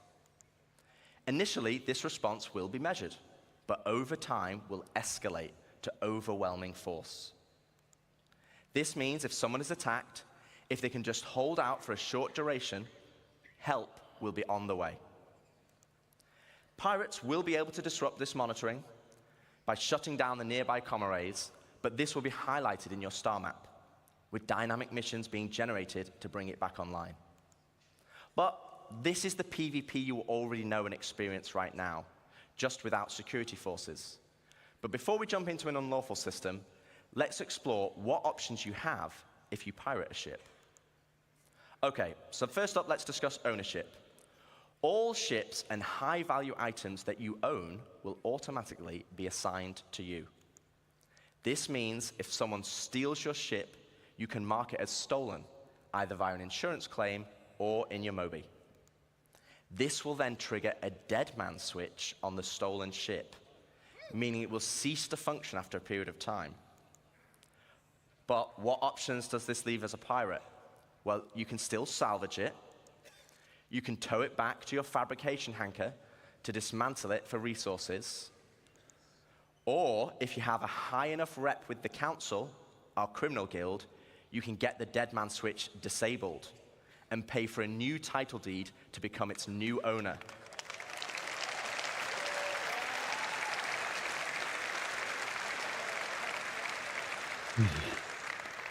Also, if you're in a lawful system, you'll need to find a transient jump tunnel, as all major locations and POIs will have custom security that will scan you on arrival. Okay, so with that out of the way, let's look at the unlawful system in Pyro. Unlawful systems have no laws at all, and with that comes opportunity. Pyro, as an example, has an abundance of high-quality resources and is a hotbed of criminal activity, the literal definition of high risk, high reward. With crafting now requiring resources, you're going to want to create bases to mine and extract them. This is where base raiding will become a new form of PvP, and it's founded on a combined arms ethos. Defending players will be able to add defenses such as walls, automated turrets, and most importantly, ground shields, a localized version of the planetary shields used in lawful systems that absorb the most powerful of weaponry. No longer can you just turn up and drop a Moab.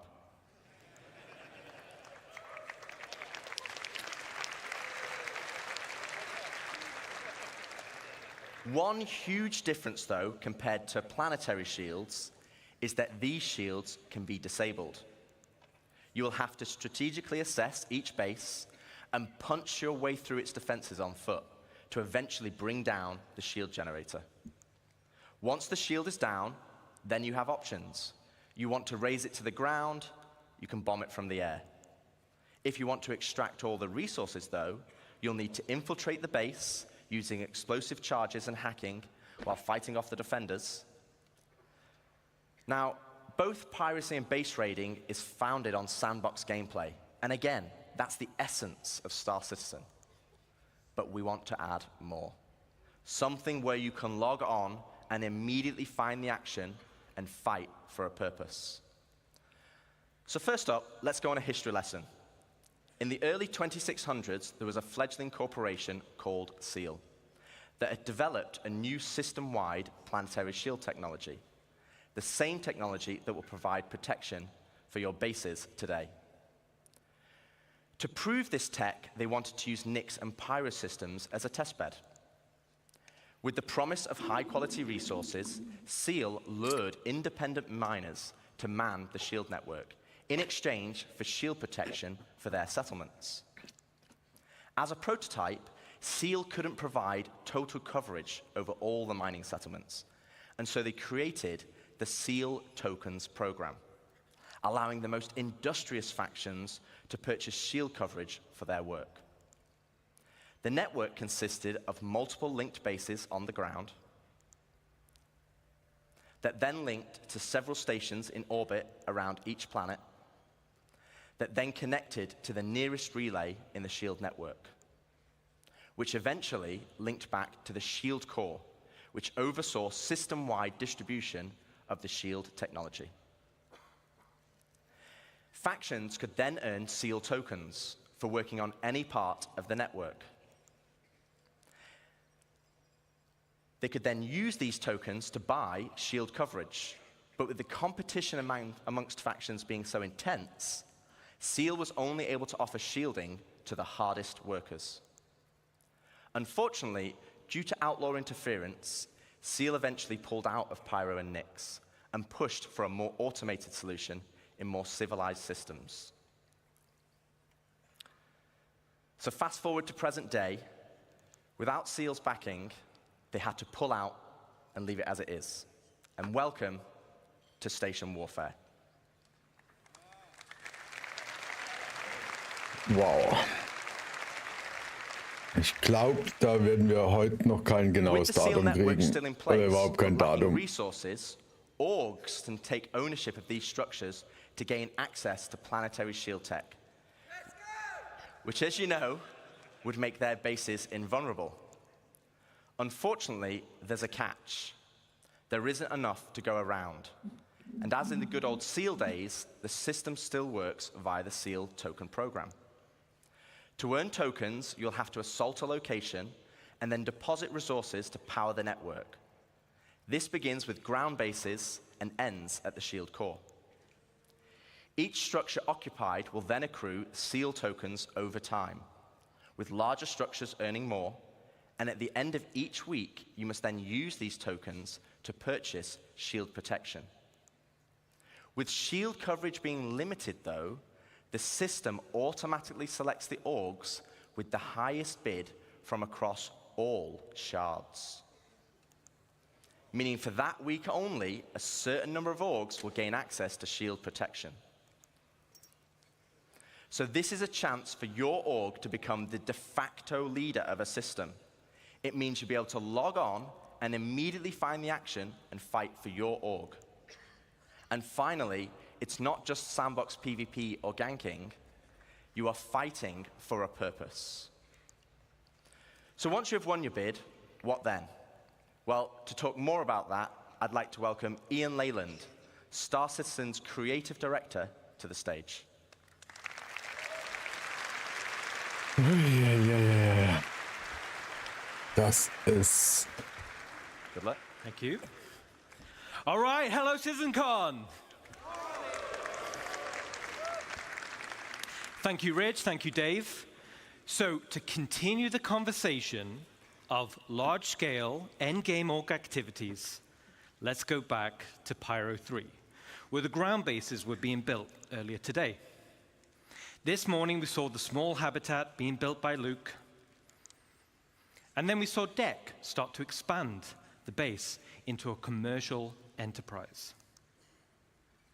But eventually, we saw a massive example of an org base. But with everything Rich was talking about, with org system-wide activities, we want to give you guys the ultimate end goal. But also the thing we need to protect. And to do that, let's look up into the sky and see what it is.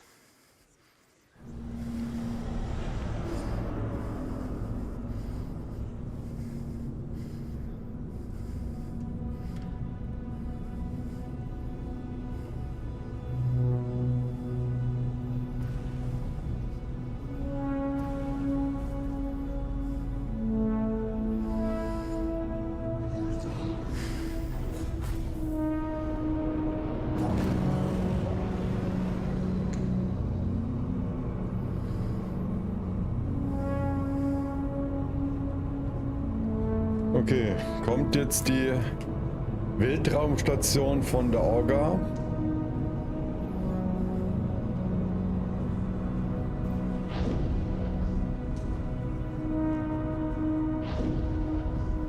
Ich glaube schon.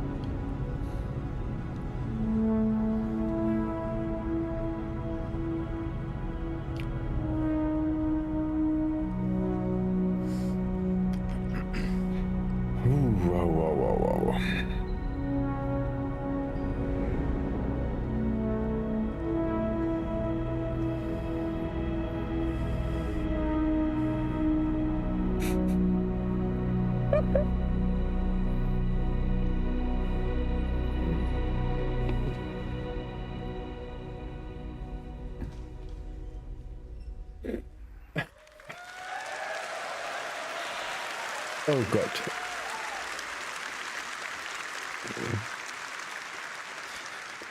Let me introduce you to player space stations.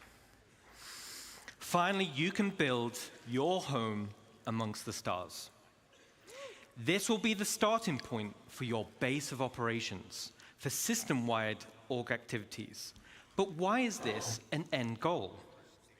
Well, first of all, to construct your own space station, it's going to require vast quantities of resources and materials, and also will be a large time investment. But how do we start? Well, it all starts with the supply bay. And the supply bay can only be da kannst du recht haben, weil Base Building ist sowieso meins. Habe ich schon immer gesagt. Und wenn ich mir jetzt vorstelle, was man da bauen kann, inklusive eigener Raumstation,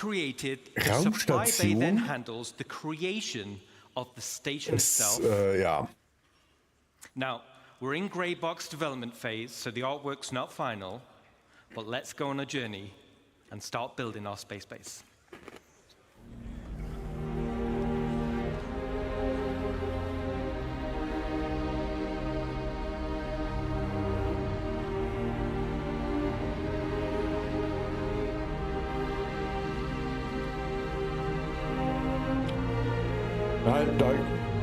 Nein, da gibt es überhaupt keine zweite Meinung. Das ist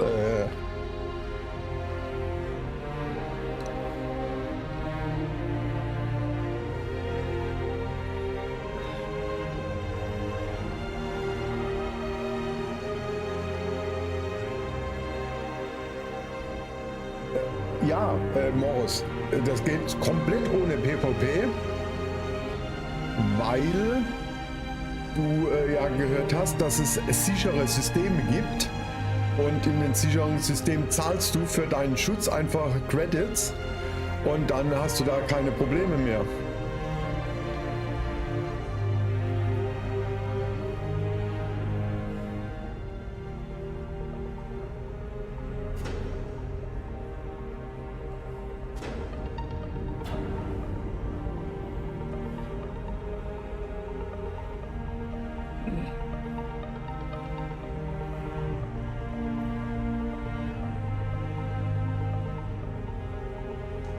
Also Star Citizen wird auf jeden Fall ein Fulltime-Job.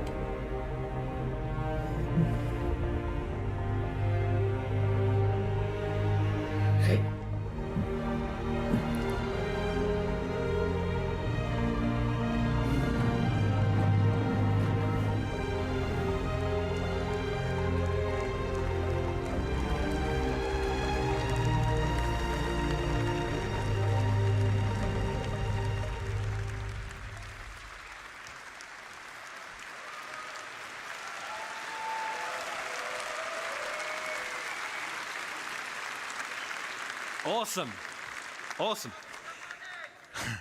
So as you saw, the cargo grid of the supply bay consumes resources, and the required resources will be substantial and will need to be topped up over time.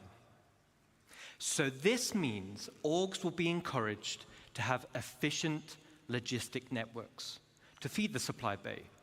And as Rich outlined with professions, it's ideal if your org is well-rounded in terms of roles.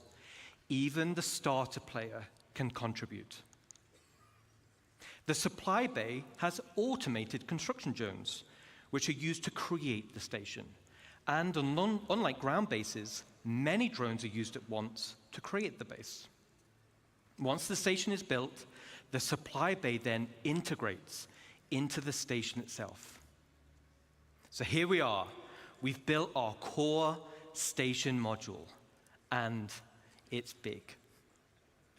And out of the box, the station comes readily built with some core functionality. Let me talk you through it. Right on the top is the bridge, which is the command deck. This is where all further construction is going to be managed.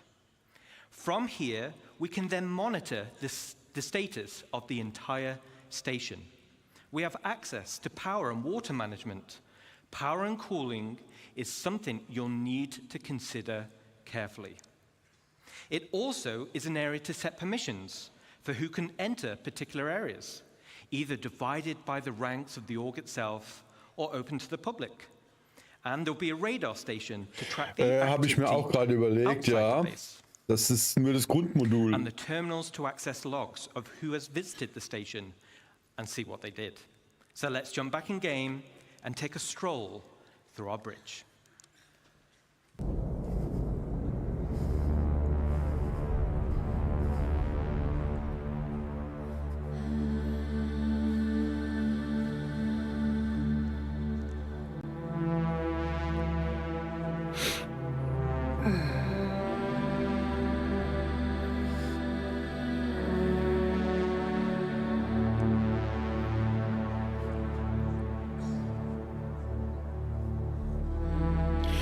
Toto, nein, ich bin hier momentan zu arg geflasht.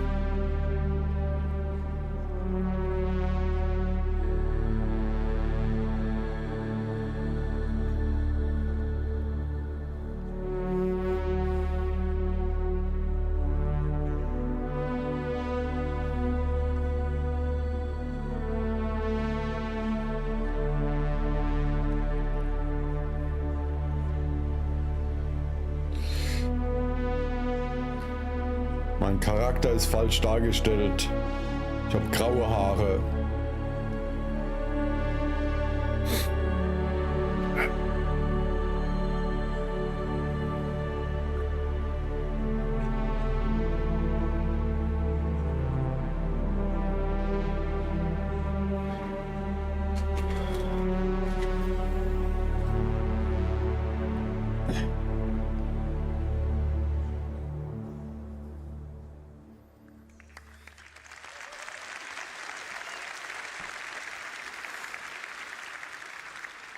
Super awesome. The back of the bridge leads to a centralized transit network. This spine physically connects the entire station and will provide access to the various decks. Each level in the station will have a centralized lobby area, and this is your station. You'll be able to use the decorator mode, so you'll have plenty of space to theme it however you want. And speaking of having plenty of space, this space station will have a one-to-one interior layout matching the exterior. No magic elevators.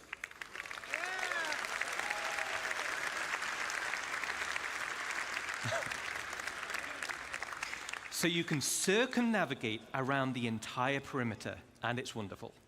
Okay, let's jump back in.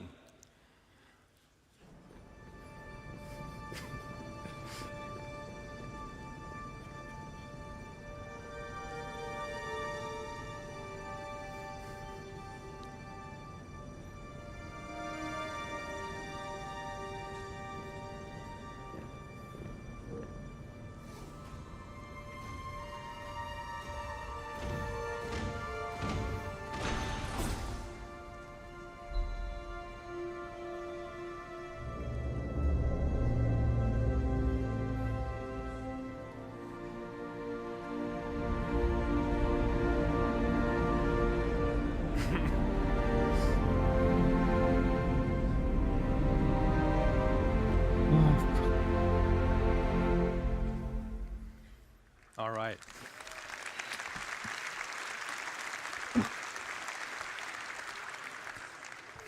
As you can see, right at the bottom of the central transit system leads to the lower areas. This is where you'll gain access to the engineering deck. So like bigger ships, this is where all hands-on engineering and maintenance gameplay happens. This will serve as the beating heart of your station. Und gerade eine Dragon angedockt. Then we have the hangar deck. And as the name implies, this is where you'll gain access to your hangar network.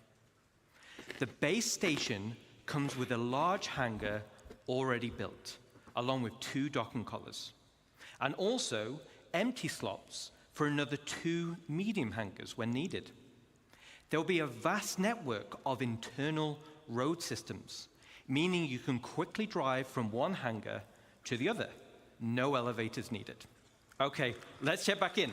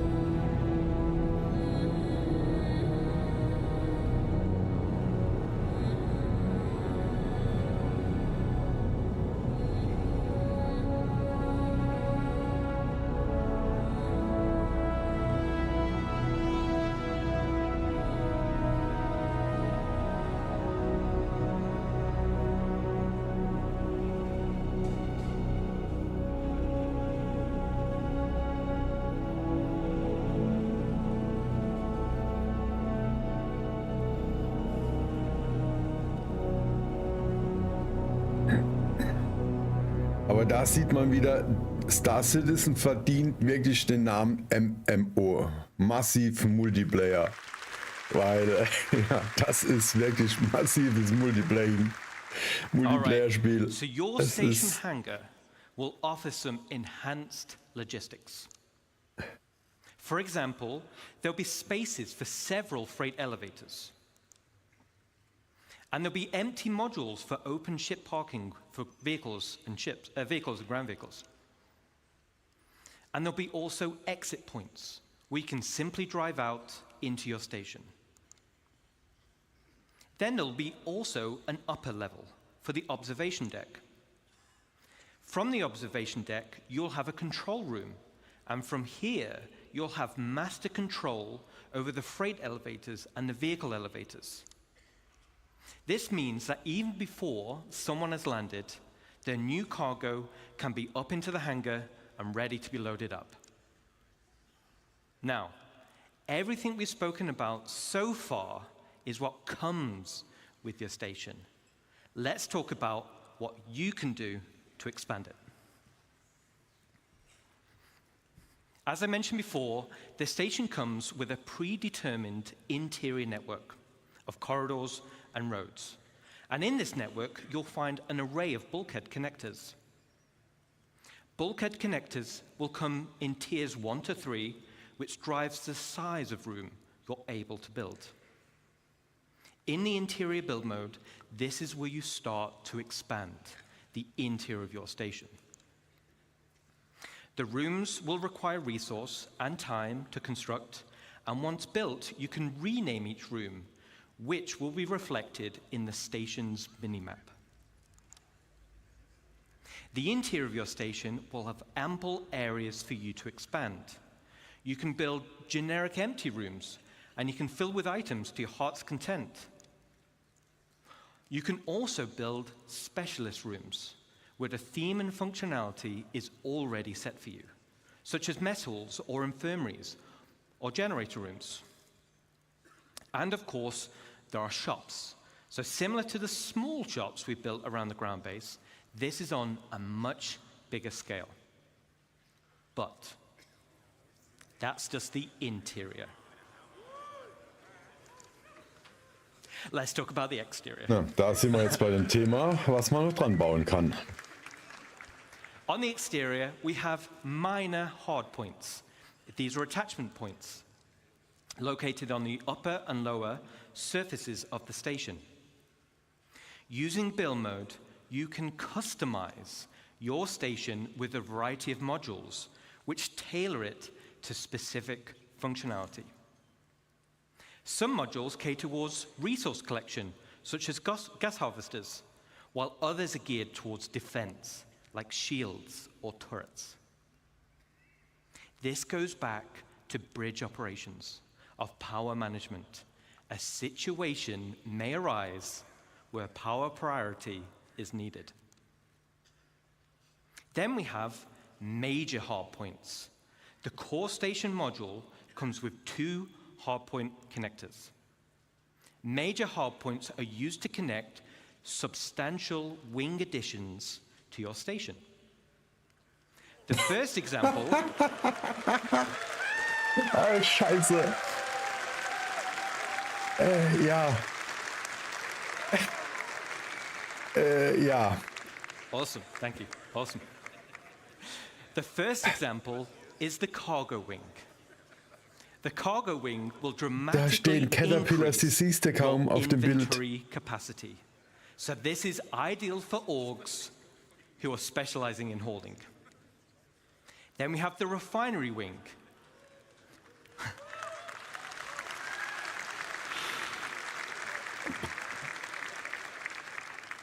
So you'll be able to refine resources on a vast scale. As it's in space, it's much more convenient than traveling to a ground base. Now, a player could buy resources from your cargo wing and then refine it directly in the refinery wing. And finally, we have the hangar wing.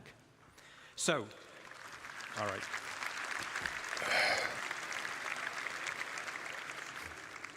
So, the bigger your fleet, the more hangars you'll want. There'll be a variety of hangar sizes as well as docking collars to help organize your fleet's deployment. All major hardpoint wings are connected via struts, and like the rest of the station, the struts are also internally traversable. Okay, so let's recap on the exterior expansion wings. Minor hardpoints give us options on how to collect resources or provide automated defenses for your base. Major hardpoints gives us options on how you can specialize your base. Let's jump back in game and see how our base is getting on.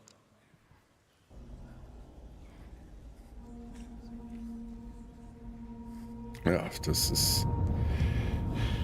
Nehmt euch mal 3 Jahre Zeit zum Materialfarmen, damit sowas gebaut werden kann. Ja, okay, das ist wirklich absolutes Endgame.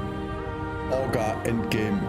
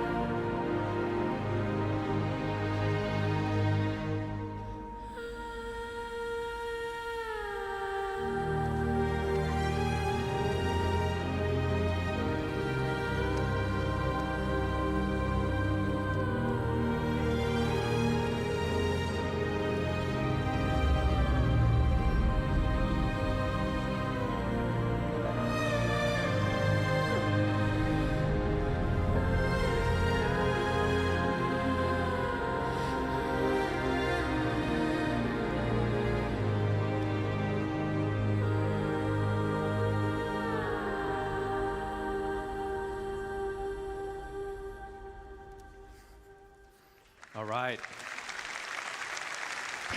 Ich meine, das ist die Frage, ob man das Ding neu claimen kann. Yes, Pedro has been working with us on this as well, so thank you. Looking cool. Customization is just as important as expansion. Similar to ground bases, you'll be able to earn tints for your station, and you'll be able to apply decals for your org logos.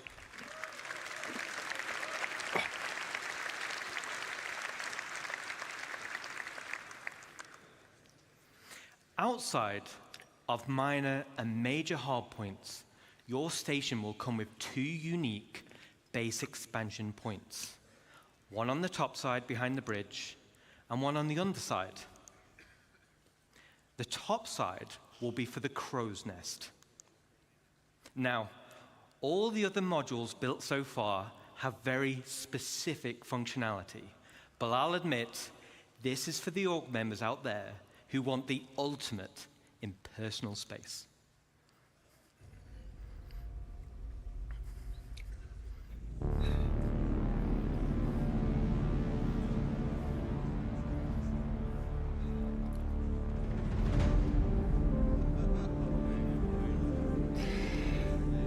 Oh, boah.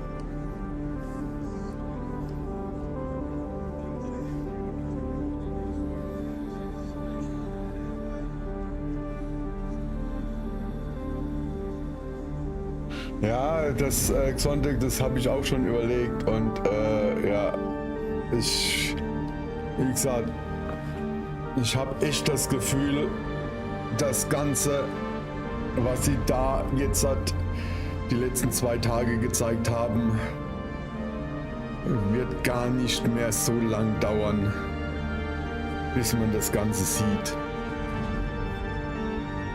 Also sie haben gesagt, Base Building kommt nächstes Jahr. Und wenn das dazu kommt, oder Ding, dann wird das auch nicht mehr viel länger dauern irgendwie. Also ich weiß nicht.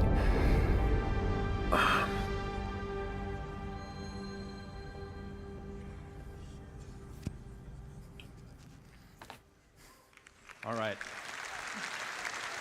Aber gut, da muss wirklich dann Server-Meshing funktionieren, weil für so eine Basis brauchst du dann deinen eigenen Server. Wenn da 100, 200 Leute von der Orga auf der Basis sind, irgendwann. Now let's talk about the underside. This is going to be for the flight deck, which also comes with an additional 3 major hardpoints. The flight deck is perfect for your rapid reaction forces.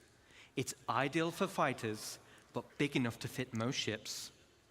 It's the perfect home for your station's defensive air wing. And just like the hangars, there'll be an observation deck which can override freight elevators, making rearming quicker and easier during operations. So an org with a tight flight deck crew. Ja, ich habe auch gerade, genau, 3 Major Hardpoints nochmal an dem Ding da unten. Now, this one's my favorite. Let's take a look. Das heißt, das Ding hat dann schon 5 von den Hardpoints, wo du so riesen Dinger dran basteln kannst.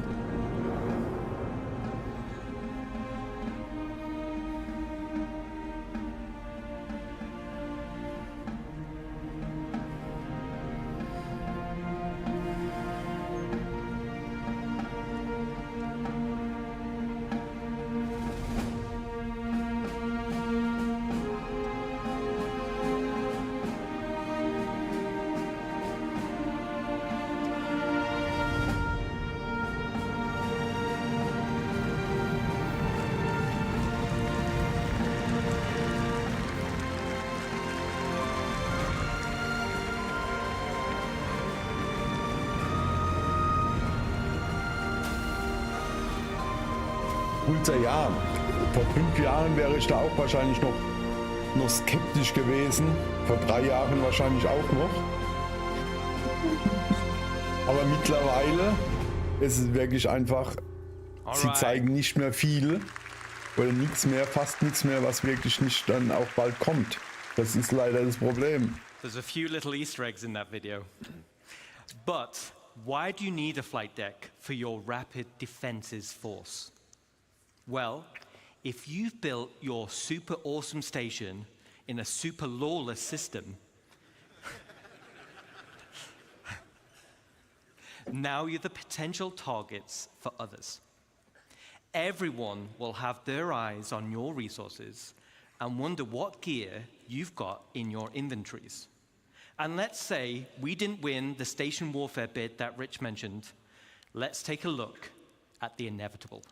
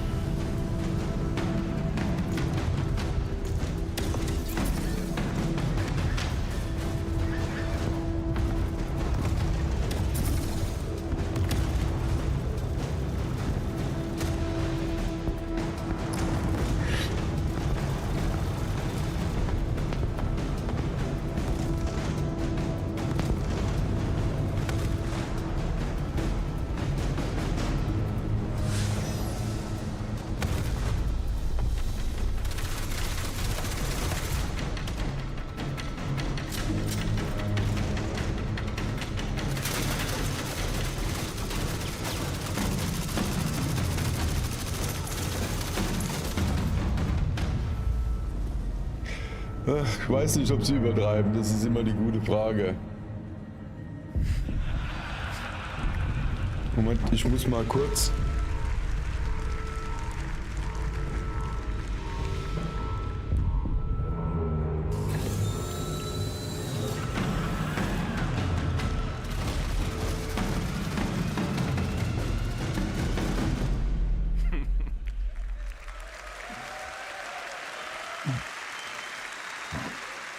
Hab gerade was zum Knabbern hingestellt. Oder für das Frühstück. So not only is your station a staging area for offensive campaigns, it's also a defensive fortress. The exterior of the station itself can take quite a beating. It's going to be very hard to damage. So the goal of attackers instead will be to punch a hole through the defenses and get inside. The optimal way to do this will be to infiltrate through the flight deck or EVA hatches and work your way up. Once inside,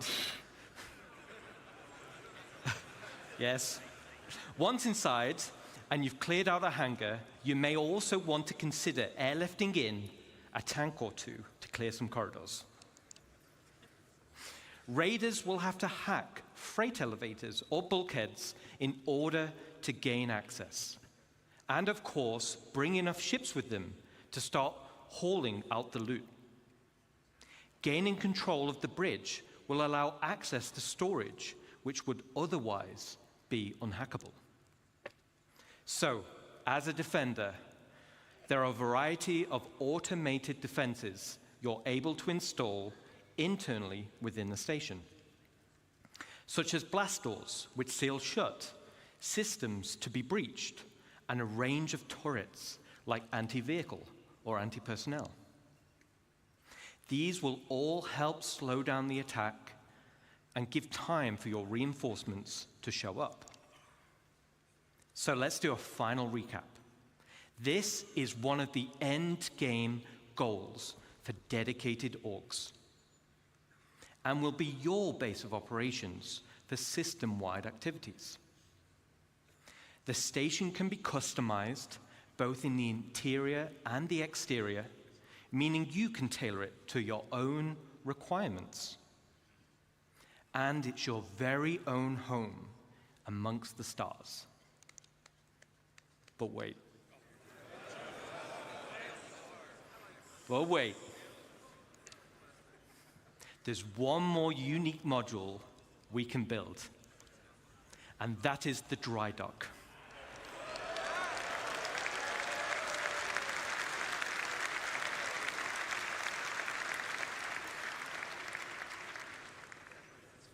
This unique slot will be at the back of the station. It has its very own dedicated observation room with crafting stations, and has a transit tram which runs along the inside of the arms, leading to the docking collars where your ship will be constructed. So, the only question still remains: what sizes of ship can we build? Let's take a look.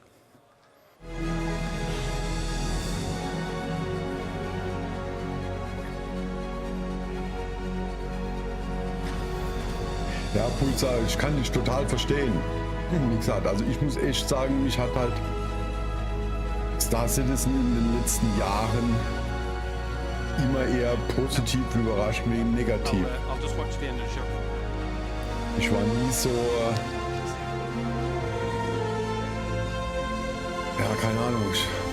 Nie so weit in der Zukunft. Ich habe immer nur das Aktuelle gesehen.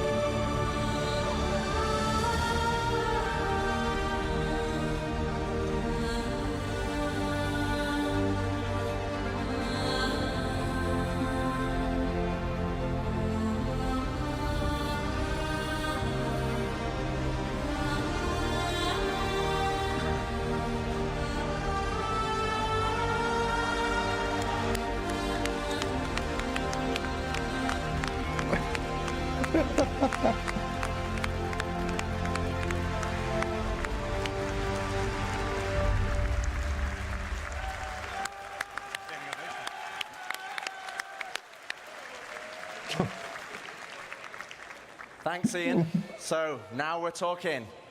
Multiple stations linking and dry docks to craft your very own capital ships. The ultimate end goal for any org. Okay, so let's take a step back. At the beginning of this presentation, I mentioned we had 3 types of players and 1 universe. And hopefully you can see we have purposeful gameplay catering to each type of player. But that wasn't the only goal. It was to build a game that connected all 3 together cohesively. And this is where you come in. The community, the lifeblood of Star Citizen. Naja, Xontic, sagen wir so, warum nicht? Delving for unique Wenn crafting man blueprints. man muss nur sehr, sehr lang farmen wahrscheinlich. Sehr, sehr lang. With your friends. Or a PvP player fighting for your org in station warfare to protect your base. Each one of you supports each other. You need the blueprints to craft. You need the resources to make them. And you need the equipment and protection to be safe. This is what Star Citizen is. It's a universe that caters to all players. Now, I could probably go on for another 10 hours deep diving into each system.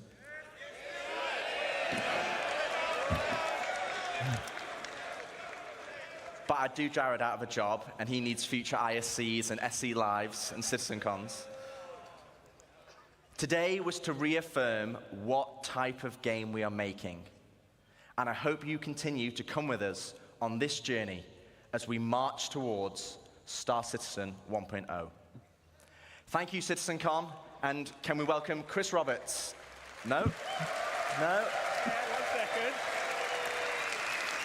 Jared? Okay. So Chris is not ready yet. So we're gonna ad-lib a bit. I'm here. Oh, well, LTI is warranty and insurance. That's what you're gonna get. I have it on my thing on there. Welcome, Chris Roberts. Yeah, ahead of schedule. Yeah. I was going 1:30. I don't know. Oh, you don't need this, right? Well, then they're going to scroll it. Thanks. Thanks, Rich. Rich, Dave, and Ian, I hope you guys and girls loved what you saw there. It's having a definitive line in the sand is incredibly empowering for the whole team, and I think for all of you guys in the community. As I said, in introducing the presentation, we will never stop growing Star Citizen, even past 1.0. And part of what makes Star Citizen so special is the symbiotic relationship between you guys, the community, and us, the developers.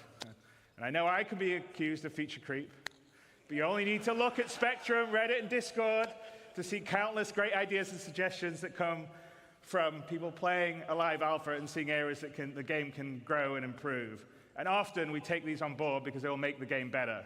And in some ways, while you could say Star Citizen is a Chris Roberts game, I would say it's all our game. The developers, the community, building the game, we're all building this dream game together. And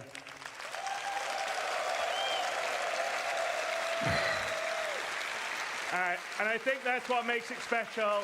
I think that's why you guys and girls have been here for as long as you have and have supported us through thick and thin, because we're doing something together. And I don't think in almost any other game you have the opportunity to be involved at that level and have your voices heard and impact what we do. Because, you know, occasionally we'll do things and you guys are like, no, that sucks. And we're like, yeah, you're right, we'll change it. And also, like I said, we definitely read and look and hear all the stuff that you write. Some of it may not be so nice, but a lot of it is really great, and we take it aboard because we're just trying to build this amazing universe for us all to live in together. So, what defining 1.0 does, though, for us is give us a finish line to feature and content. Ich glaube nicht, dass man so rund um die Uhr verteidigen muss. Das ist ja nur dann Endgame in Gebieten, wo unsicher sind. The material possessions you collect and earn will persist even as we deliver more content and features. I think that's incredibly important for really finally being able to fully commit and not just go, okay, well, I'll play for a while until the next patch comes out. And it's also a market for the game to be more stable, well optimized, and incredibly friendly for new players, as well as experienced ones, which I think all you guys are. But that'll only be the start of our journey together, because the vision of Star Citizen is a game that has no sunset, one that will continually grow with new content and features. We'll always make sure we're on the cutting edge of new technology. We'll never be outdated. I know I occasionally see, oh, in so many years, you guys will be out of date. But as you can see by our constant presentations, we're always looking to make whatever we can do, whether it's the visuals, the audio, various ways to make the gameplay better. That's something we will always be working on. So we'll always keep the game at the bleeding edge of graphics, sound, physics, and yes, we'll support VR, and we actually have some of that in the background we're doing, how we get stuff.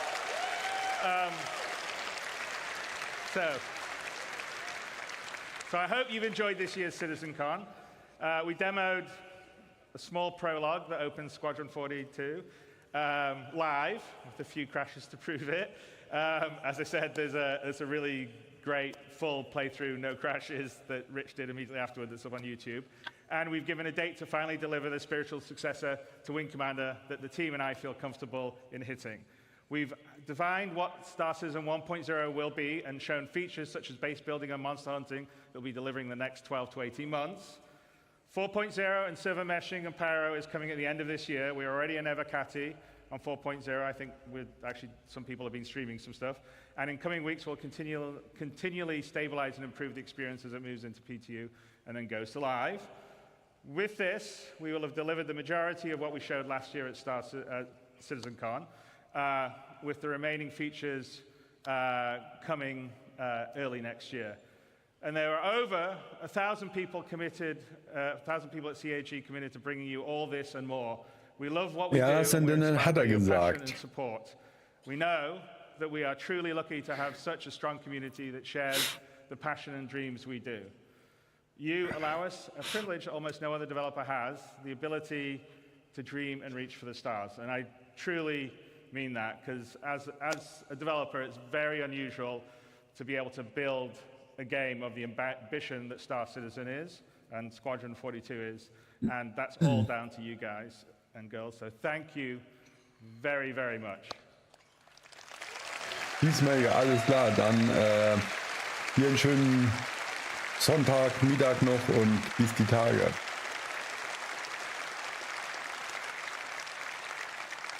And then over this past year, an incredibly passionate group of people have worked behind the scenes to bring this weekend's event to life. And I want to take a moment to thank Leah and Ed, Tyler, Jared, Kat, and so many others have poured their hearts into making this weekend special for all of you. And a huge thanks goes out to our presenters and teams supporting them, whether they're here with us today or watching from one of our other studios around the world. In the words of Admiral Bishop, I'm proud to stand with our teams and everyone that put this show together. And all of the CAG staff working on the show floor, your hard work ensures everything runs smooth and keeps the energy alive throughout the event. And finally, a heartfelt thanks to the community members who volunteered their time to run this year's show. None of this would be possible without their dedication. Ja, Flo da. Vor allem, weil es ja auch zusammengehört ja eigentlich.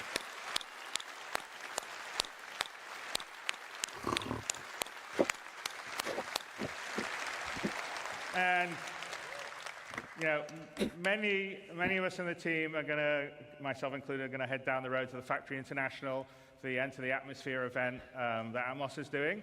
So I hope a fair number of you will manage to make it over there. There'll be a whole night of racing and esports, a bonus developer panel with Yogi Klatt and Richard Towler, which I think are, as always, they're good panels. And with that, Citizen 2954 comes to a close. I hope you enjoyed what you saw, made new friends, reunited with old ones, and marveled at the creativity on display at the community booth, which was pretty awesome to see. And you know, CitizenCon always underlines what makes Star Citizen special. So that's you. You guys here coming together supporting, watching, giving us, the team, the energy to make this game. So, thank you, and we'll see you in the verse.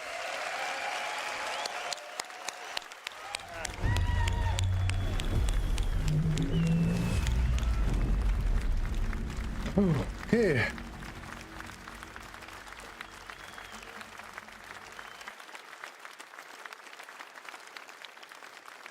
Okay, ich glaube, da müssen wir noch ein paar Sachen, mal schauen. Also was die jetzt hier gesagt haben und alles. So, ich muss erstmal hier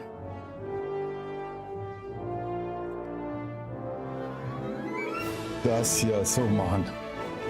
So, dann machen wir hier Ding aus, weil ich denke, da kommt jetzt erstmal, dürfte fertig sein. Ja.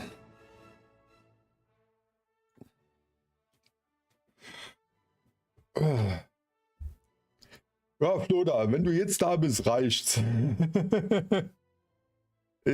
Wenn du jetzt da bist, dann reicht's erstmal. Ja, ich bin jetzt gerade am Überlegen. Also, was sie jetzt gerade alles gesagt haben. Also, was alles jetzt mit 1.0 noch reinkommen soll. Hat man ja gesehen. Also, Base Building, das Ganze drumherum, ein 5. System, Handel, also für mehr Kaufen, Verkaufen und einen Handel, wo dann die Preise steigen, fallen, dynamische Systeme und alles. Und das ist alles dann soll alles noch rein gilten, bis das ganze Drafting, bis das Ganze mit der 1.0 live geht. Und Chris Roberts hat ja auch gesagt, dass Star Citizen ein lebendiges System ist, das sich immer weiterentwickelt. Was ja eigentlich auch, was ich ja auch immer sage, ein Spiel wird nie fertig, auch wenn es released ist. Wenn ein Spiel released ist, ist es noch nicht fertig. Es geht immer weiter und wenn ein Spiel mal fertig ist, dann ist es tot, sag ich immer. Ja, also dementsprechend, ja, wird da auch später noch vieles kommen. Und ja, aber jetzt sollten wir erstmal schauen, was jetzt dann, wie es dann mit der 1.0 aussieht oder wie der Weg dorthin ist. Und was ich da ein paar Mal schon jetzt gerade gelesen habe, wie gesagt, dass hier die Basen immer angegriffen werden. Wer hat es gerade? Hawk, genau, Hawk. Nee, wie gesagt, das ist überhaupt nicht. Wie gesagt, die haben ja vorhin gesagt, es gibt 5 Systeme, 3 von denen sind sicher. Und in einem sicheren System kannst du deine Basis bauen und da hast du keine Probleme damit, dass du da ständig angegriffen wirst oder irgendwas zerstört wird, weil du zahlst für diesen Schutz an die UI. Und das ist im Endeffekt auch nichts anderes wie jetzt in den Städten und Basen, wo es jetzt gibt, dass da waffenfreie Zone ist oder dass man da nichts machen kann. Und nur in Pyro und in Nyx, in den 2 nicht friedlichen Bereichen, da, wenn man da Waffenbasen baut, dann muss man selbst auf die Verteidigung achten. Also so habe ich das rausgehört aus dem Ganzen.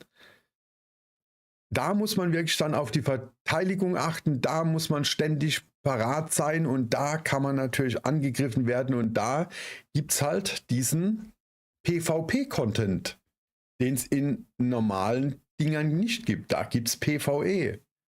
Und das Spiel soll ja alle Leute zufriedenstellen. Und wenn man überall alle Basen von allen Orgas ständig angreifen könnte, überall, dann das würde nicht funktionieren. Da würde keine kleine, mittlere, selbst große Orgas würden da nichts machen.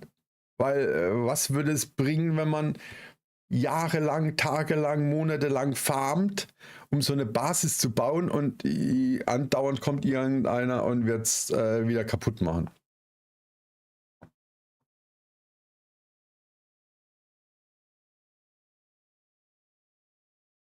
Ja, Oh, klar, stimmt. Da hast du recht, aber dafür ist ja die Orga da, dass dann die Orga farmt, Materialien farmt, raffineriert, alles Mögliche macht, um Geld zu bekommen, das dann rausgeht. Und das war ja auch ganz am Anfang das Ding, dass es keine Inflation mehr geben soll. Das heißt, dass irgendwann Unmengen an Geld im Spiel ist, das nicht rausgeht wieder. Dass nur Geld reinkommt in die Kassen von den Orgas und von den Spielern, aber kein Geld rausgeht. Also deswegen kommt dann jetzt wieder dieses Ding, diese Steuern, diese Sachen, was es kostet, um geschützt zu werden, wo dann ja, das Geld wieder rausgeht. Das ist dieses System, rein und raus an Geld. So dass man für seinen Schutz, für sein Ding arbeiten muss und nicht nur hortet. Und ja, es ist einfach wirklich, denke ich, ein dynamisches System. Man baut eine Basis erstmal auf dem Planeten, baut die aus. Vielleicht kommen dann, okay, machen wir das mal aus. Vielleicht kommen dann natürlich neue Leute dazu, die sehen, oh, die Orga hat eine coole Basis, bei denen bewerbe ich mich mal. Weil das geht dann auch halt natürlich in-game mit dem ganzen Orga-System, was man in-game, was dazu kommt. Das heißt, man hat dann in-game ein System, wo man sich bewerben kann, wenn irgendjemand über eine Basis fliegt, die super aussieht, wo dann der Org-Name drauf steht und alles, dann sagt man, hey, super, bei denen bewerbe ich mich, die Basis da unten, die haben die cool gebaut. Und so wächst die Orga, bekommt mehr Geld, mehr Ressourcen, kann dann irgendwann das nächste Projekt angehen. Das heißt, vielleicht irgendwann mal eine Weltraumstation. Das ist eine Core-Modul, was es da gab. Und ja, und das Ganze wächst. Und wie gesagt, Star Citizen, wenn es nicht mehr resettet wird, das ist ja immer dieses Entscheidende, was ja auch kommt mit der 1.0, dass es nicht mehr resettet wird, ist, dass es ja dann nicht nur über Wochen oder Monate wächst, bevor es wieder zurückgesetzt wird, sondern, genau, auf Jahre, stimmt, Dev, genau, das ist das Ganze, das auf Jahre ein Ziel ist für diese Orgas. Das heißt nicht, wir bauen jetzt in den nächsten 2 Wochen eine Basis aus 100 Modulen, wo riesig ist. Nein, das ist einfach ein Ziel für, keine Ahnung, 10 Jahre. Genau, das ist es. Es gibt, das sind einfach Ziele, Endziele, Endgame-Ziele. Und Endgame-Ziele ist ja bei allen Spielen nicht in 2 Wochen. Endgame-Ziele ist ja alles Ding. Wenn man sich die anderen Spiele anguckt, guckt euch mal einfach World of Warcraft an, guckt euch Herr der Ringe Online an, guckt euch EVE Online ein. Das sind alle Spiele, da hat man den Endgame nicht in 14 Tagen erreicht und alles in 14 Tagen absolviert. Das sind alle Spiele, da muss man wirklich lang für alles ackern. Und deswegen, und so sieht's, oder so wird es ja mit Star Citizen auch sein. Und wahrscheinlich sind dort einfach die Ziele viel größer noch. Da sind einfach die Ziele viel größer. Und ich suche jetzt gerade mal schnell noch was raus, weil wenn wir gerade hier dann gucken, dann kann ich nämlich so im nebenbei mal noch was laufen lassen.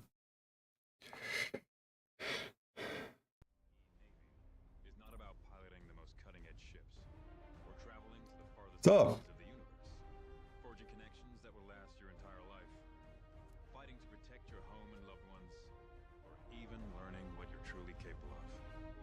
Lass ich euch noch nebenher laufen. Das ist nämlich der Game Trailer, der gestern von Squadron 42 gezeigt worden ist. Ja, und das sind einfach dann, ja, Endgame-Ziele für Orgas, auch für Spieler. Auch, wieso? Dementsprechend, auch Spieler können große Basen im Lauf der Zeit bauen. Warum nicht? Einzelne Spieler, die bauen halt keine Basis, die über einen halben Planeten geht, aber die können doch, warum nicht auch über die Zeit sich eine relativ große Basis bauen. Also deswegen. Na, da schauen wir mal. Wie gesagt, wir schauen mal. Also ich bin absolut geflasht aktuell gerade, was da jetzt gezeigt worden ist und was da kommt und ich weiß nicht, was noch kommen soll.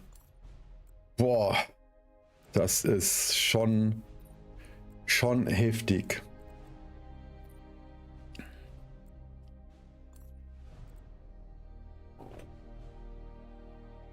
Und wir haben Zeit, das ist es ja. Also sobald nichts mehr resettet wird, braucht man sich über Zeit keine Sorgen machen. Ja, ich weiß, das habe ich jetzt schon so oft gehört. Ja, stimmt. Spielen kannst du aktuell vergessen. Das stimmt. Ich habe es gestern auch gesehen. Wir haben ja gestern nach der CitizenCon nochmal das Spiel angemacht und es hat nicht so funktioniert, wie es funktionieren sollte.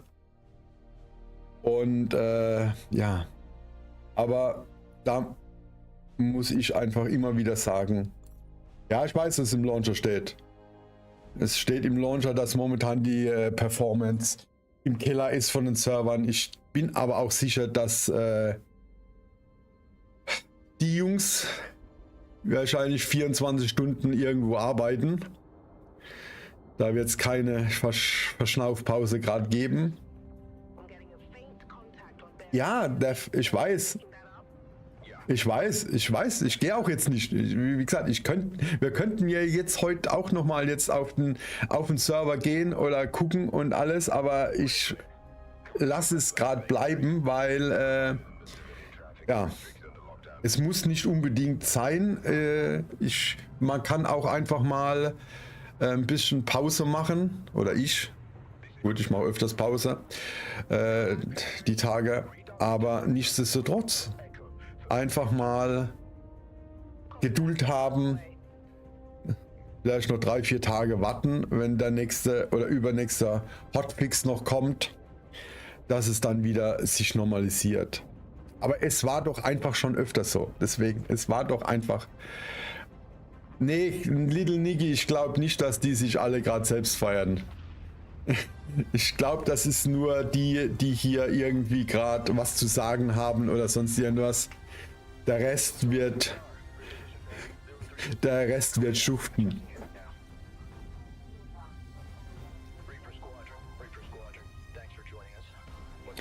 Toto, habe ich schon gesehen, habe ich vorhin auch schon gesehen.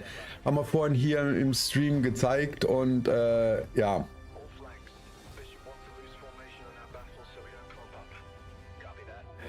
Genau, 279 als nicht Warbound, 249 als Warbound und die Argo CVS 49, das ist okay. Das ist ja das Fahrzeug da. Ja, muss man mal gucken. Wie gesagt, ich war ja jetzt gerade immer noch eher am überlegen, ob ich mir die Zeus hole. Ich muss mal echt gucken. Ich muss nachher irgendwann mal in Ruhe das Ganze anschauen, was kostet und was ich mir irgendwie dann leisten kann. Und da müssen wir erstmal gucken. Ja, Toto, ich glaube auch, also die Zeus ist auch irgendwo für mich das Richtige.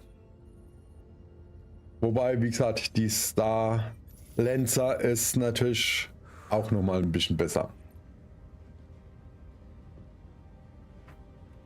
Und Servus Roadrunner.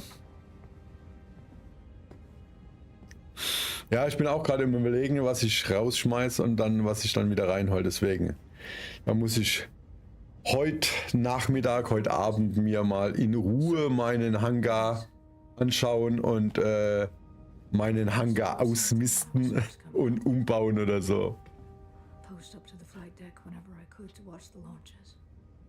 Ja, genau. Alles Raumstation rein. Ja.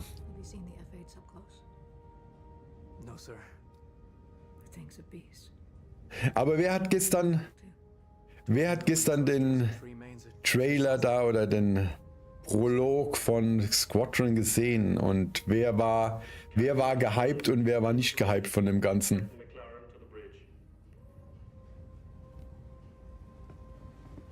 Also ich kam mir irgendwie fast vor wie im Spielfilm, wo ich das Ganze gesehen habe. Nicht wie in einem Spiel. Das war, ja, war schon eine heftige Nummer, das ganze Ding hier. Aber andersrum, es waren sehr viele heftige Sachen dieses Jahr.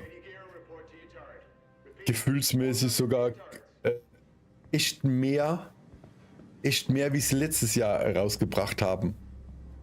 Letztes Jahr haben sie auch einiges rausgebracht, wo ich und auch viele oder für mich alle wahrscheinlich sehr gehypt waren.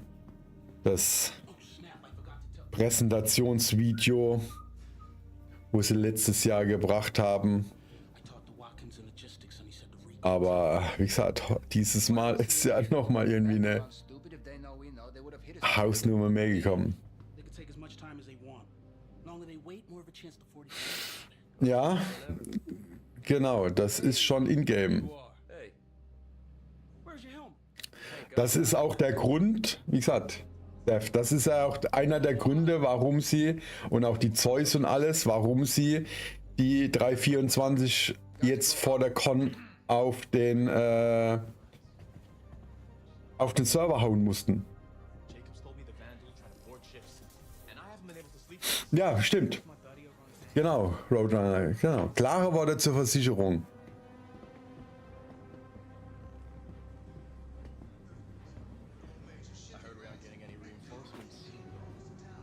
Das heißt, irgendwie ist das Ganze jetzt halt mit LTI und keine Ahnung was irgendwie hinfällig, also so wie der das gesagt hat. Also Schiffe kann man jederzeit immer, wenn man sie gegen Echtgeld gekauft hat, claimen. Also das war ja irgendwie die Aussage, also so habe ich es verstanden. Dementsprechend wäre das Ganze mit LTI 10 Jahre oder sonst irgendwas hinfällig.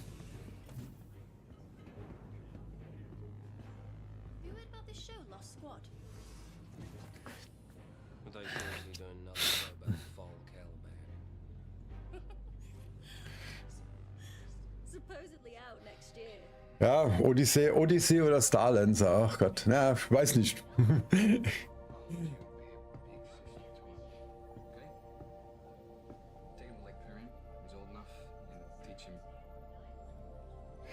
Ja, wir schauen mal. Wie gesagt, ich muss echt sagen, da ist schon wieder einiges. Also das Fahrzeug hier, das Argo-Auto, das werde ich mir auf jeden Fall holen. Ist ja jetzt der Atlas, ist ja auch in-game verfügbar. Das heißt, den kann ich auf jeden Fall mal einschmelzen und ich glaube, da passt dann schon, dass ich mir das Auto dafür hole.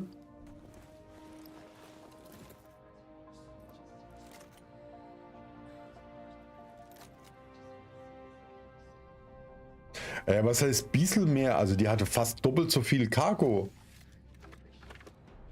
Ja, doppelt so viel Cargo wie die Max.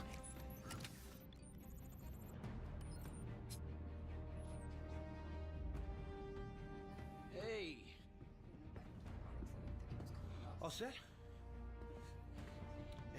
Ja, gut, stimmt, 224 stimmt, dann sind es 100 mehr.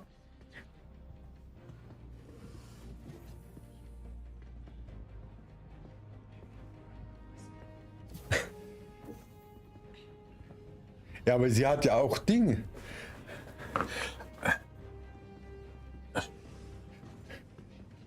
Ja, gut.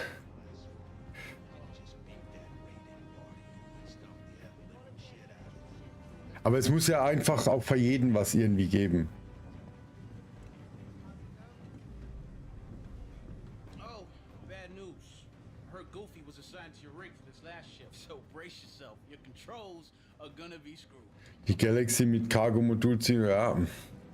Ja, es ist, ich sage ja immer, das ist wahrscheinlich Geschmackssache und jedem das seine, jeder das, was er möchte oder das, was ihm gefällt. Ja.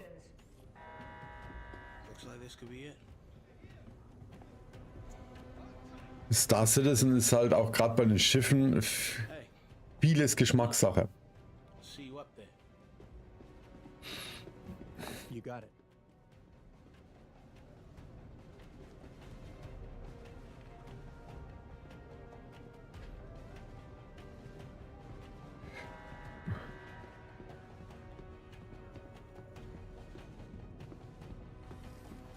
God damn it, Goofy, get the hell out of there. So glad you could join us. I want you calibrated and ready to fire in 5, here?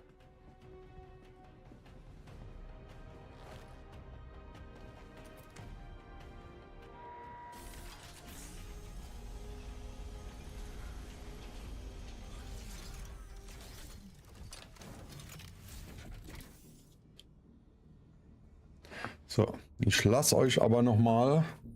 Jetzt hat hier 2 Minuten, 3 Minuten mit dem ganzen Trailer alleine. Ich werde mal kurz mich da wegmachen, das Ganze hier groß machen, dass ihr das seht ein bisschen und dann bin ich mal, wie gesagt, noch mal 5 Minuten schnell weg.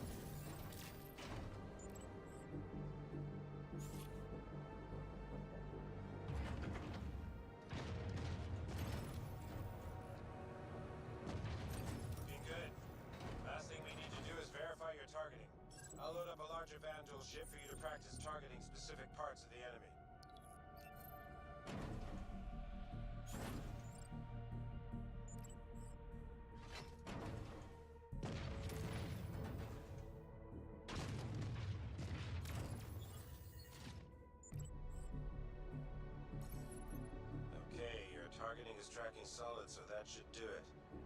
Check any other gunners, and they seem to be up as well. Everyone up? Marcus, test your tilt. System says it's ticking. Moving out, sir. Seems fine to me. Good. All right, people. Eyes open, mouths shut. Any idea what's happening, sir? You covering your sector and staying off comms. At least that's what should be happening. My money's still on the drill. What'd I just say? Sorry, sir.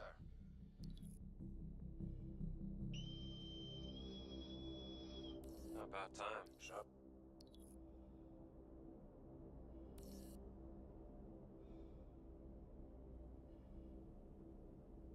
Attention, Second Fleet.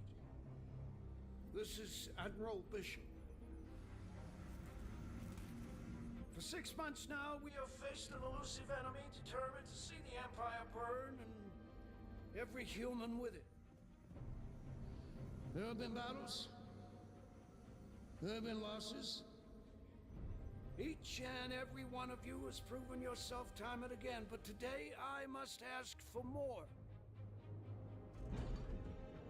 Today, we fight one last battle. Advanced recon indicates the entire Vandal fleet has just entered the system. This means a king ship is headed our way.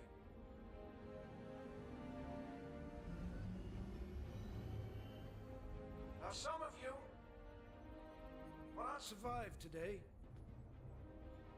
but there will be no time for sorrow. We will have to grieve for them later. Because 2 billion souls in this system hang in the balance. There should be no illusions about what we were up against. In the history of the UEE, a kingship has entered human space a handful of times. Battle of Orion, Siege of Tiber, the fall of Caliban. But we are the Second Fleet. History will remember us differently. We will not have to worry about it being kind, because today we will define ourselves through our actions. We will not lose the system. We will not fall back.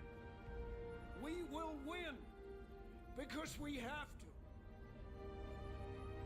We fight today. So in 40 years from now, when you're surrounded by everything and everyone you hold dear, and they ask, what did you do in the Battle of Vega? You can look them in the eye and say, I held the line. Men and women of the Second Fleet,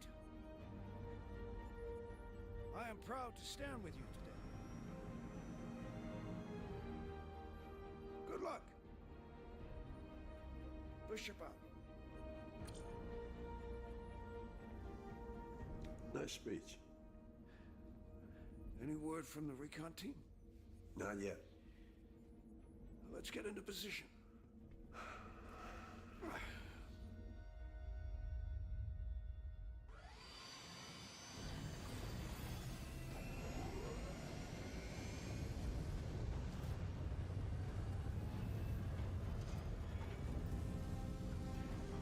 So, da bin ich wieder. Und oh, ich habe gar nicht bin lauter gemacht, das Ganze. Dass ihr es ein bisschen besser hört. Aber ja, gut. So, und dann schauen wir mal. Oh, ich sehe gerade, ja. Irgendjemand, ich glaube, Toto war es bestimmt, hat ja einen Raffle. Ja, Toto hat einen Raffle rausgehauen. Stimmt. Habe ich jetzt auf die Schnelle natürlich auch vergessen. Und ja. Dann haben wir es ja dann doch noch gemacht. Und ich schau mal, wie es aussieht. Guck gerade mal, wie es aussieht, ob Caro irgendwas geschrieben hat oder sonst irgendwas, aber hat nichts. Aber wie gesagt, Caro ist ja dann auch wahrscheinlich auf dem Weg. Das wird wahrscheinlich auch noch ein bisschen dauern, bis da was kommt, weil die sind ja dann auf dem Weg zum Studio. Die haben, da gibt es ja eine Studio-Tour, die heute noch stattfindet. Und ja, da wird es dann heute Abend oder sonst irgendwas auch noch ein paar Infos von ihm geben zu der Studio-Tour und vielleicht wahrscheinlich hoffentlich auch ein paar Bilder von dem Ganzen. Und ja, das wird dann bestimmt auch noch interessant werden.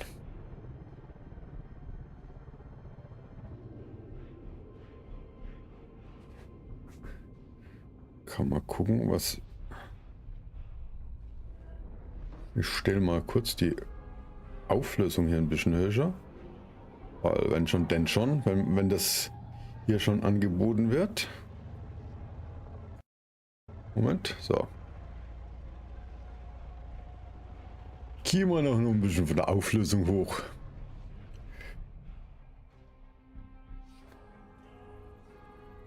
Ein bisschen schärfer wird. Strip safety from the Goliath. We'll have to hit him close. I want him live on launch. So. Dann machen wir jetzt noch mal ein bisschen lauter und ich werde mal ein bisschen weniger reden. Und das Ganze ein wenig genießen hier. Und falls, wie gesagt, falls ihr noch Fragen habt oder sonst irgendwas, haut raus, weil bin ja noch ein bisschen da.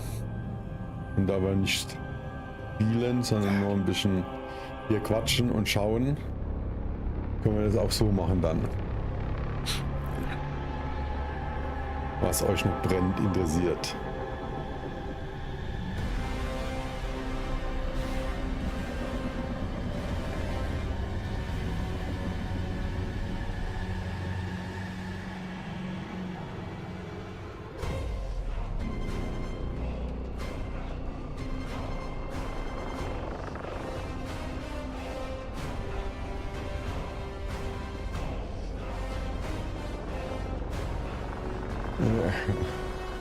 Wahrscheinlich, sobald die Orga genügend Basen gebaut hat und genügend Schiffe gebaut hat, dass man sie erobern kann.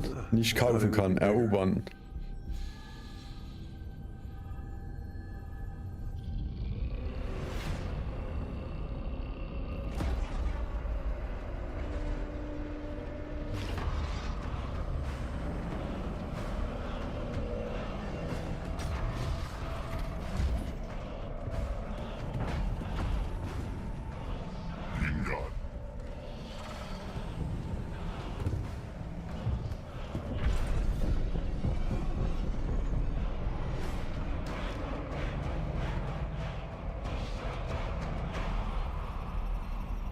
Ship's locked, sir. Fleet's ready. Stand by.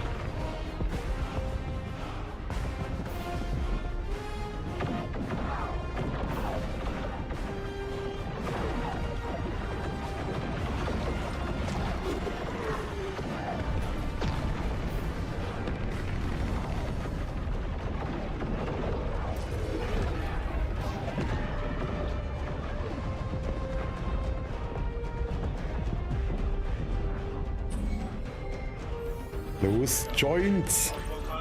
Gib einen Raffle.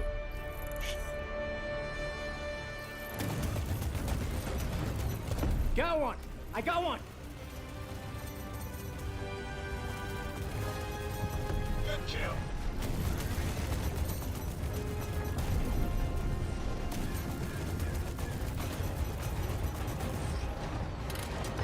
Come on, people, keep up the pressure.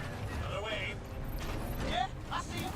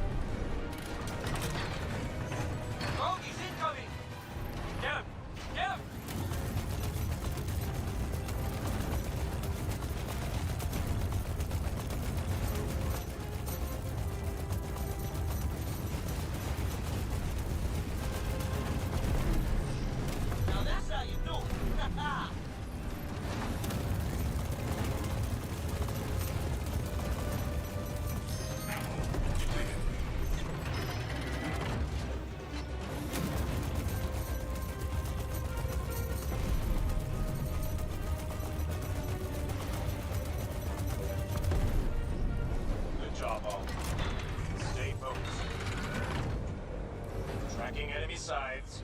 Light him up. On! Woo!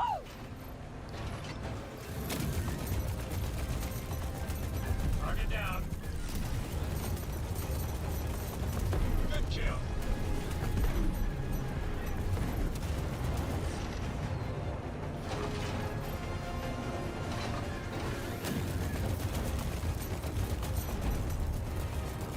Good job, Ethan. Scope's clear. Gauntlet, I got bogeys I can't shake. I need a brush off. You got your pilot. All right, gunners, protect our fighters. Jetzt euch. Hat irgendjemand da das Video, wo jetzt hier online ist, ja nachträglich nochmal aufgenommen worden ist oder gespielt worden ist, hat irgendjemand Unterschiede entdeckt im Ablauf? Vielleicht sieht man später noch was, vielleicht fällt mir später auch irgendwie mal noch was auf. Dass man wirklich sieht, dass es unterschiedliche Spielversionen sind oder an unterschiedlichen Zeiten aufgenommen worden ist. Weil keiner kann ja genau gleich spielen, wenn es gespielt ist.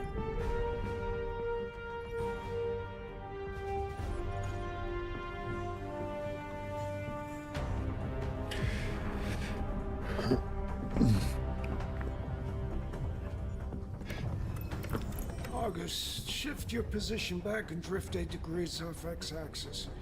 Im FPS nachher auf der Brücke soll das auffallen, okay? Ach stimmt, da wo sie gegen die Wand kämpfen. Stimmt, da müsste es wirklich dann auffallen. Und bis später, Foto. Und ich glaube, wenn wir hier dann das Ganze so gemütlich wie vom Fernseher angucken, werden wir uns noch ein paar Mal wahrscheinlich durch den Mittag durchraffeln.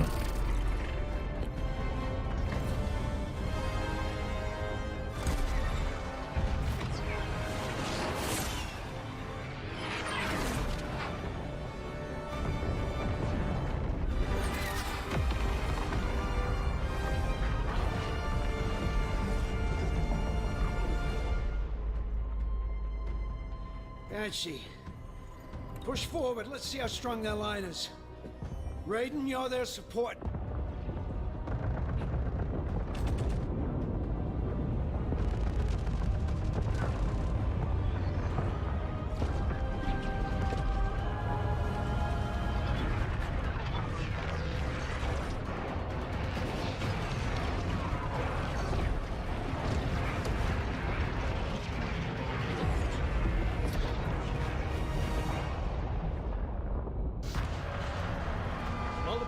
Sir.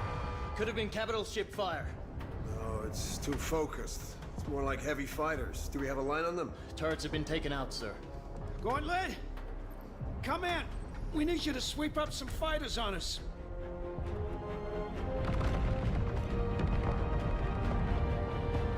On it, sir. Get us in close. Aye, sir. You're up, turret gunners. We're guarding Bishop here. Make me proud.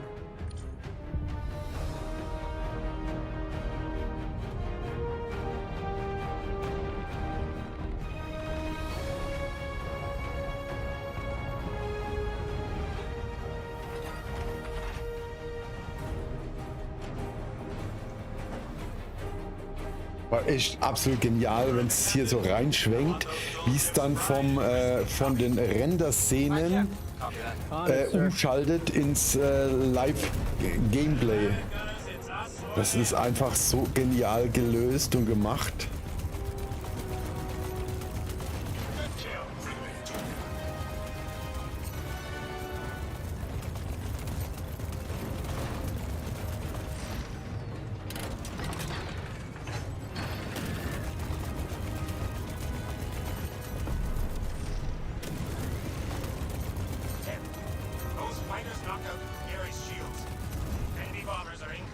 Take them out! Dragon's on!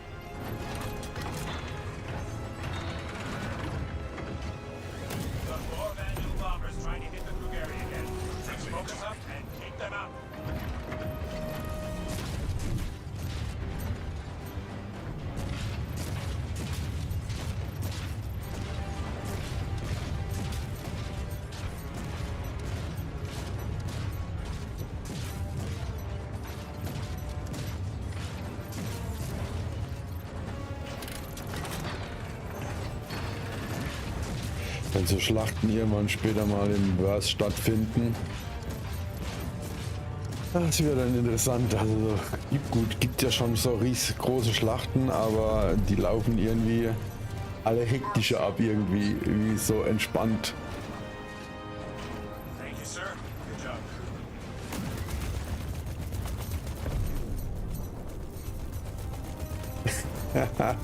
Da könntest du durchaus richtig sein. Aber das ist ja dann gut, wenn es so langsam läuft. Wenn wir nicht mehr so viel Reaktionsding haben. Dann können wir es immer noch trotzdem spielen.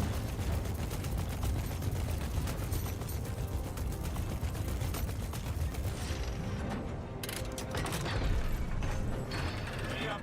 More incoming. I'm picking up glaives. Take him out.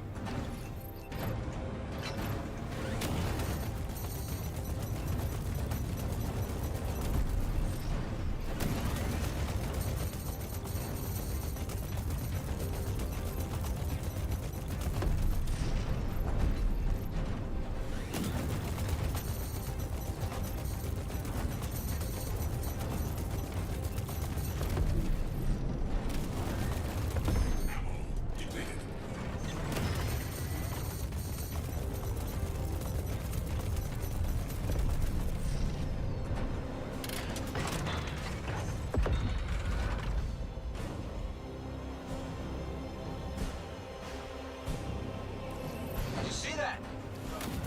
Oh God.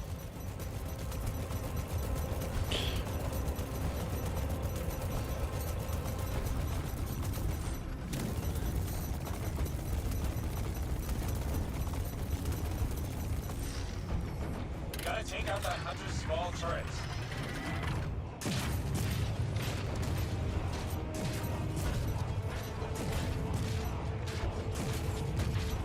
Got another turret.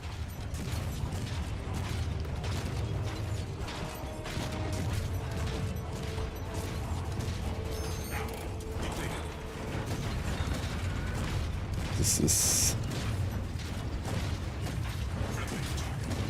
Das sieht einfach so gut aus. Nur was war da jetzt gerade ein Friendly Target?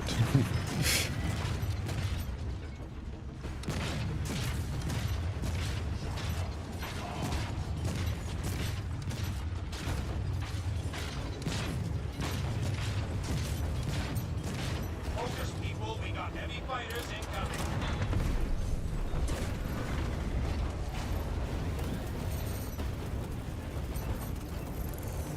There's too many of them. Waste them.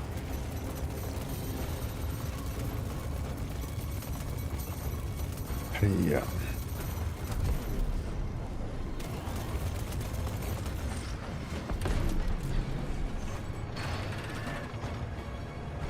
Keep up that fire.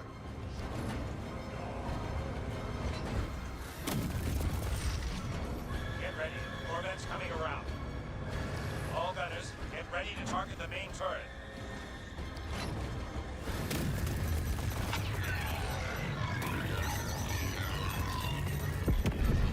Marcus! Is that Marcus? Can anybody see? Open fire. Take out that main turret. One of my guns is down.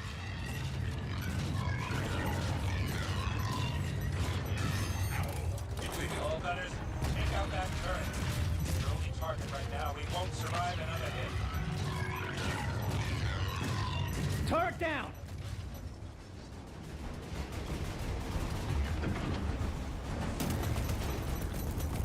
Tracking multiple inbound boarding spikes. Target and eliminate. We should get the hell out of here.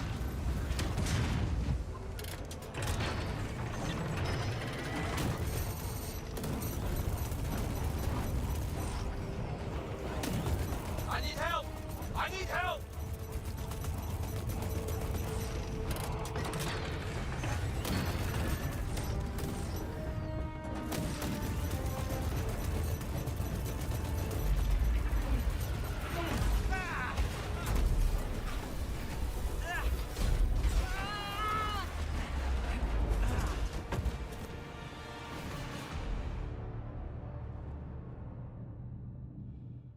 Ja.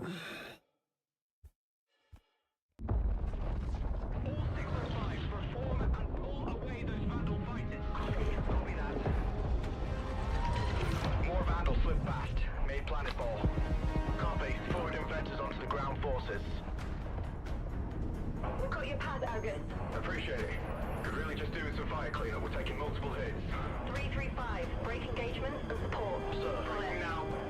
Charging main guns. Prepping for full spread.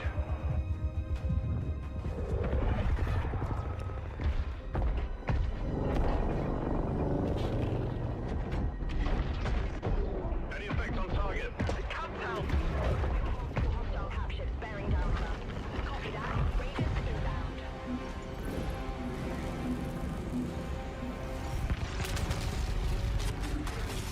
Firing again. Ich glaube, das könnte ich mir gefühlt 100-mal noch anschauen, alles. Getting away a power spike from the King ship.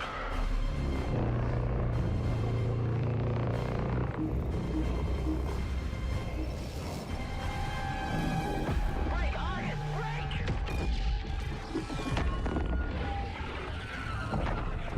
Argus is down. Repeat. Argus is down. Need help! Critical structural damage. Multiple dead! Flight ops. Scramble any available support ships to pick up survivors. This thing is chewing us up, sir. Break engagement with this destroyer. Align for a run on the King ship. Weapons. I'm gonna need you to cook up a firing solution on that King ship. Hit him with everything we got. So, all of our weapons even focused? Have to do something. Right, Mr. Kraus? The Van Duel aren't gonna blow themselves up. Yes, sir. Wait, next time we take a hit, drop our shields an extra 30%. Hear that, Shields? Sir. Navigation. Sir. Adjust heading. 10 degrees port. Aye, sir. Let's get their attention.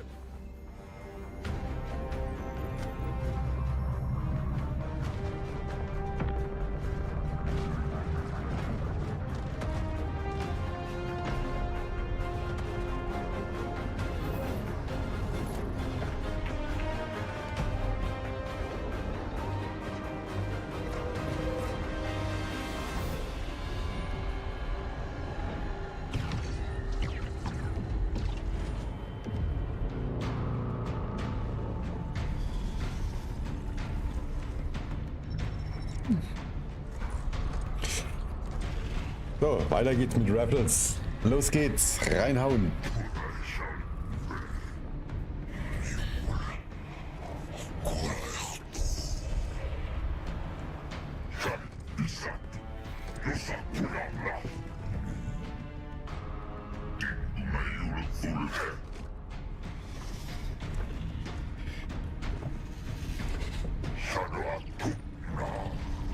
Und ich sehe gerade doch auch einen Unterschied. Bei der Szene, gestern war die Vendul-Sprache und die Übersetzung übereinander. Und jetzt wird es in Vendul angezeigt und danach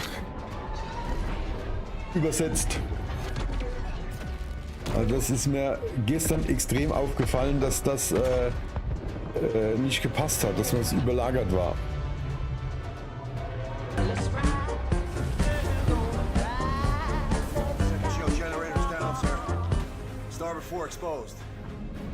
Und Diplo, da vielen Dank für die 23 Monate. Das sind auch schon fast 2 Jahre. Danke dir. Wow, das ist genial. Danke. Danke dir vielmals.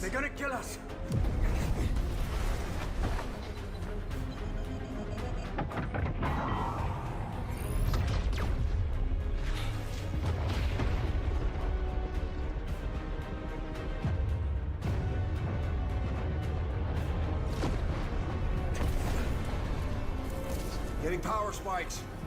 And charging up the main gun. I guess you got their attention.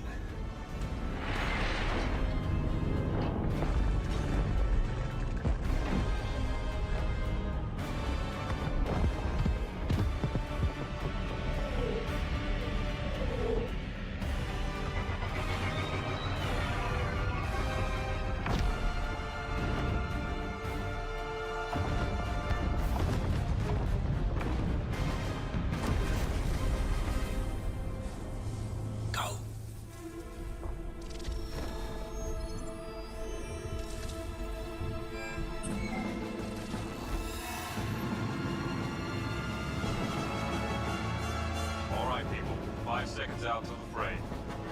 Form up, Cal. You got point. Geht's mit euch? Copy that. Tally's on me.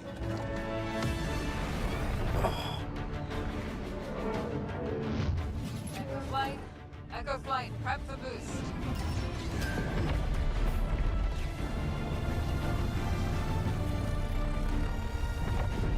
Servus Maurus.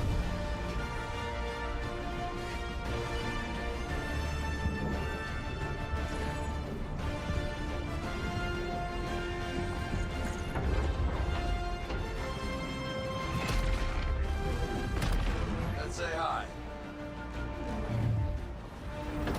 All copy. Talks at the ready. Stand by for lock. Da war gestern dann der zweite Crash. Ready up, people. Enemy Victor's inbound. Copy, Doug. You can cover, I can make a run at that shield, Jenny. Persönliches Highlight eigentlich wirklich der heutige Tag. Also das Base Building hat alles, muss ich sagen, in den Schatten gestellt. Weil das ist ja für mich persönlich das absolut Beste. All echoes, stay on the ball. Light 'em up.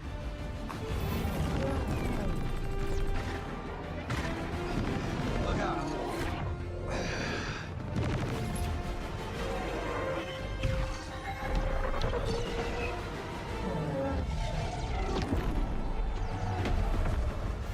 Cal, I don't think your ship's got the firepower to take that emitter out.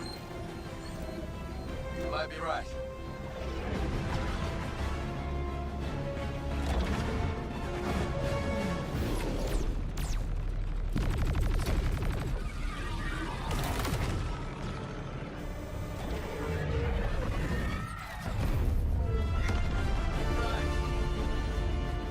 Shield soften up.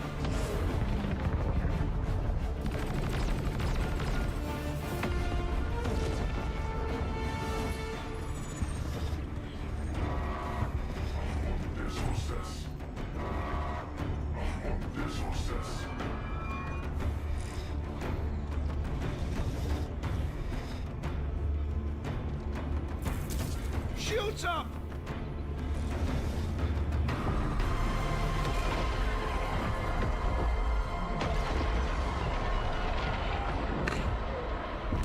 Ja.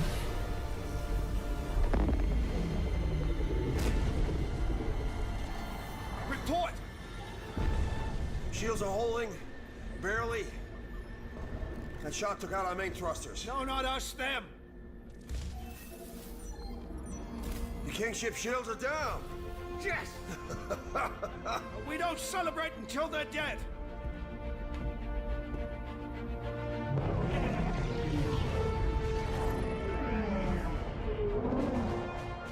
Hit him.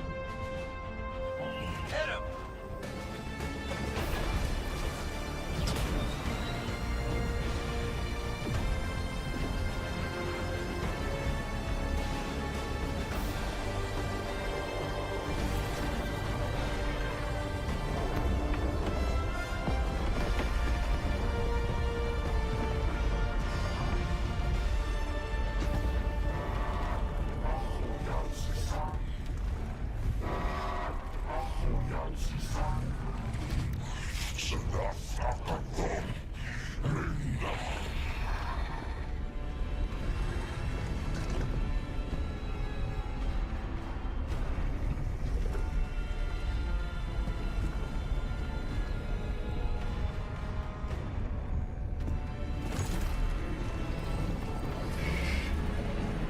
Ja, weiß nicht.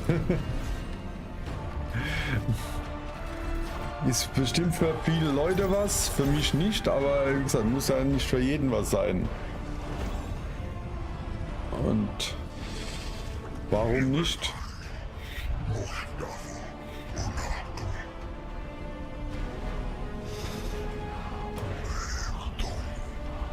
Ja, könnte durchaus sein.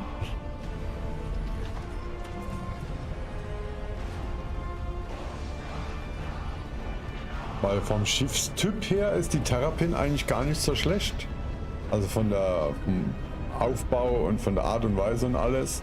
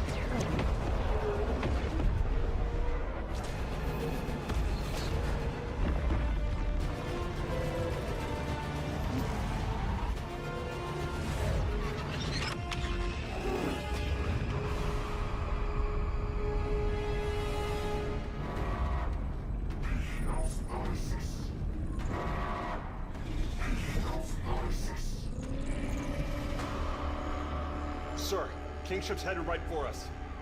Can we evade? Shot took out the main thruster, sir. I'm trying to get the auxiliaries online. Getting a rapid increase in the Kingship's energy signature. Looks like they're trying to go critical. Even if we dodge, we won't get clear of the blast range on auxiliary alone. Attention, fleet. This is Admiral Bishop. You are ordered to immediately withdraw. I repeat, withdraw. All non-essential personnel are dismissed to abandon ship.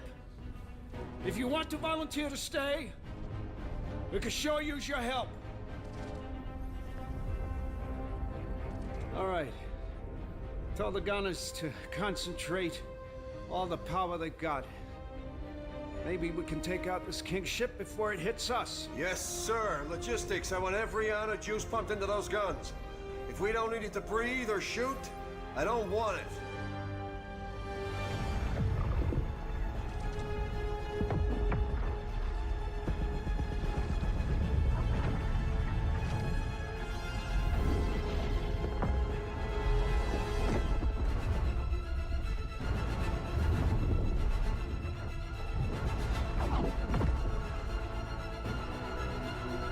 Ist auch wieder so der Übergang jetzt vom Gerenderten ins Ding. Das ist einfach schon sehr, sehr nice gemacht.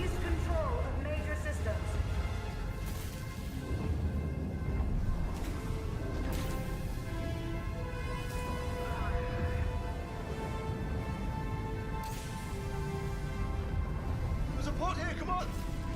Go, go, go! Und jetzt sind wir im Spiel drin. Come on, come on!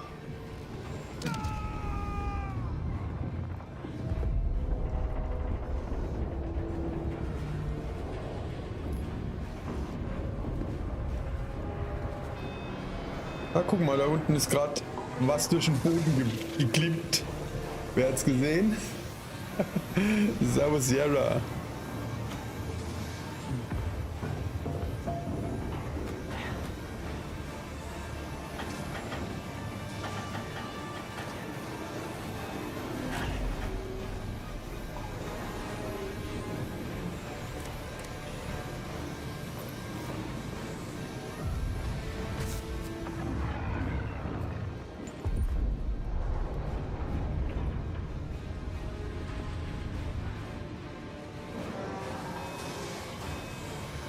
I think I can crouch under that.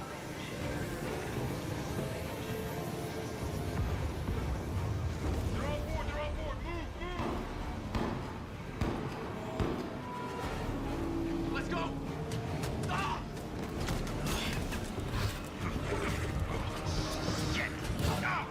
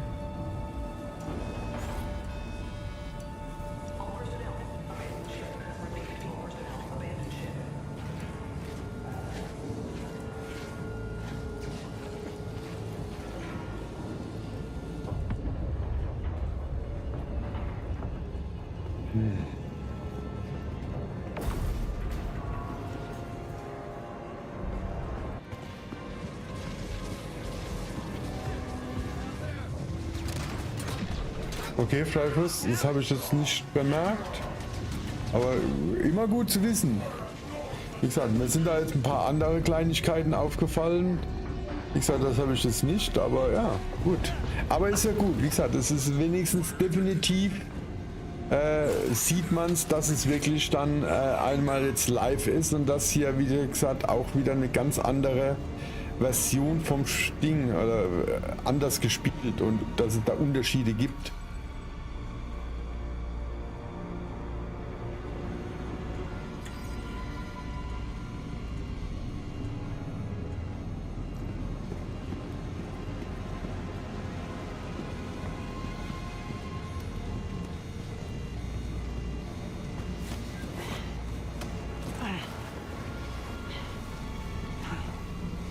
Wie gesagt, da sieht man auch, wie gesagt, es sind immer noch auch überall ein paar Clipping-Fehler drin oder sonst irgendwas.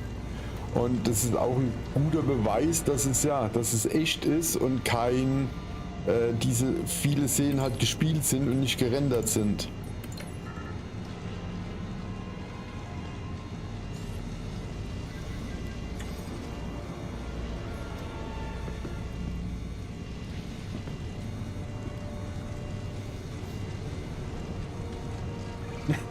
Da guck mal, alles gut. Alles gut.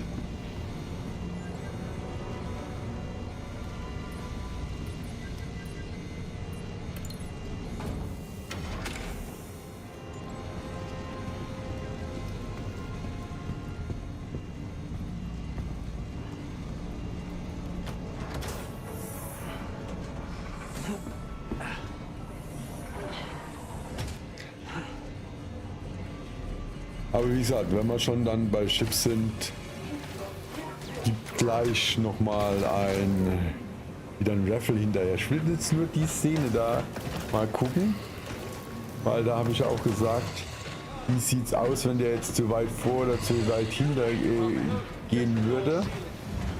Deswegen will ich das jetzt gerade mal gucken, wie er da steht.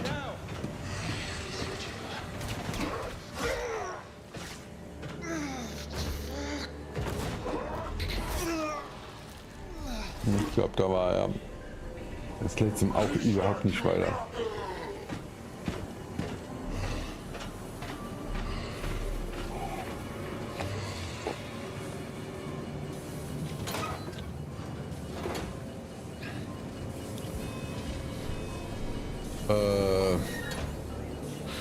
Schwere Frage. Also viele Szenen sind natürlich vorher schon gerendert und alles. Man sieht ja dann was in-game ist oder so.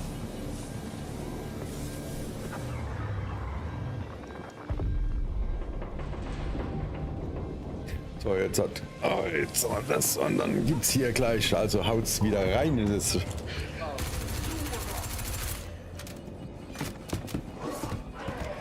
Okay, das war genauso das letzte Mal. Okay, aber ich glaube, das war dann wahrscheinlich nötig, weil er das mit dem Treten kommen musste zum Üben.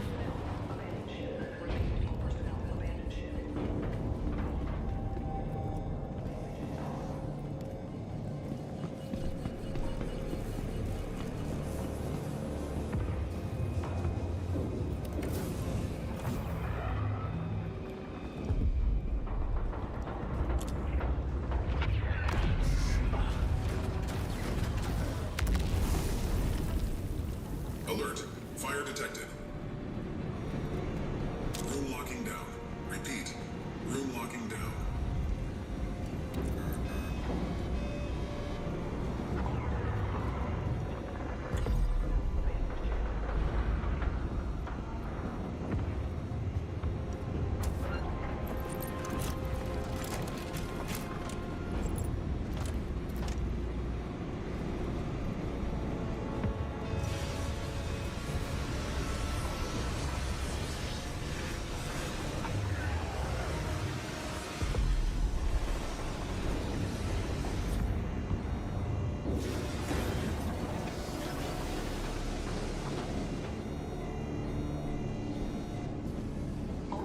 Okay, irgendwie an Feuerlöscher konnte ich mich jetzt gerade gar nicht erinnern. Aber der muss ja da gewesen sein.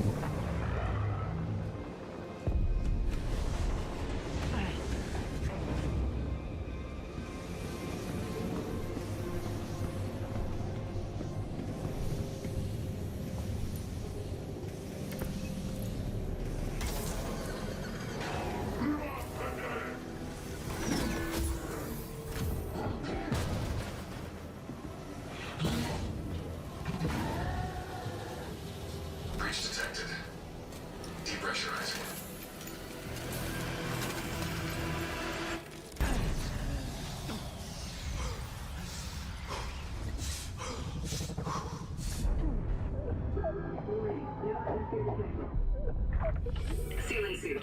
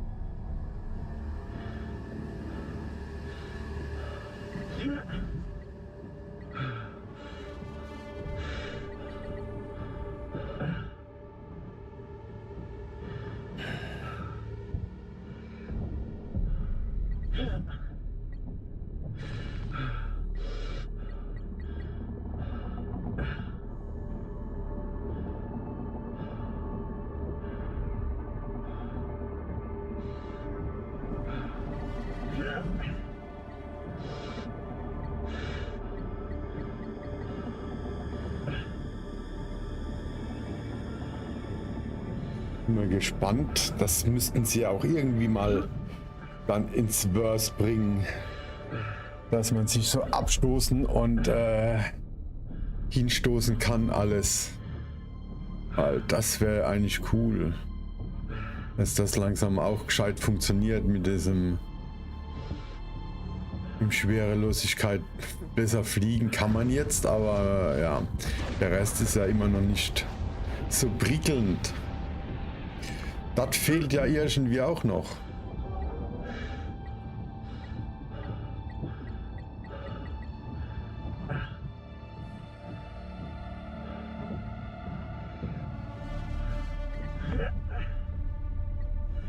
Und da stellt sich mir jetzt auch gerade die Frage, ist das dann vorgerendert, so wie der sich bewegt? Das heißt, dass man nur noch die Punkte hier dann anpeilen muss? Oder kann man sich da auch, oder könnte man sich da auch irgendwie frei bewegen?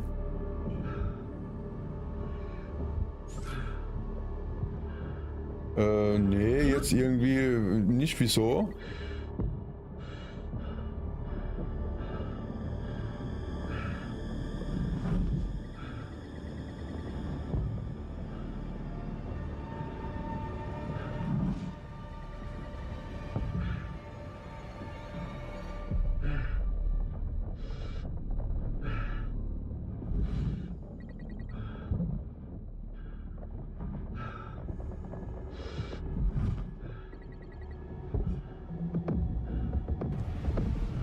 Wie man sieht, also es sind hier immer feste Punkte, die er anpeilt. Überall anders hier geht's nicht und dann gibt es hier einen Punkt, da geht's.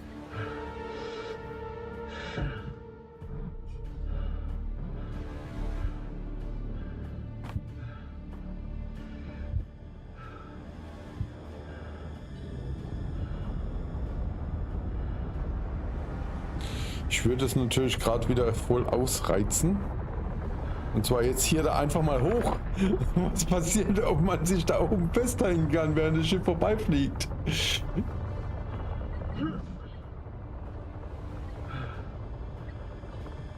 Ja, genau. Klar.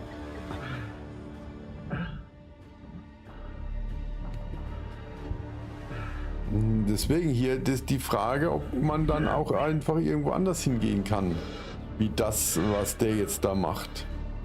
Hatte ich, glaube ich, gestern schon gefragt.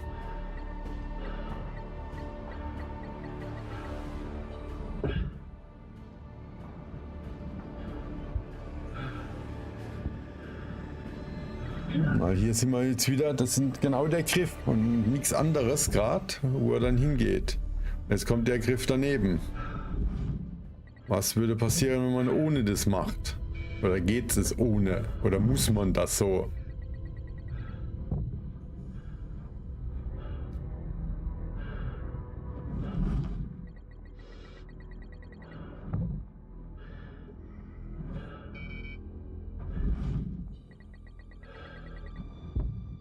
Warning, oxygen low.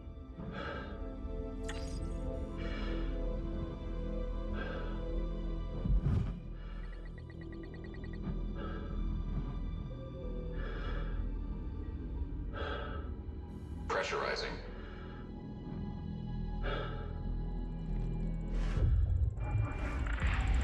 Pressurized. Gravity online.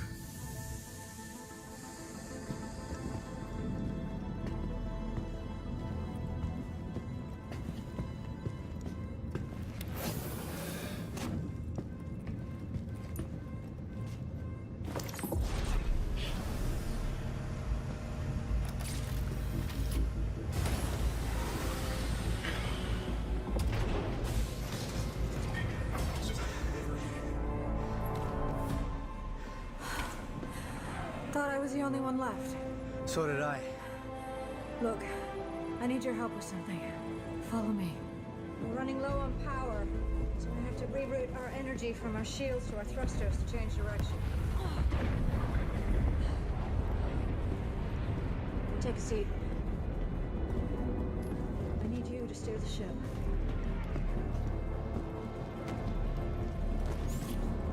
Time for your first piloting lesson.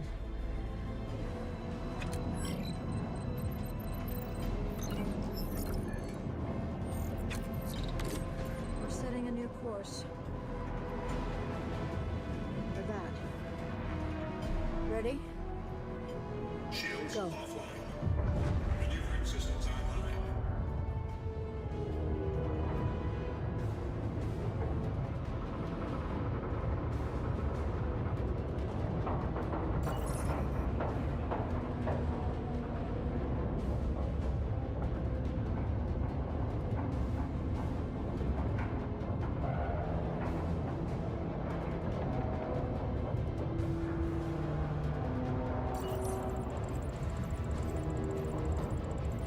Come on!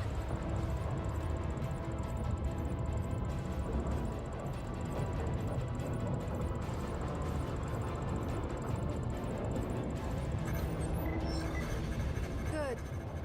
Good. Hold that. Shifting power back to shields.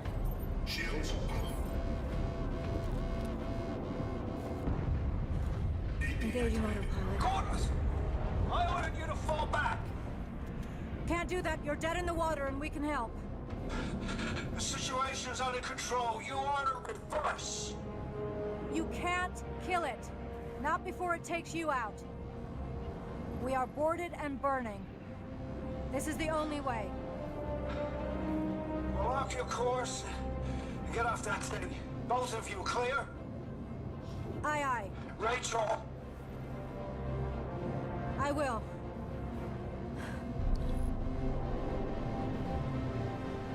Damn it.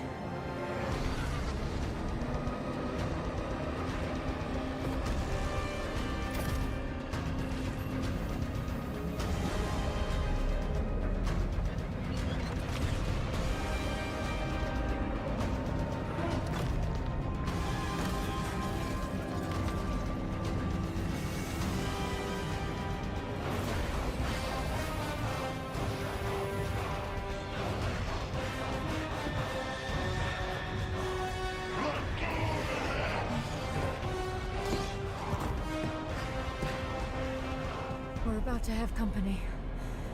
I've got to try and divert as much energy as I can to the engines. So I'm gonna need you to hold them off.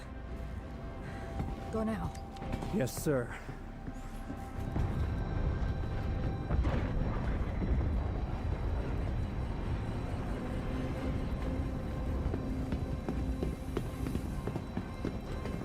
Life support and lag are offline. Disabling safeties on the reactor to boost some extra juice. Here they come!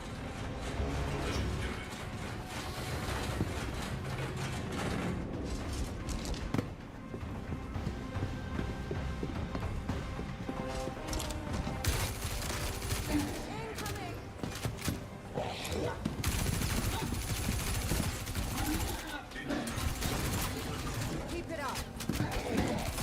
Another breach!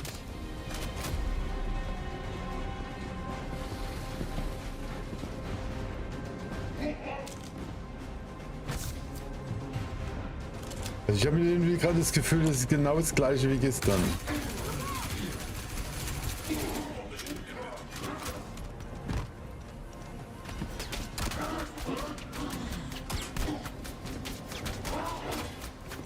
We're doing good. We've got more tool coming!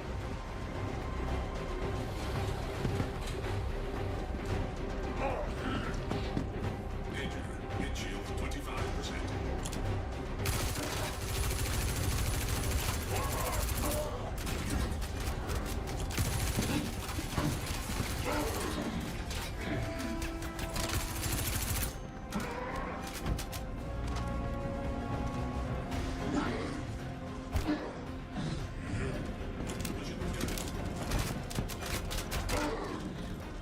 Nice work. Nee, stimmt. Jetzt hast du recht, stark. Bitte. Jetzt war es anders zum Schluss. Der Wendul, der hier halb in der Tür war, das war das letzte Mal nicht. Das war jetzt schon echt anders. The escape pod door is jacked. I need you to manually override the door.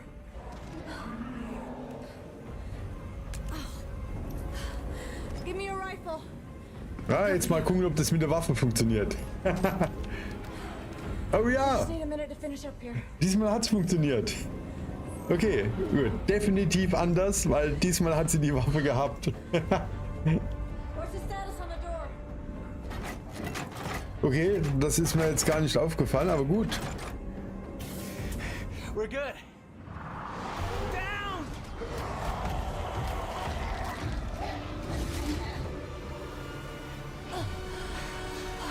Captain, Ja, genau. Ist nicht hingefilmt. Und das war gestern auch nicht, das hat gefehlt.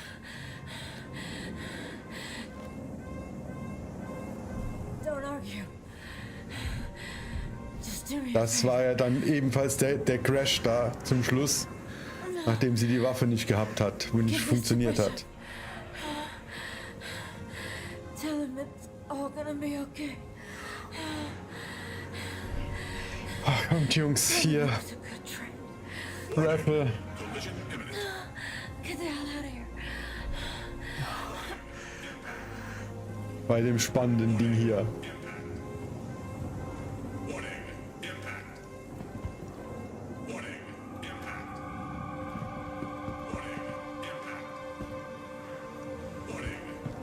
Ja, das hat alles ja gefehlt.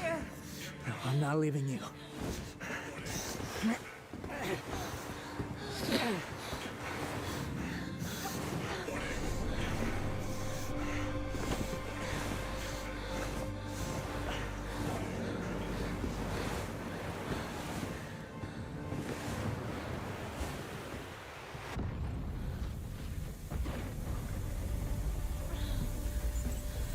Steam, ja, so halbwegs.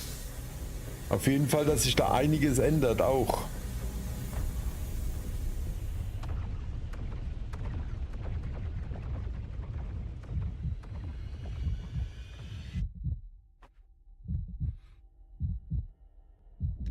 Aber da kommen wir gleich nochmal I do solemnly zu allem. pledge, mind and body, I will defend the Empire with my life.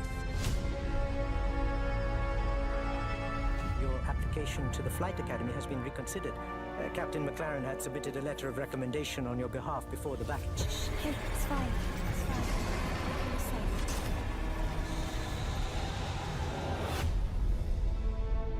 We may be a small crew, but the work we do matters. Welcome to the Stanton. I'm Eugene Morrow. I'm Petty Officer Webster, Chief Mechanic. This will be your new home. We got you flying with Lieutenant Commander Colton. He's one of our best. Sir, Who the hell are you? I'm your new wingman, sir. The name's You want me to learn your name? Live long enough for me to care. Baron Actual. You're clear to launch. Launching in 3, 2, 1.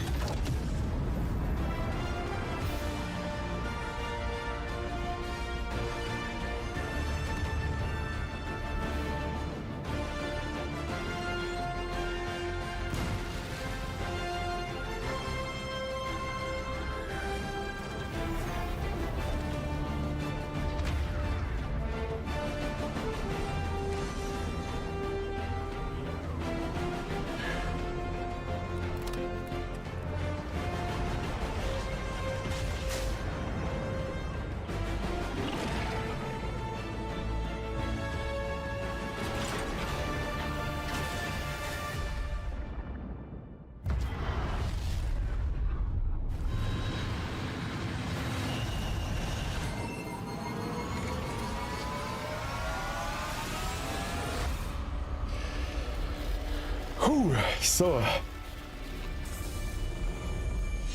Ja. Also 2,26. Und ja, dementsprechend jetzt gleich die, weiß nicht, ob es die passende Antwort ist, aber ich denke, die Antwort erstmal hier oben mit der Versicherung gucken wir gleich mal. Oder sage ich gleich mal. Aber mit dem, warum es noch 2 Jahre dauert, es ist fertig, aber man hat jetzt auch wieder gesehen, es sind immer noch Fehler drin und die wollen sie garantiert rausmachen. Und so wie ich die Chris Roberts kenne, will er garantiert kein Spiel nach so langer Zeit rausbringen, das da noch Fehler hat. Und ich denke, die reizen die Zeit jetzt voll auf, um wirklich alles an Fehlern zu beheben und zu perfektionieren. Also das ist meine Meinung, warum es dann doch noch so lang dauert. Weil, ja, wenn es dann mal mit Fehler rauskommen würde oder größere Fehler oder irgendwas hätte, dann wäre der Shitstorm nach so langer Zeit extrem. Ich glaube, das wollen sie einfach umgehen. Und Sentinel, nein, sorry. Nein, sorry, ich stream heute Abend nicht mehr. Ich glaube, es wird auch jetzt demnächst dann hier gleich Schluss sein, weil ich bin jetzt schon wieder 6 Stunden, gestern waren es über 13 Stunden und wie gesagt, heute sind es wieder 6 Stunden und das sind dann gestern und heute 20 Stunden. Und ja, ich glaube, wenn ich noch länger mache, wird mich irgendwann auch meine Frau lynchen. Und deswegen, und mein Kreuz meint auch, es wird langsam Zeit. Aber das Ding ist ja, morgen geht es ja weiter. Morgen ist ja Montag, morgen ist ja mein normaler Streamtag für Once Human. Das heißt, wir schauen morgen dann in Once Human vorbei. Und dann gibt es erstmal Pause. Dann gibt es erstmal Pause der Rest der Woche. Nein, ich glaube, ins Guinness-Buch der Rekorde will ich gar nicht kommen, weil da sind garantiert andere drin mit ganz, ganz, ganz verrückten Streamzeiten und alles. Nee, das will ich gar nicht. Nee. So, genau. Also das wäre das Erste. Und das Zweite war mit den Versicherungen. Ja, also mit den Versicherungen, das wird sich wahrscheinlich auch, ich muss auch jetzt mal kurz die Ohrstöpsel daraus nehmen. Da wird es auch einiges an Veränderungen geben. Und zwar, ja, im Endeffekt gibt es verschiedene Stufen, also auch wieder Tier 1, Tier 2, Tier 3 Stufen von Versicherungen, die dementsprechend teurer werden, aber die dementsprechend aber auch in-game sind. Das heißt, In-game-Versicherung, das heißt, man kauft sich eine Versicherung, einmal fürs Schiff, einmal für das Zeug, was drin ist und einmal noch irgendwo für die Ladung, die man hat. Und je nachdem, was für eine Versicherung, das man dann abgeschlossen hat, bekommt man die Sachen zurück. Und was halt ist, was jetzt wohl kommt, ist, dass auf jeden Fall alle Schiffe, die gegen Echtgeld gekauft worden sind, immer eine Versicherung haben. Ja, nee, Steam, genau, das ist es. Alle Schiffe, die gegen Echtgeld gekauft werden sind, sollen eine dauerhafte Versicherung haben. Und Sentinel, alles klar. Dann dir einen schönen Abend. Also wie gesagt, das war eigentlich die Aussage. Wie gesagt, was sie jetzt damit machen wollen, dass ja Schiffe 6 Monate, 12 Monate, 10 Jahre LTI haben, wie das dann ist. Ja, genau, Versicherung, Garantie. Und wie gesagt, und alle Schiffe sollen gegen Echtgeld sollen eine Versicherung und Garantie haben, immer, ewig. Und ja, keine Ahnung. Ja, genau, es wurde nicht explizit gesagt, aber ja, im Endeffekt hieß es, Echtgeld gekaufte Schiffe haben das. Ja, wie gesagt, wir werden es mal abwarten. Und wenn nicht, und wie gesagt, wenn es wirklich so sein sollte, dass es weiterhin so ist, dass nach 6 Monaten die kostenlose ist, dann wird es halt dann so sein, dass man, wie gesagt, in-game immer noch dann seine normale Versicherung abschließen muss. Die Reacted Items, keine Ahnung, ich weiß es auch nicht. Ich habe mir das noch nicht gekauft und es ist auch nirgends irgendwie gepostet worden, aktuell, was es ist. Also jedenfalls wurde mir auch nichts zugetragen bisher. Wir lassen uns überraschen. Wie gesagt, der Input von den letzten 2 Tagen war sehr, sehr viel und ich glaube, da muss man echt mal noch ein wenig Ruhe reinkommen lassen und die ganzen Infos dann aufarbeiten, was da wirklich jetzt gesagt worden ist und was dann wie, wann, wo, warum und weshalb kommt und alles. Also das ist, ja, Sache, der Input von den letzten 24 Stunden war schon extrem. Aber wie gesagt, wir lassen uns einfach mal überraschen wieder, wie immer. Werden die Tage mal abwarten, was jetzt an Hotfixes noch an Hotfixes kommt, damit der Live-Server oder die Live-Server hoffentlich bald wieder rund laufen. Und dann als nächstes noch, schauen wir mal noch, ja, was dann alles an Infos, die sie rausgehauen haben, noch ein bisschen alles analysieren genau.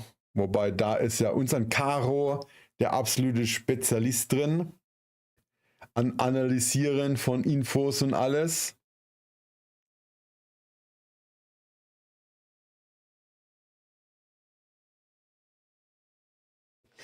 Was, ein 8x8 Kilometer Claim? Ja, also da sind wir wieder bei dem Claim, hieß es eigentlich wieder, dass man gerade mit dem Hover-Ding, was man da gesehen hat, beim kleinsten, irgendwo hinfliegen kann, sich eine Stelle suchen kann und das Ganze gegen In-Game UEC kaufen kann. Also da hieß es nicht, dass man den Claim vorher kaufen muss gegen Geld, wie es bisher war. Ja, das Hammerteil. Das wäre natürlich noch heißer. Da würde ich mir gleich wahrscheinlich 10 von den Packs kaufen. Nein. Nein, wir schauen mal. Also ich denke, es wird was Nettes sein, aber ich glaube nicht, dass es so irgendwas extrem Großes, Teures oder sonst was wird. Ja. Und wie gesagt, das Claim hieß es, dass man es gegen Ingame USC kaufen kann. Ja, und dann schauen wir mal, wie es dann wird. So, aber nichtsdestotrotz werde ich jetzt einen Link, wo die Ingame, warte mal, Moment. Du meinst aber auch schon die Sachen, die es da wo noch nicht drin stehen? Moment, ich guck mal.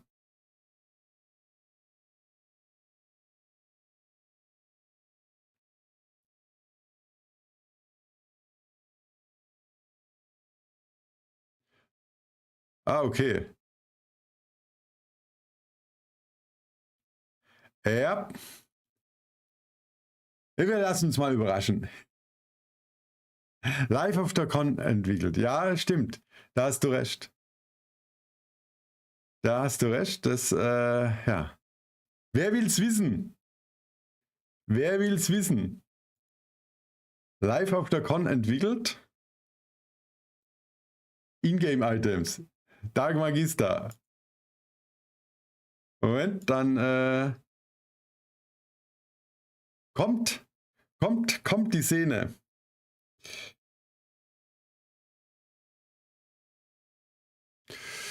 Kommt die Szene, Moment. Muss gerade den Browser wieder umschalten.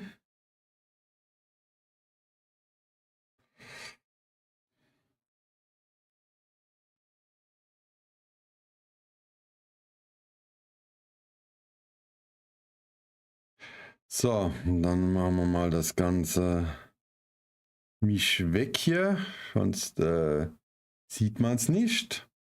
So, also dann, let's go. Machen wir mal einen Ton, hört man sowieso nicht gescheit. Aber das ist das dann wahrscheinlich, um das es geht. Live auf der Con entwickelt.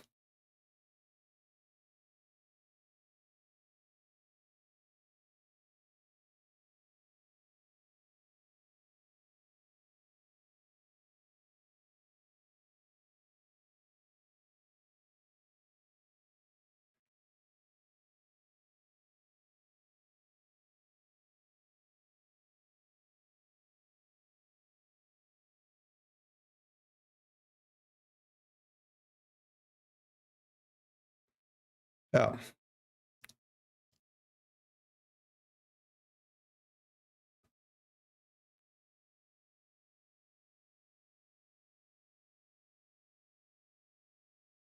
Schädel, da hinten sieht man auch nochmal irgendeine Figur auf dem Monitor.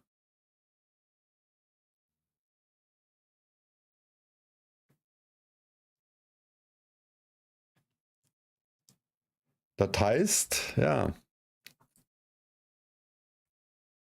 da habt ihr es dann gesehen, was da in dem Pack dann drin ist. Also es sind dann, so wie es aussieht, kleine Souvenirs, die man irgendwo in den Hangar oder sonst wo hinstellen kann.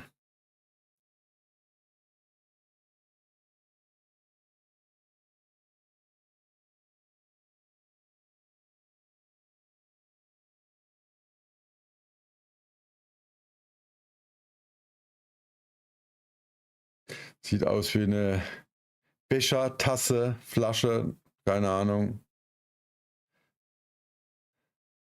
Nee, irgendwie ist da gerade, ich weiß auch nicht warum, funktioniert da gerade kein Sound oder so. Ah, doch, jetzt. Oh, very nice. Moment. Very cool. Thank you very much. Amazing. Ooh. Right, let's see what else we've got here. Sorry. Turn that off again. Aber jetzt sind wir wieder vorbei. Dann warte mal, dann machen wir das Ganze noch mal kurz. JRDF, nice. Very fun. So. Hello there. Can I ask you what you're making? That looks familiar. It looks like somewhat like a sandworm in the form of. Is it supposed to be a mini sandworm or is it more like a fruit? It does look like I'll show you. But it is a plushie sandworm. It is a plushie? Yeah. That is very cool. If you pick it up. Oh, yeah. Oh, nice. Jiggle physics. Very nice. And can I... Does this mean that were you responsible for the original sandworm and you just made this for fun? Or is this just a fun job for you today? So I would like refer every question about the sandworm to Tom because he was the one who gave me the task. Okay. So I'm just making a plushie. You're just doing a plushie. You don't want to be asked to do. What are you making? What are you doing? I'm doing Vandal's car. Vandal, is this one we'll see behind you? That's very cool. That's not a plushie though. That's not going to be a plushie though. That's an actual skull you've made. Ja, irgendwie ein bisschen schlechte Qualität. Aber ihr habt es gesehen, wie gesagt, um das geht's. Und das sind die wahrscheinlich dann die Sachen, die hier in dem Paket dann noch drin sind. Gut, so, aber die Zeit schreitet voran und mein Allerwertester fragt langsam nach einer Pause. Und ja, das werden wir jetzt auch machen. Wie gesagt, dementsprechend werde ich mich jetzt endgültig dann auch für heute von euch verabschieden. Wie gesagt, normalerweise bin ich ja eigentlich ab jetzt satt bis irgendwo Mitternacht da. Aber da wir heute Morgen schon gemacht haben und da wir gestern so lang gemacht haben, werde ich mir jetzt eine Pause gönnen und ja, werde mich von euch verabschieden und sage dann noch für euch ein schönes, ruhiges Wochenende euch. Wir sehen uns morgen Abend hier im Stream wieder. Vielleicht ist dann morgen auch schon einiges an Info von Caro da. Das wird bestimmt auch interessant, weil der dürfte jetzt um die Uhrzeit im Studio in Manchester sein und mit einer Studiotour. Und da wird er bestimmt auch das eine oder andere Bildchen noch machen und zeigen und tun und alles. Davon wird es bestimmt, wenn es möglich ist, dann auch ein Video geben. Und ansonsten gibt es natürlich auch ein großes Video von all dem, was auf der Con passiert ist. Wie gesagt, einiges haben wir ja schon hier gesehen, gezeigt, angeschaut und alles. Und ja, wir werden aber trotzdem dann, oder vielmehr das Ganze wird es dann in guter Qualität geben und alles. Und ja. Und weil es einfach so schön passt dann auch, wir werden dann rüberreden einfach, ich mache es ganz einfach zur Loge und ja, da könnt ihr dann noch ein bisschen weiter gucken und noch ein paar Chips und alles bekommen und ja, auch ein paar Drops für Wonsumen und euch einstimmen, wie gesagt, für morgen auf Wonsumen. Da schauen wir dann mal, wie es aussieht. So, und jetzt hat, wie gesagt, oh, warte mal, stopp. Oh Gott, ich sehe gerade was. Ich muss noch eins machen. Ich muss noch echt eins machen. Aber ich kann es vergessen. Das hier.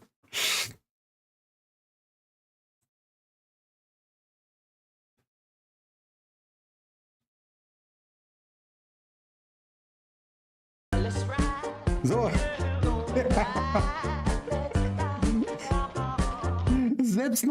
Selbst noch abonnieren. Ich habe mich eben schon gewundert, warum bei mir auf dem Loge-Kanal, auf dem Karolinger Kanal Werbung kommt.